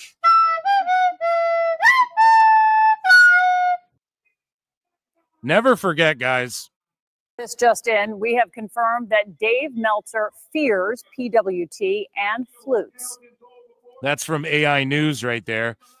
So Meltzer arguing with Raj again, talking about 40% of the Raw audience comes from the U.S., the number, blah, blah, blah. He's just arguing about numbers. Switchblade owns him here, right? And so he says that about 40% of the Raw audience comes from the U.S. The number under 1 million is same day, like a Nielsen number. The other number, our 7-day number worldwide, very different. Plus, views and viewers are different as well, Brian. The latest release is, actually total in some cases 5-month numbers. I tried to do direct comparison as Nielsen would, which is difficult for reasons I've written about at length and complain, Brian. However, the numbers for a number of reasons are more advantageous for streaming than television. He just doesn't understand shit. So Raj is like, one thing I've seen when I go to other countries is that Netflix is a thing for the wealthy, and those people probably aren't watching wrestling. So the more countries that get Netflix, the more it skews the U.S. viewing percentage higher. But still, I was stunned by how little the viewership changed when India was added, which is true. We've covered it here. Like they added 12 million and it didn't really change. But Switchblade breaks it down. He says, another perfect example of any public information completely refuting secret numbers that only Dave Meltzer sees. SmackDown on Netflix does 25% internationally of Raw's global Netflix viewership. There's zero reason to think Raw outperforms SmackDown International on Netflix. So I don't know. It's just him breaking it down. Smarter people than I breaking it down. This guy, Paul McDonald, said that someone's emailing Meltzer on the latest Observer Radio to say AEW needs to bring in David Beckham or Lewis Hamilton to raise their profile in the UK. And Dave responds, it's a good point. Well, like they could get Beckham there. Maybe get Ricochet to send him a fucking tweet. So Dave Meltzer had this to say about like Stooges stooging. Oh, should they change plans, Brian, when things have been leaked? And it's like, why? To give you fucking leaky McChucklefucks all the power? Yeah, you'd like that, wouldn't you, Dave? For you to control all fucking narratives when it comes to everything, wouldn't you? Absolutely. Control the shows. The plan was to do all leak shit, even though it's not real. Then they'll change to what I want, Brian. That's what Dave wants. Absolutely. The plan was to do the injury to Seth Rollins at Saturday Night's Main Event. You're thinking he's hurt badly, he's gone, and then he surprises everyone, cashes in on the Gunther Punk winner, which probably Punk, right? That's the one he's always screwing with. I thought that was actually quite brilliant, but it's out now. So do you go with it or do you change it? I mean, and it's like there's no right or wrong. I mean, they had to know it was going to get out. They don't think anything's going to get out. I mean, sometimes it does, but I mean, they got it under lock and key, Brian. I figure it out, though. My sources leak to me. They don't ever think it'll get out. Yeah, Dave, you get what they give you. Dummy, yeah. You get what they give you, bro. This one easily, put it this way. If you look at all of the people who were reporting, okay, there's only one who got it. So it's like it wasn't that easy. And it wasn't me. It was John Pollock. Everybody's spidey senses were tingling when you watched it. Mine were? Absolutely. Mine were. Dave's always like, mine were in hindsight. Fucking idiot. He's not breaking it down even the way we did. We're like, dude, if Seth's match went the full time, then when would Goldberg have gotten cut off? Before the finish of his match? Like, come on, Dave. You're not mine were. You weren't even watching the show. You thought that they booked Charlotte against Bliss against each other when they're fucking booked in a tag match, so you didn't even watch SmackDown or Raw. You're a fucking idiot, dude. Mine were when I saw the way the announcer reacted. My first thought was, you know, they were too ready. Yeah, to I say what they thought said. Cole gave it away. Absolutely. I thought that Cole gave it away. These guys are so funny, man. So in our last clip here for Dave Meltzer's dumb moment of the week, what's the purpose of going head to head when you don't even try to have the superior product, Brian? And that's the thing. Dave is such a stupid idiot. Who doesn't fucking study the business at all. The best guy is Tony Khan. Who has never had Wagyu beef or McDonald's. Okay. You know, poor people don't like AEW. And he's sitting here saying the dumbest shit ever. Like, Dave, I thought you studied the business. You know that what they did was dominate the news cycle. So on Sunday, come Sunday, they took eyeballs away with Saturday Night Main Event. They're hoping Goldberg took away a lot of the news cycle, went viral for his shit that got cut off, that they uploaded to YouTube, all that sort of stuff. And then Sunday, the day after All In, all anyone was talking about was Naomi's cash-in. And then Monday Night Raw, Roman fucking Reigns returned. And they stole the fucking headlines that way. So what are we talking about here, Dave Meltzer? And he's like, the superior product. What's superior product? More blood and flips? They did more moves and blood, Dave. Is that what you're talking about? So let's listen to this fucking cope. What's the purpose of you know, like going head to head when you don't even try to have the superior product? Head to head, compare it. You know what I mean? There was no comparison. You went in there with, you know, not even a championship match, a tag team match with women, and Ricky Starks and Ethan Page. So, okay, yes, Great American Bash went against their fucking pre-show, Dave. So AEW All In's pre-show was complete trash, senseless, nothing, meaningless gaga. You know what I mean? It's just, it were matches that nobody cared about at any level. Like, why is Dave talking like this when head-to-head with All In, though? Great Saturday night's main event went head-to-head. Everyone was talking about Goldberg. Everyone was talking about Naomi Sunday. And then Raw, they stole all the fucking headlines again. And then this SmackDown, Cena and Cody Rhodes stole all the fucking like, Dave, it's called, they stole the weekend news cycle and the Monday news cycle, which is one of the most important. They stole it all away. Can you take it all away when you shoved it in my face? He's like, oh man, when Big Boom AJ was out there, it really wasn't. How could, Trick Williams against, like, what are you talking about, dude? This was like at 1 p.m. or whatever. Against the show that was so well built up. Like, why? A show that was so well built up? Like, why? Dave, the pre-show of All In wasn't so well built up. It was randomly thrown together, unannounced matches, and that's what it went head-to-head with. And All In wasn't well built up. Do you know how we know? Because they drew a Raw attendance. And they did the worst TV rating, one of their worst ever, the following show.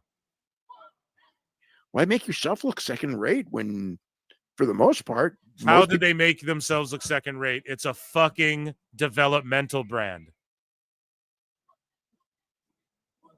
Dave looks like Brock from Pokemon got hit in the head by his Geodude. People think you're the number one. What's the purpose? Dave, he fucking disgusts me, and what he's saying, he knows this is what it is, Chad. I'm not even gonna tell you. I'll let my friend. You are coping and seething. You just can't accept what you're seeing. Yes, you're coping and seething. The truth it is scalding, and now you are molding and coping so hard, coping and seething. More cope than Adam Copeland, and that was Dave Meltzer's dumb moment of the week.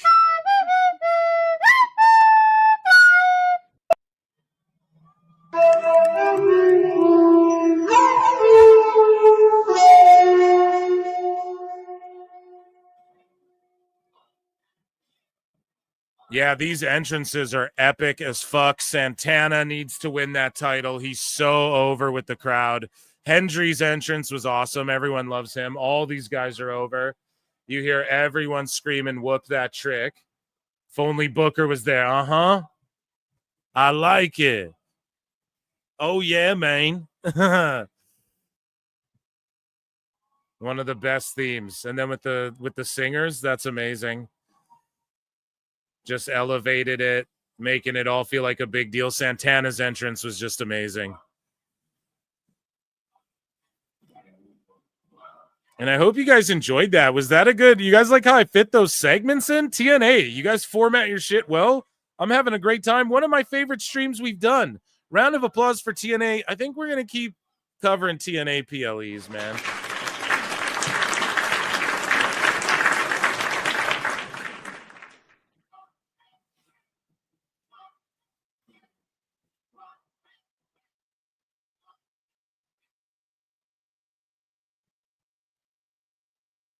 I'm just saying it would have been flame if they had Booker T come out and as like the conductor or the leader of that. Yeah, and like the pipes on this ring announcer. Imagine that entrance if Booker T was like the conductor of the choir there. And he's like, oh yeah, like that. I don't know. I think that would have been a nice little touch of it. Who knows if he's like, you got to pay me, dog, for that,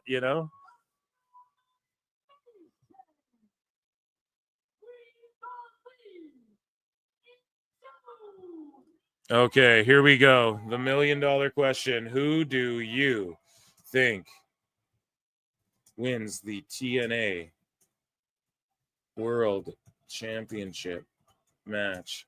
And all the meltdowns from the sickos are going to keep TNA in the news cycle, and then Raw's going to pop off tomorrow. Make sure you guys join and become a member for 99 cents. YouTube.com/@ProWrestleClips. Subscribe. We're almost at 7K subs. We're like 70 or 60 subs away. I forget the number. Please come and sub to my channel. 99 cents. It's 99 cents Canadian as well, okay? So if you become a member, get access to my Monday shows. Tomorrow we're going to watch Raw for the bonus show. Roman Reigns is on that shit. So we're going to be marking out. They're going to steal the news cycle with TNA and Raw chatter as well, coping over all this shit. It's going to be hilarious instead of just enjoying this and celebrating this. And listen to the Santana chants, dude. Santana.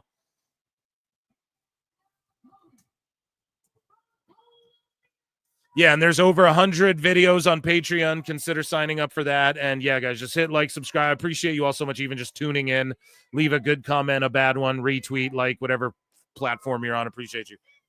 Joe Hendry or our guy. I'm picking Mike Santana all day. He's got to be the guy. He's got to be the guy.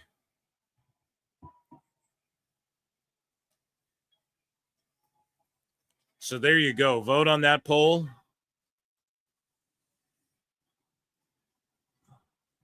Yeah, they're all chanting for him. Amazing. AJ Francis already on Twitter. Fucking responded to people, bro. Can't make it up. Can't make it up.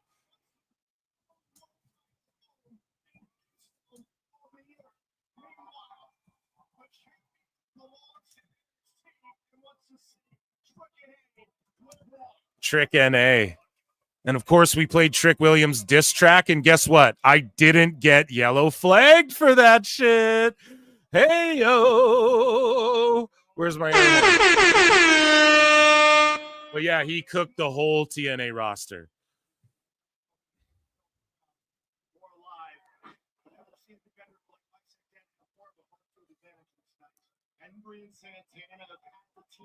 Haha.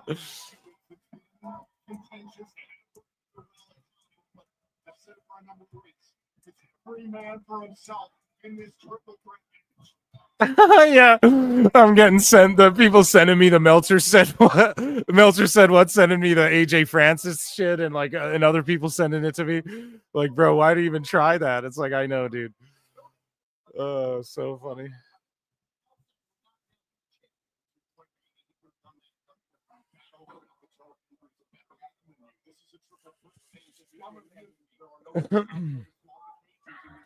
Damn, look at Joe Hendry, dude. Trick is smart right now. Staying out. He's going to take advantage of if and when we're independent. Let's understand it. Oh, yeah, the chain wrestling. Ovation. Everyone's locked in. You can hear like a smattering of chatter amongst the crowd and shit, right?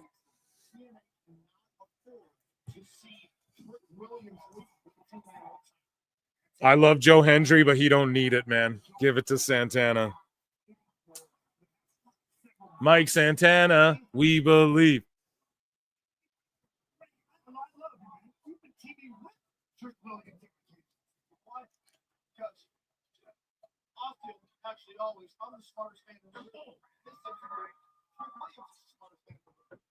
And something's got to happen with Kazarian. Like, why is he just out there on commentary, right? He's got to be set up as maybe a first challenger for Santana, or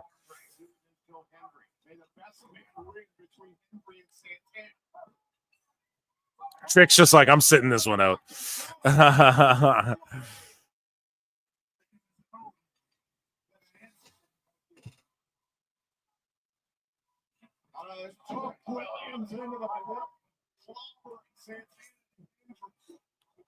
It's crazy how over Trick was, and then they turned him heel, and then he's just been such a good heel.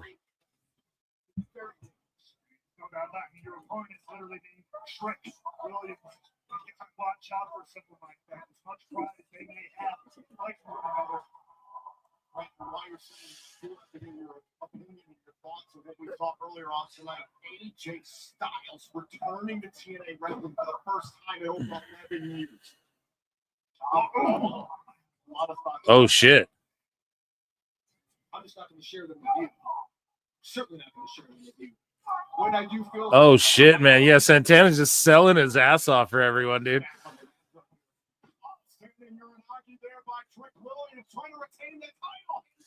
Crowd is like 75% Santana, 25% Hendry, 0% Trick. I know, and that just shows how over TNA is, and they want their guy to win. And then if a TNA guy's on NXT trying to win their shit, you should be cheering for the NXT guy, you know? Reunite Trick and Mello. I agree. They should be reunited on the main roster. If anything, Frankie will interfere for Trick. And then maybe AJ Styles comes out, and then we see a Styles clash then. And when AJ said that earlier, you'll hear about a match in a bit. Maybe it's because he knows I'm going to come out later in the night and I'm going to end up Styles clashing. Trick will defend and all Styles clash him, or maybe not Trick, but, you know, he'll attack whoever, whatever the fuck, right? Fitz Kenny Omega, where's Trick? Yeah, okay. I can see the Styles interfering to Swerve.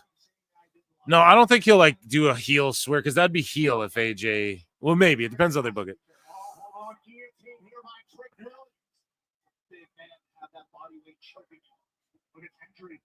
Hendry not going down. Strong man. Can't stand it, but he's strong. Oh man. 252 pounds. Joe Hendry was throwing counters with a suplex. How much did that take out of Hendry just to? Yeah, Hendry's powerful, dude. We believe. There's a smattering of we believe. Here we go. All three men in the ring. Leapfrog. Go around. German suplex. Chop to Trick. Chop to Trick. Santana with the chops. Irish whip. Oh, nice leaping clothesline. Yeah, Santana's just smooth too, man. He's just real good. Real good, this guy. And he bulked up too. Big chop. Big chop. Just everyone's over. That's why this match works so good too. Like TNA has such a good problem, and then you have the NXT invaders. Oh, Trick gets under. Goes for the boot. I'm a bit behind you guys, I think. Jumping Uranagi. Fighting for someone other than himself. Fighting for his family, his daughter. Oh, yes. Mike Santana's young daughter, Ariana, here at ringside in the Impact Zone, cheering on her father. Yeah, Trick is so good too, man. Just all this experience he's gained. And he gets to say, like, he's a TNA. Imagine that. Trick Williams is a TNA world champion. Think about the list of people who've held that title. It's amazing. Slammiversary, our highest attended event in the history of TNA Wrestling in North America. Look at Joe. Honest Joe playing possible. Look at that. Look at that. Got about it. Joe Hendry laid out on the floor. Inconsequential, at least at this moment. Inside the ring, it's Trick Williams and Mike Santana. Remember, no countouts, no disqualifications. So no DQ. They're making that clear. WWE rules, pal. It's crazy how triple threats have just sort of adopted that. Trick Williams is thinking about a superplex and Mike Santana trying to prevent it. Straight headbutt by Santana.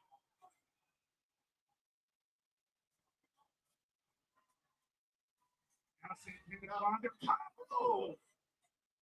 Uppercut by Williams. Trick just a little too fast. Jump. Oh, man. This is where it gets dangerous. Hold on a second. There's Joe Hendry. He's got all the Trick Williams. Oh, no, It's crazy. Powerbound blockbuster combo from the challengers.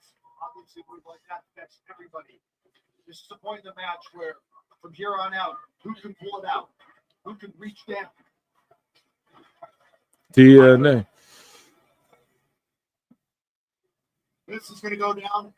Yeah, the LAX powerbomb combo move from a couple minutes ago is good. Just yeah, and they're locked. Like, I don't know why they locked into Kazarian so long there a minute ago randomly, but they're all trading. Defending his TNA World Championship. He's from NXT as well. TNA can't afford anything to go wrong tonight. You know what, Tom? That eats me up. I predate anybody in this company. I bled. I broke myself in this company. That's why I'm here. You don't think that doesn't eat at me? Oh, wait a minute. Go for spin the block.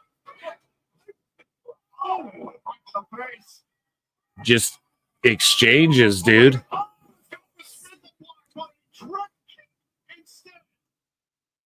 Santana wisely rolling out there. Getting the opportunity to get pinned, but look at this. Fuck, man. Trick's so good, dude. Just said everything. Incredible counter. Look at this. Trick gets tough. He just gets the sell. All these guys are real good, man. It's just like, yeah. Hannah fans snapping. You gotta love it.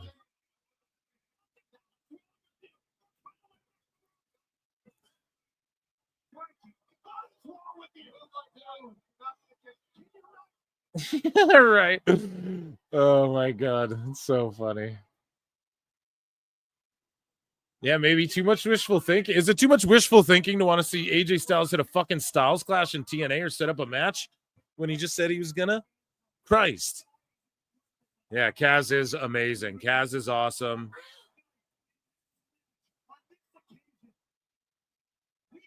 He might run back out though. He's a little weasel.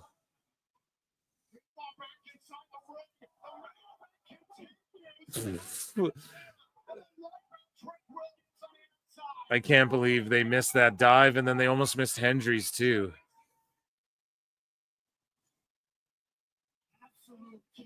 It's just madness here. Everything's bananas. I do hope Ortiz can find a way out of AEW. Yeah. Yeah, well, he fucked up, and it's not going to matter because him and Santana got in a fight. So unless they squash their beef, it's not like... Is it Ortiz going to get us over as Santana? I don't fucking know, dude, but he definitely... Okay, I'm just, like, confused if we're shooting or working here. Seth Rollins. What TNA is good about is getting refs in there. Sleeves is always there for the save, dude. Sleeves for the save. He's always good at being there, dude. Sleeve, rather.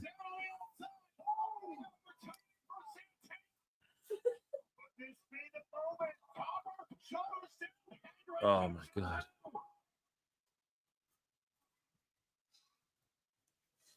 We have medical staff and referees checking on Trick Williams on the outside. I don't know, man. You never know when they're working or shooting anymore. Fuck it. We're just gonna enjoy the show. I don't really.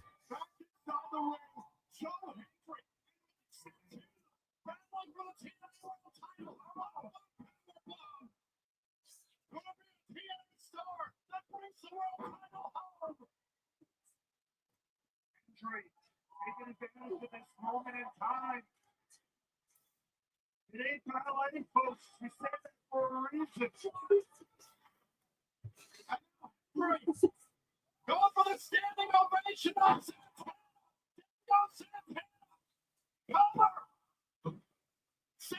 Craziness. It's craziness. He's legit hurt. That's all. I'm just so like I'm just in my brain. I'm trying to rack my brain. I'm just going over it all. He really fucked himself up or what? I tried to look on Twitter quick as well. Like he looked a little awkward.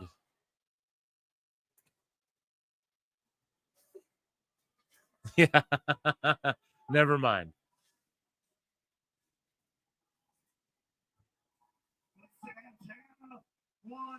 See, it's smart to do that, especially when you have like the Seth Rollins situation where fucking we don't know. We never know. We're just getting worked, pals.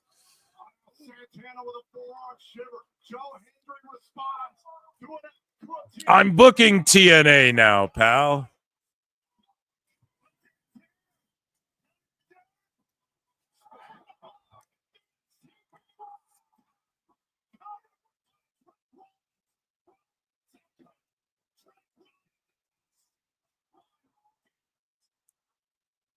They just took a shit in TNA's mouth, I feel like, tonight.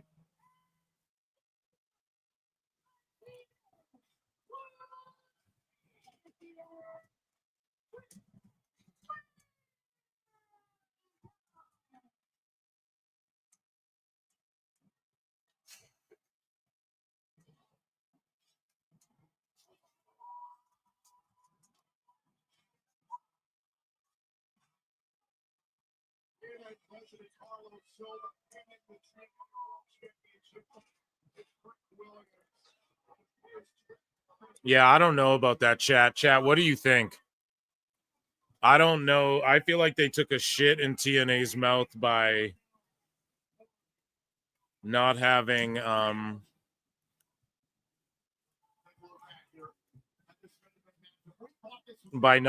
Santana or Masha win. However, I'll say this.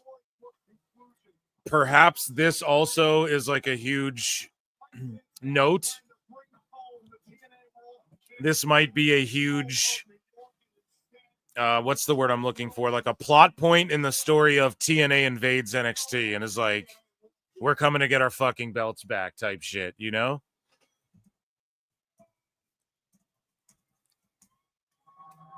All the TNA's world titles are in the hands of NXT wrestling. When will this nightmare end? We are officially on the path. For glory.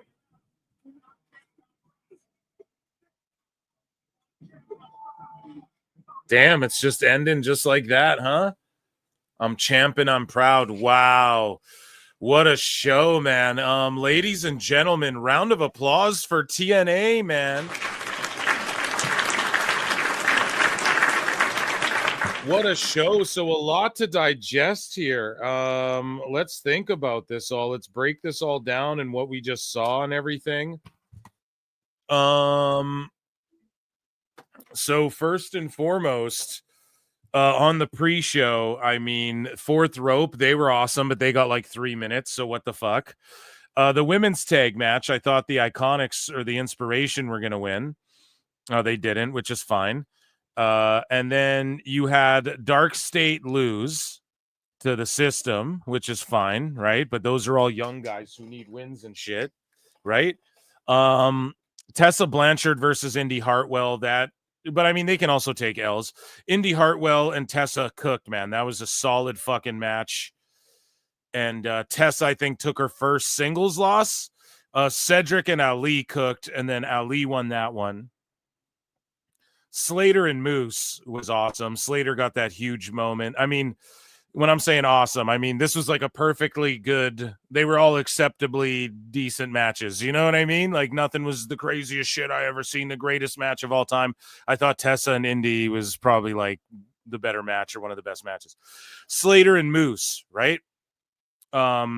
Slater gets that moment with AJ and all of that stuff. That was great. The 4-way ladder match, it was what it was. AJ just, that was the funniest part. Jeff with the fucking helicopter ladder. I mean, oh, come on now, Eric. Let's get real here. Again, now, the Dudleys challenging the Hardys or whatever. That's cool, I guess. Just one time ever, last time ever, right? They get to promote it that way, and it is what it is. But then you get to JC Jane Masha. I mean, come on. JC Jane winning, okay, that was a cool shock. And then I said, yo, now it has to be like Santana or Hendry. Like Santana's the smart move, but or Hendry. No, they go with Trick. Now, if their marketing Bound for Glory is like, that's our biggest show. Well, I'm sorry, but everyone thought fucking Slammiversary was. Now, maybe you got people hook, line, and sinker to come and see Bound for Glory because the chase is always better than the capture. And maybe a bunch of people who watch this are like, fuck, I got to see. And maybe a bunch of TNA people invade NXT again or something. But I don't know. Are you sure about that? If that was the right move. Overall, I give this event a solid, I give it a B. I give it a solid B. Nothing blew me away. It was a packed house. We had some cool moments.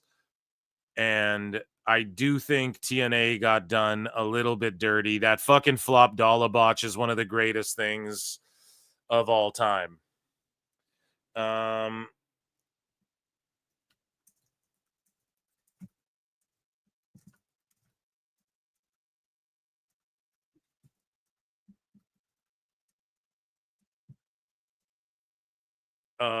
Yeah, I'm just putting a tweet out.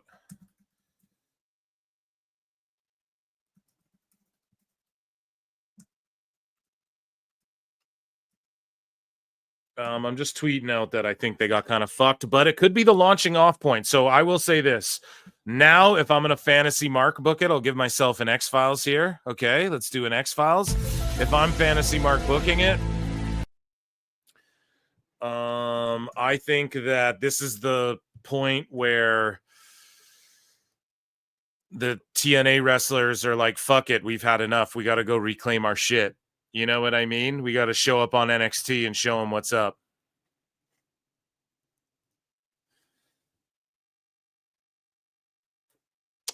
Yeah, that would be my prediction. Otherwise, I don't understand why they would end it that way.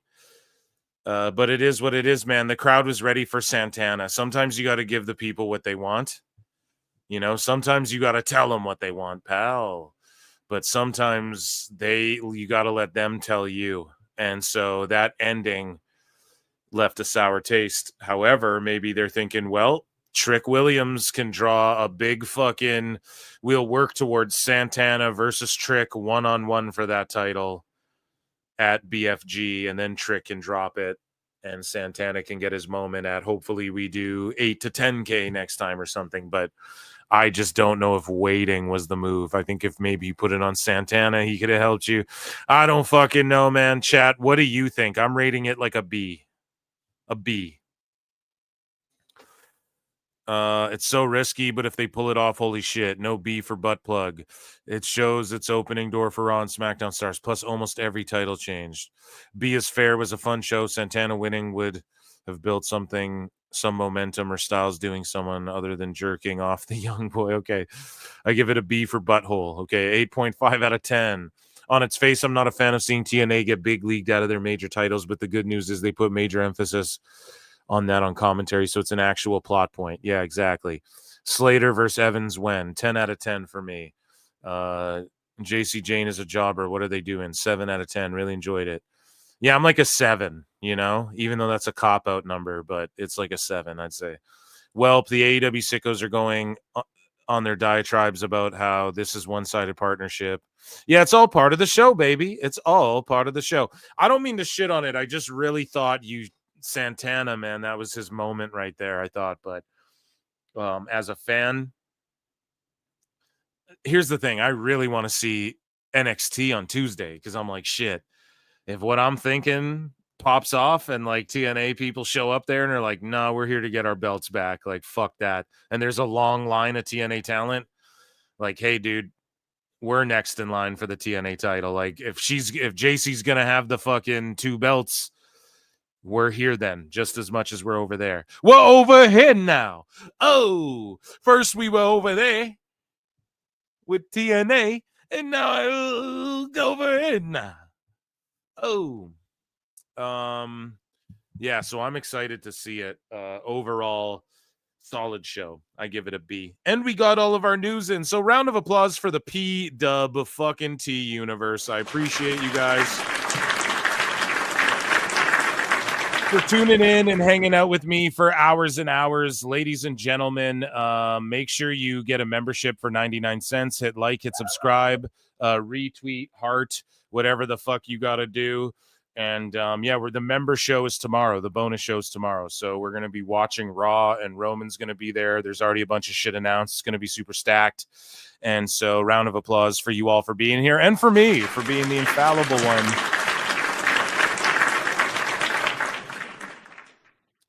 It's late here. It's 9:30 where I'm at, but it is summertime, and I appreciate you all. Be good to each other. Take care of each other. I bid you adieu until and if you guys aren't a member and you want to just watch my free show Wednesday and Saturdays, okay? Live on X and YouTube. Make sure you tune in. Appreciate you all. Until next time, I'll bid you adieu. Take care of each other. Drink lots of water. Hugs and kisses, man. I got to get out of here. I've been streaming so much lately. YouTube.com/@PhilMarksOut. If you guys like pop culture and superheroes and shit, I have a Superman review and a Squid Game series review dropping legit tomorrow. I'm almost done my edit on both. Appreciate you guys. Here's some Becca. Peace. The following promo contains clips by artists strange and unfamiliar to some, but not after TV's next big thing. Hot summer fun.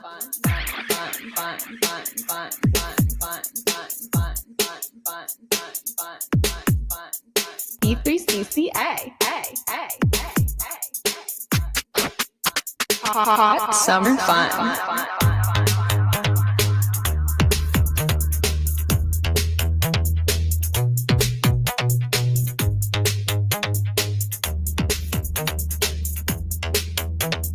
Hot summer fun.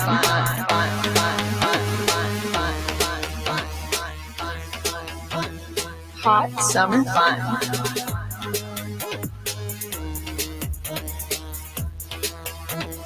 Hot summer fun.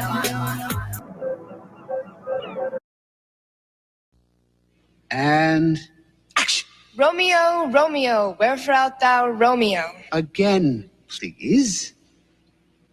Again? Again. Art thou bored? Yeah. Step into a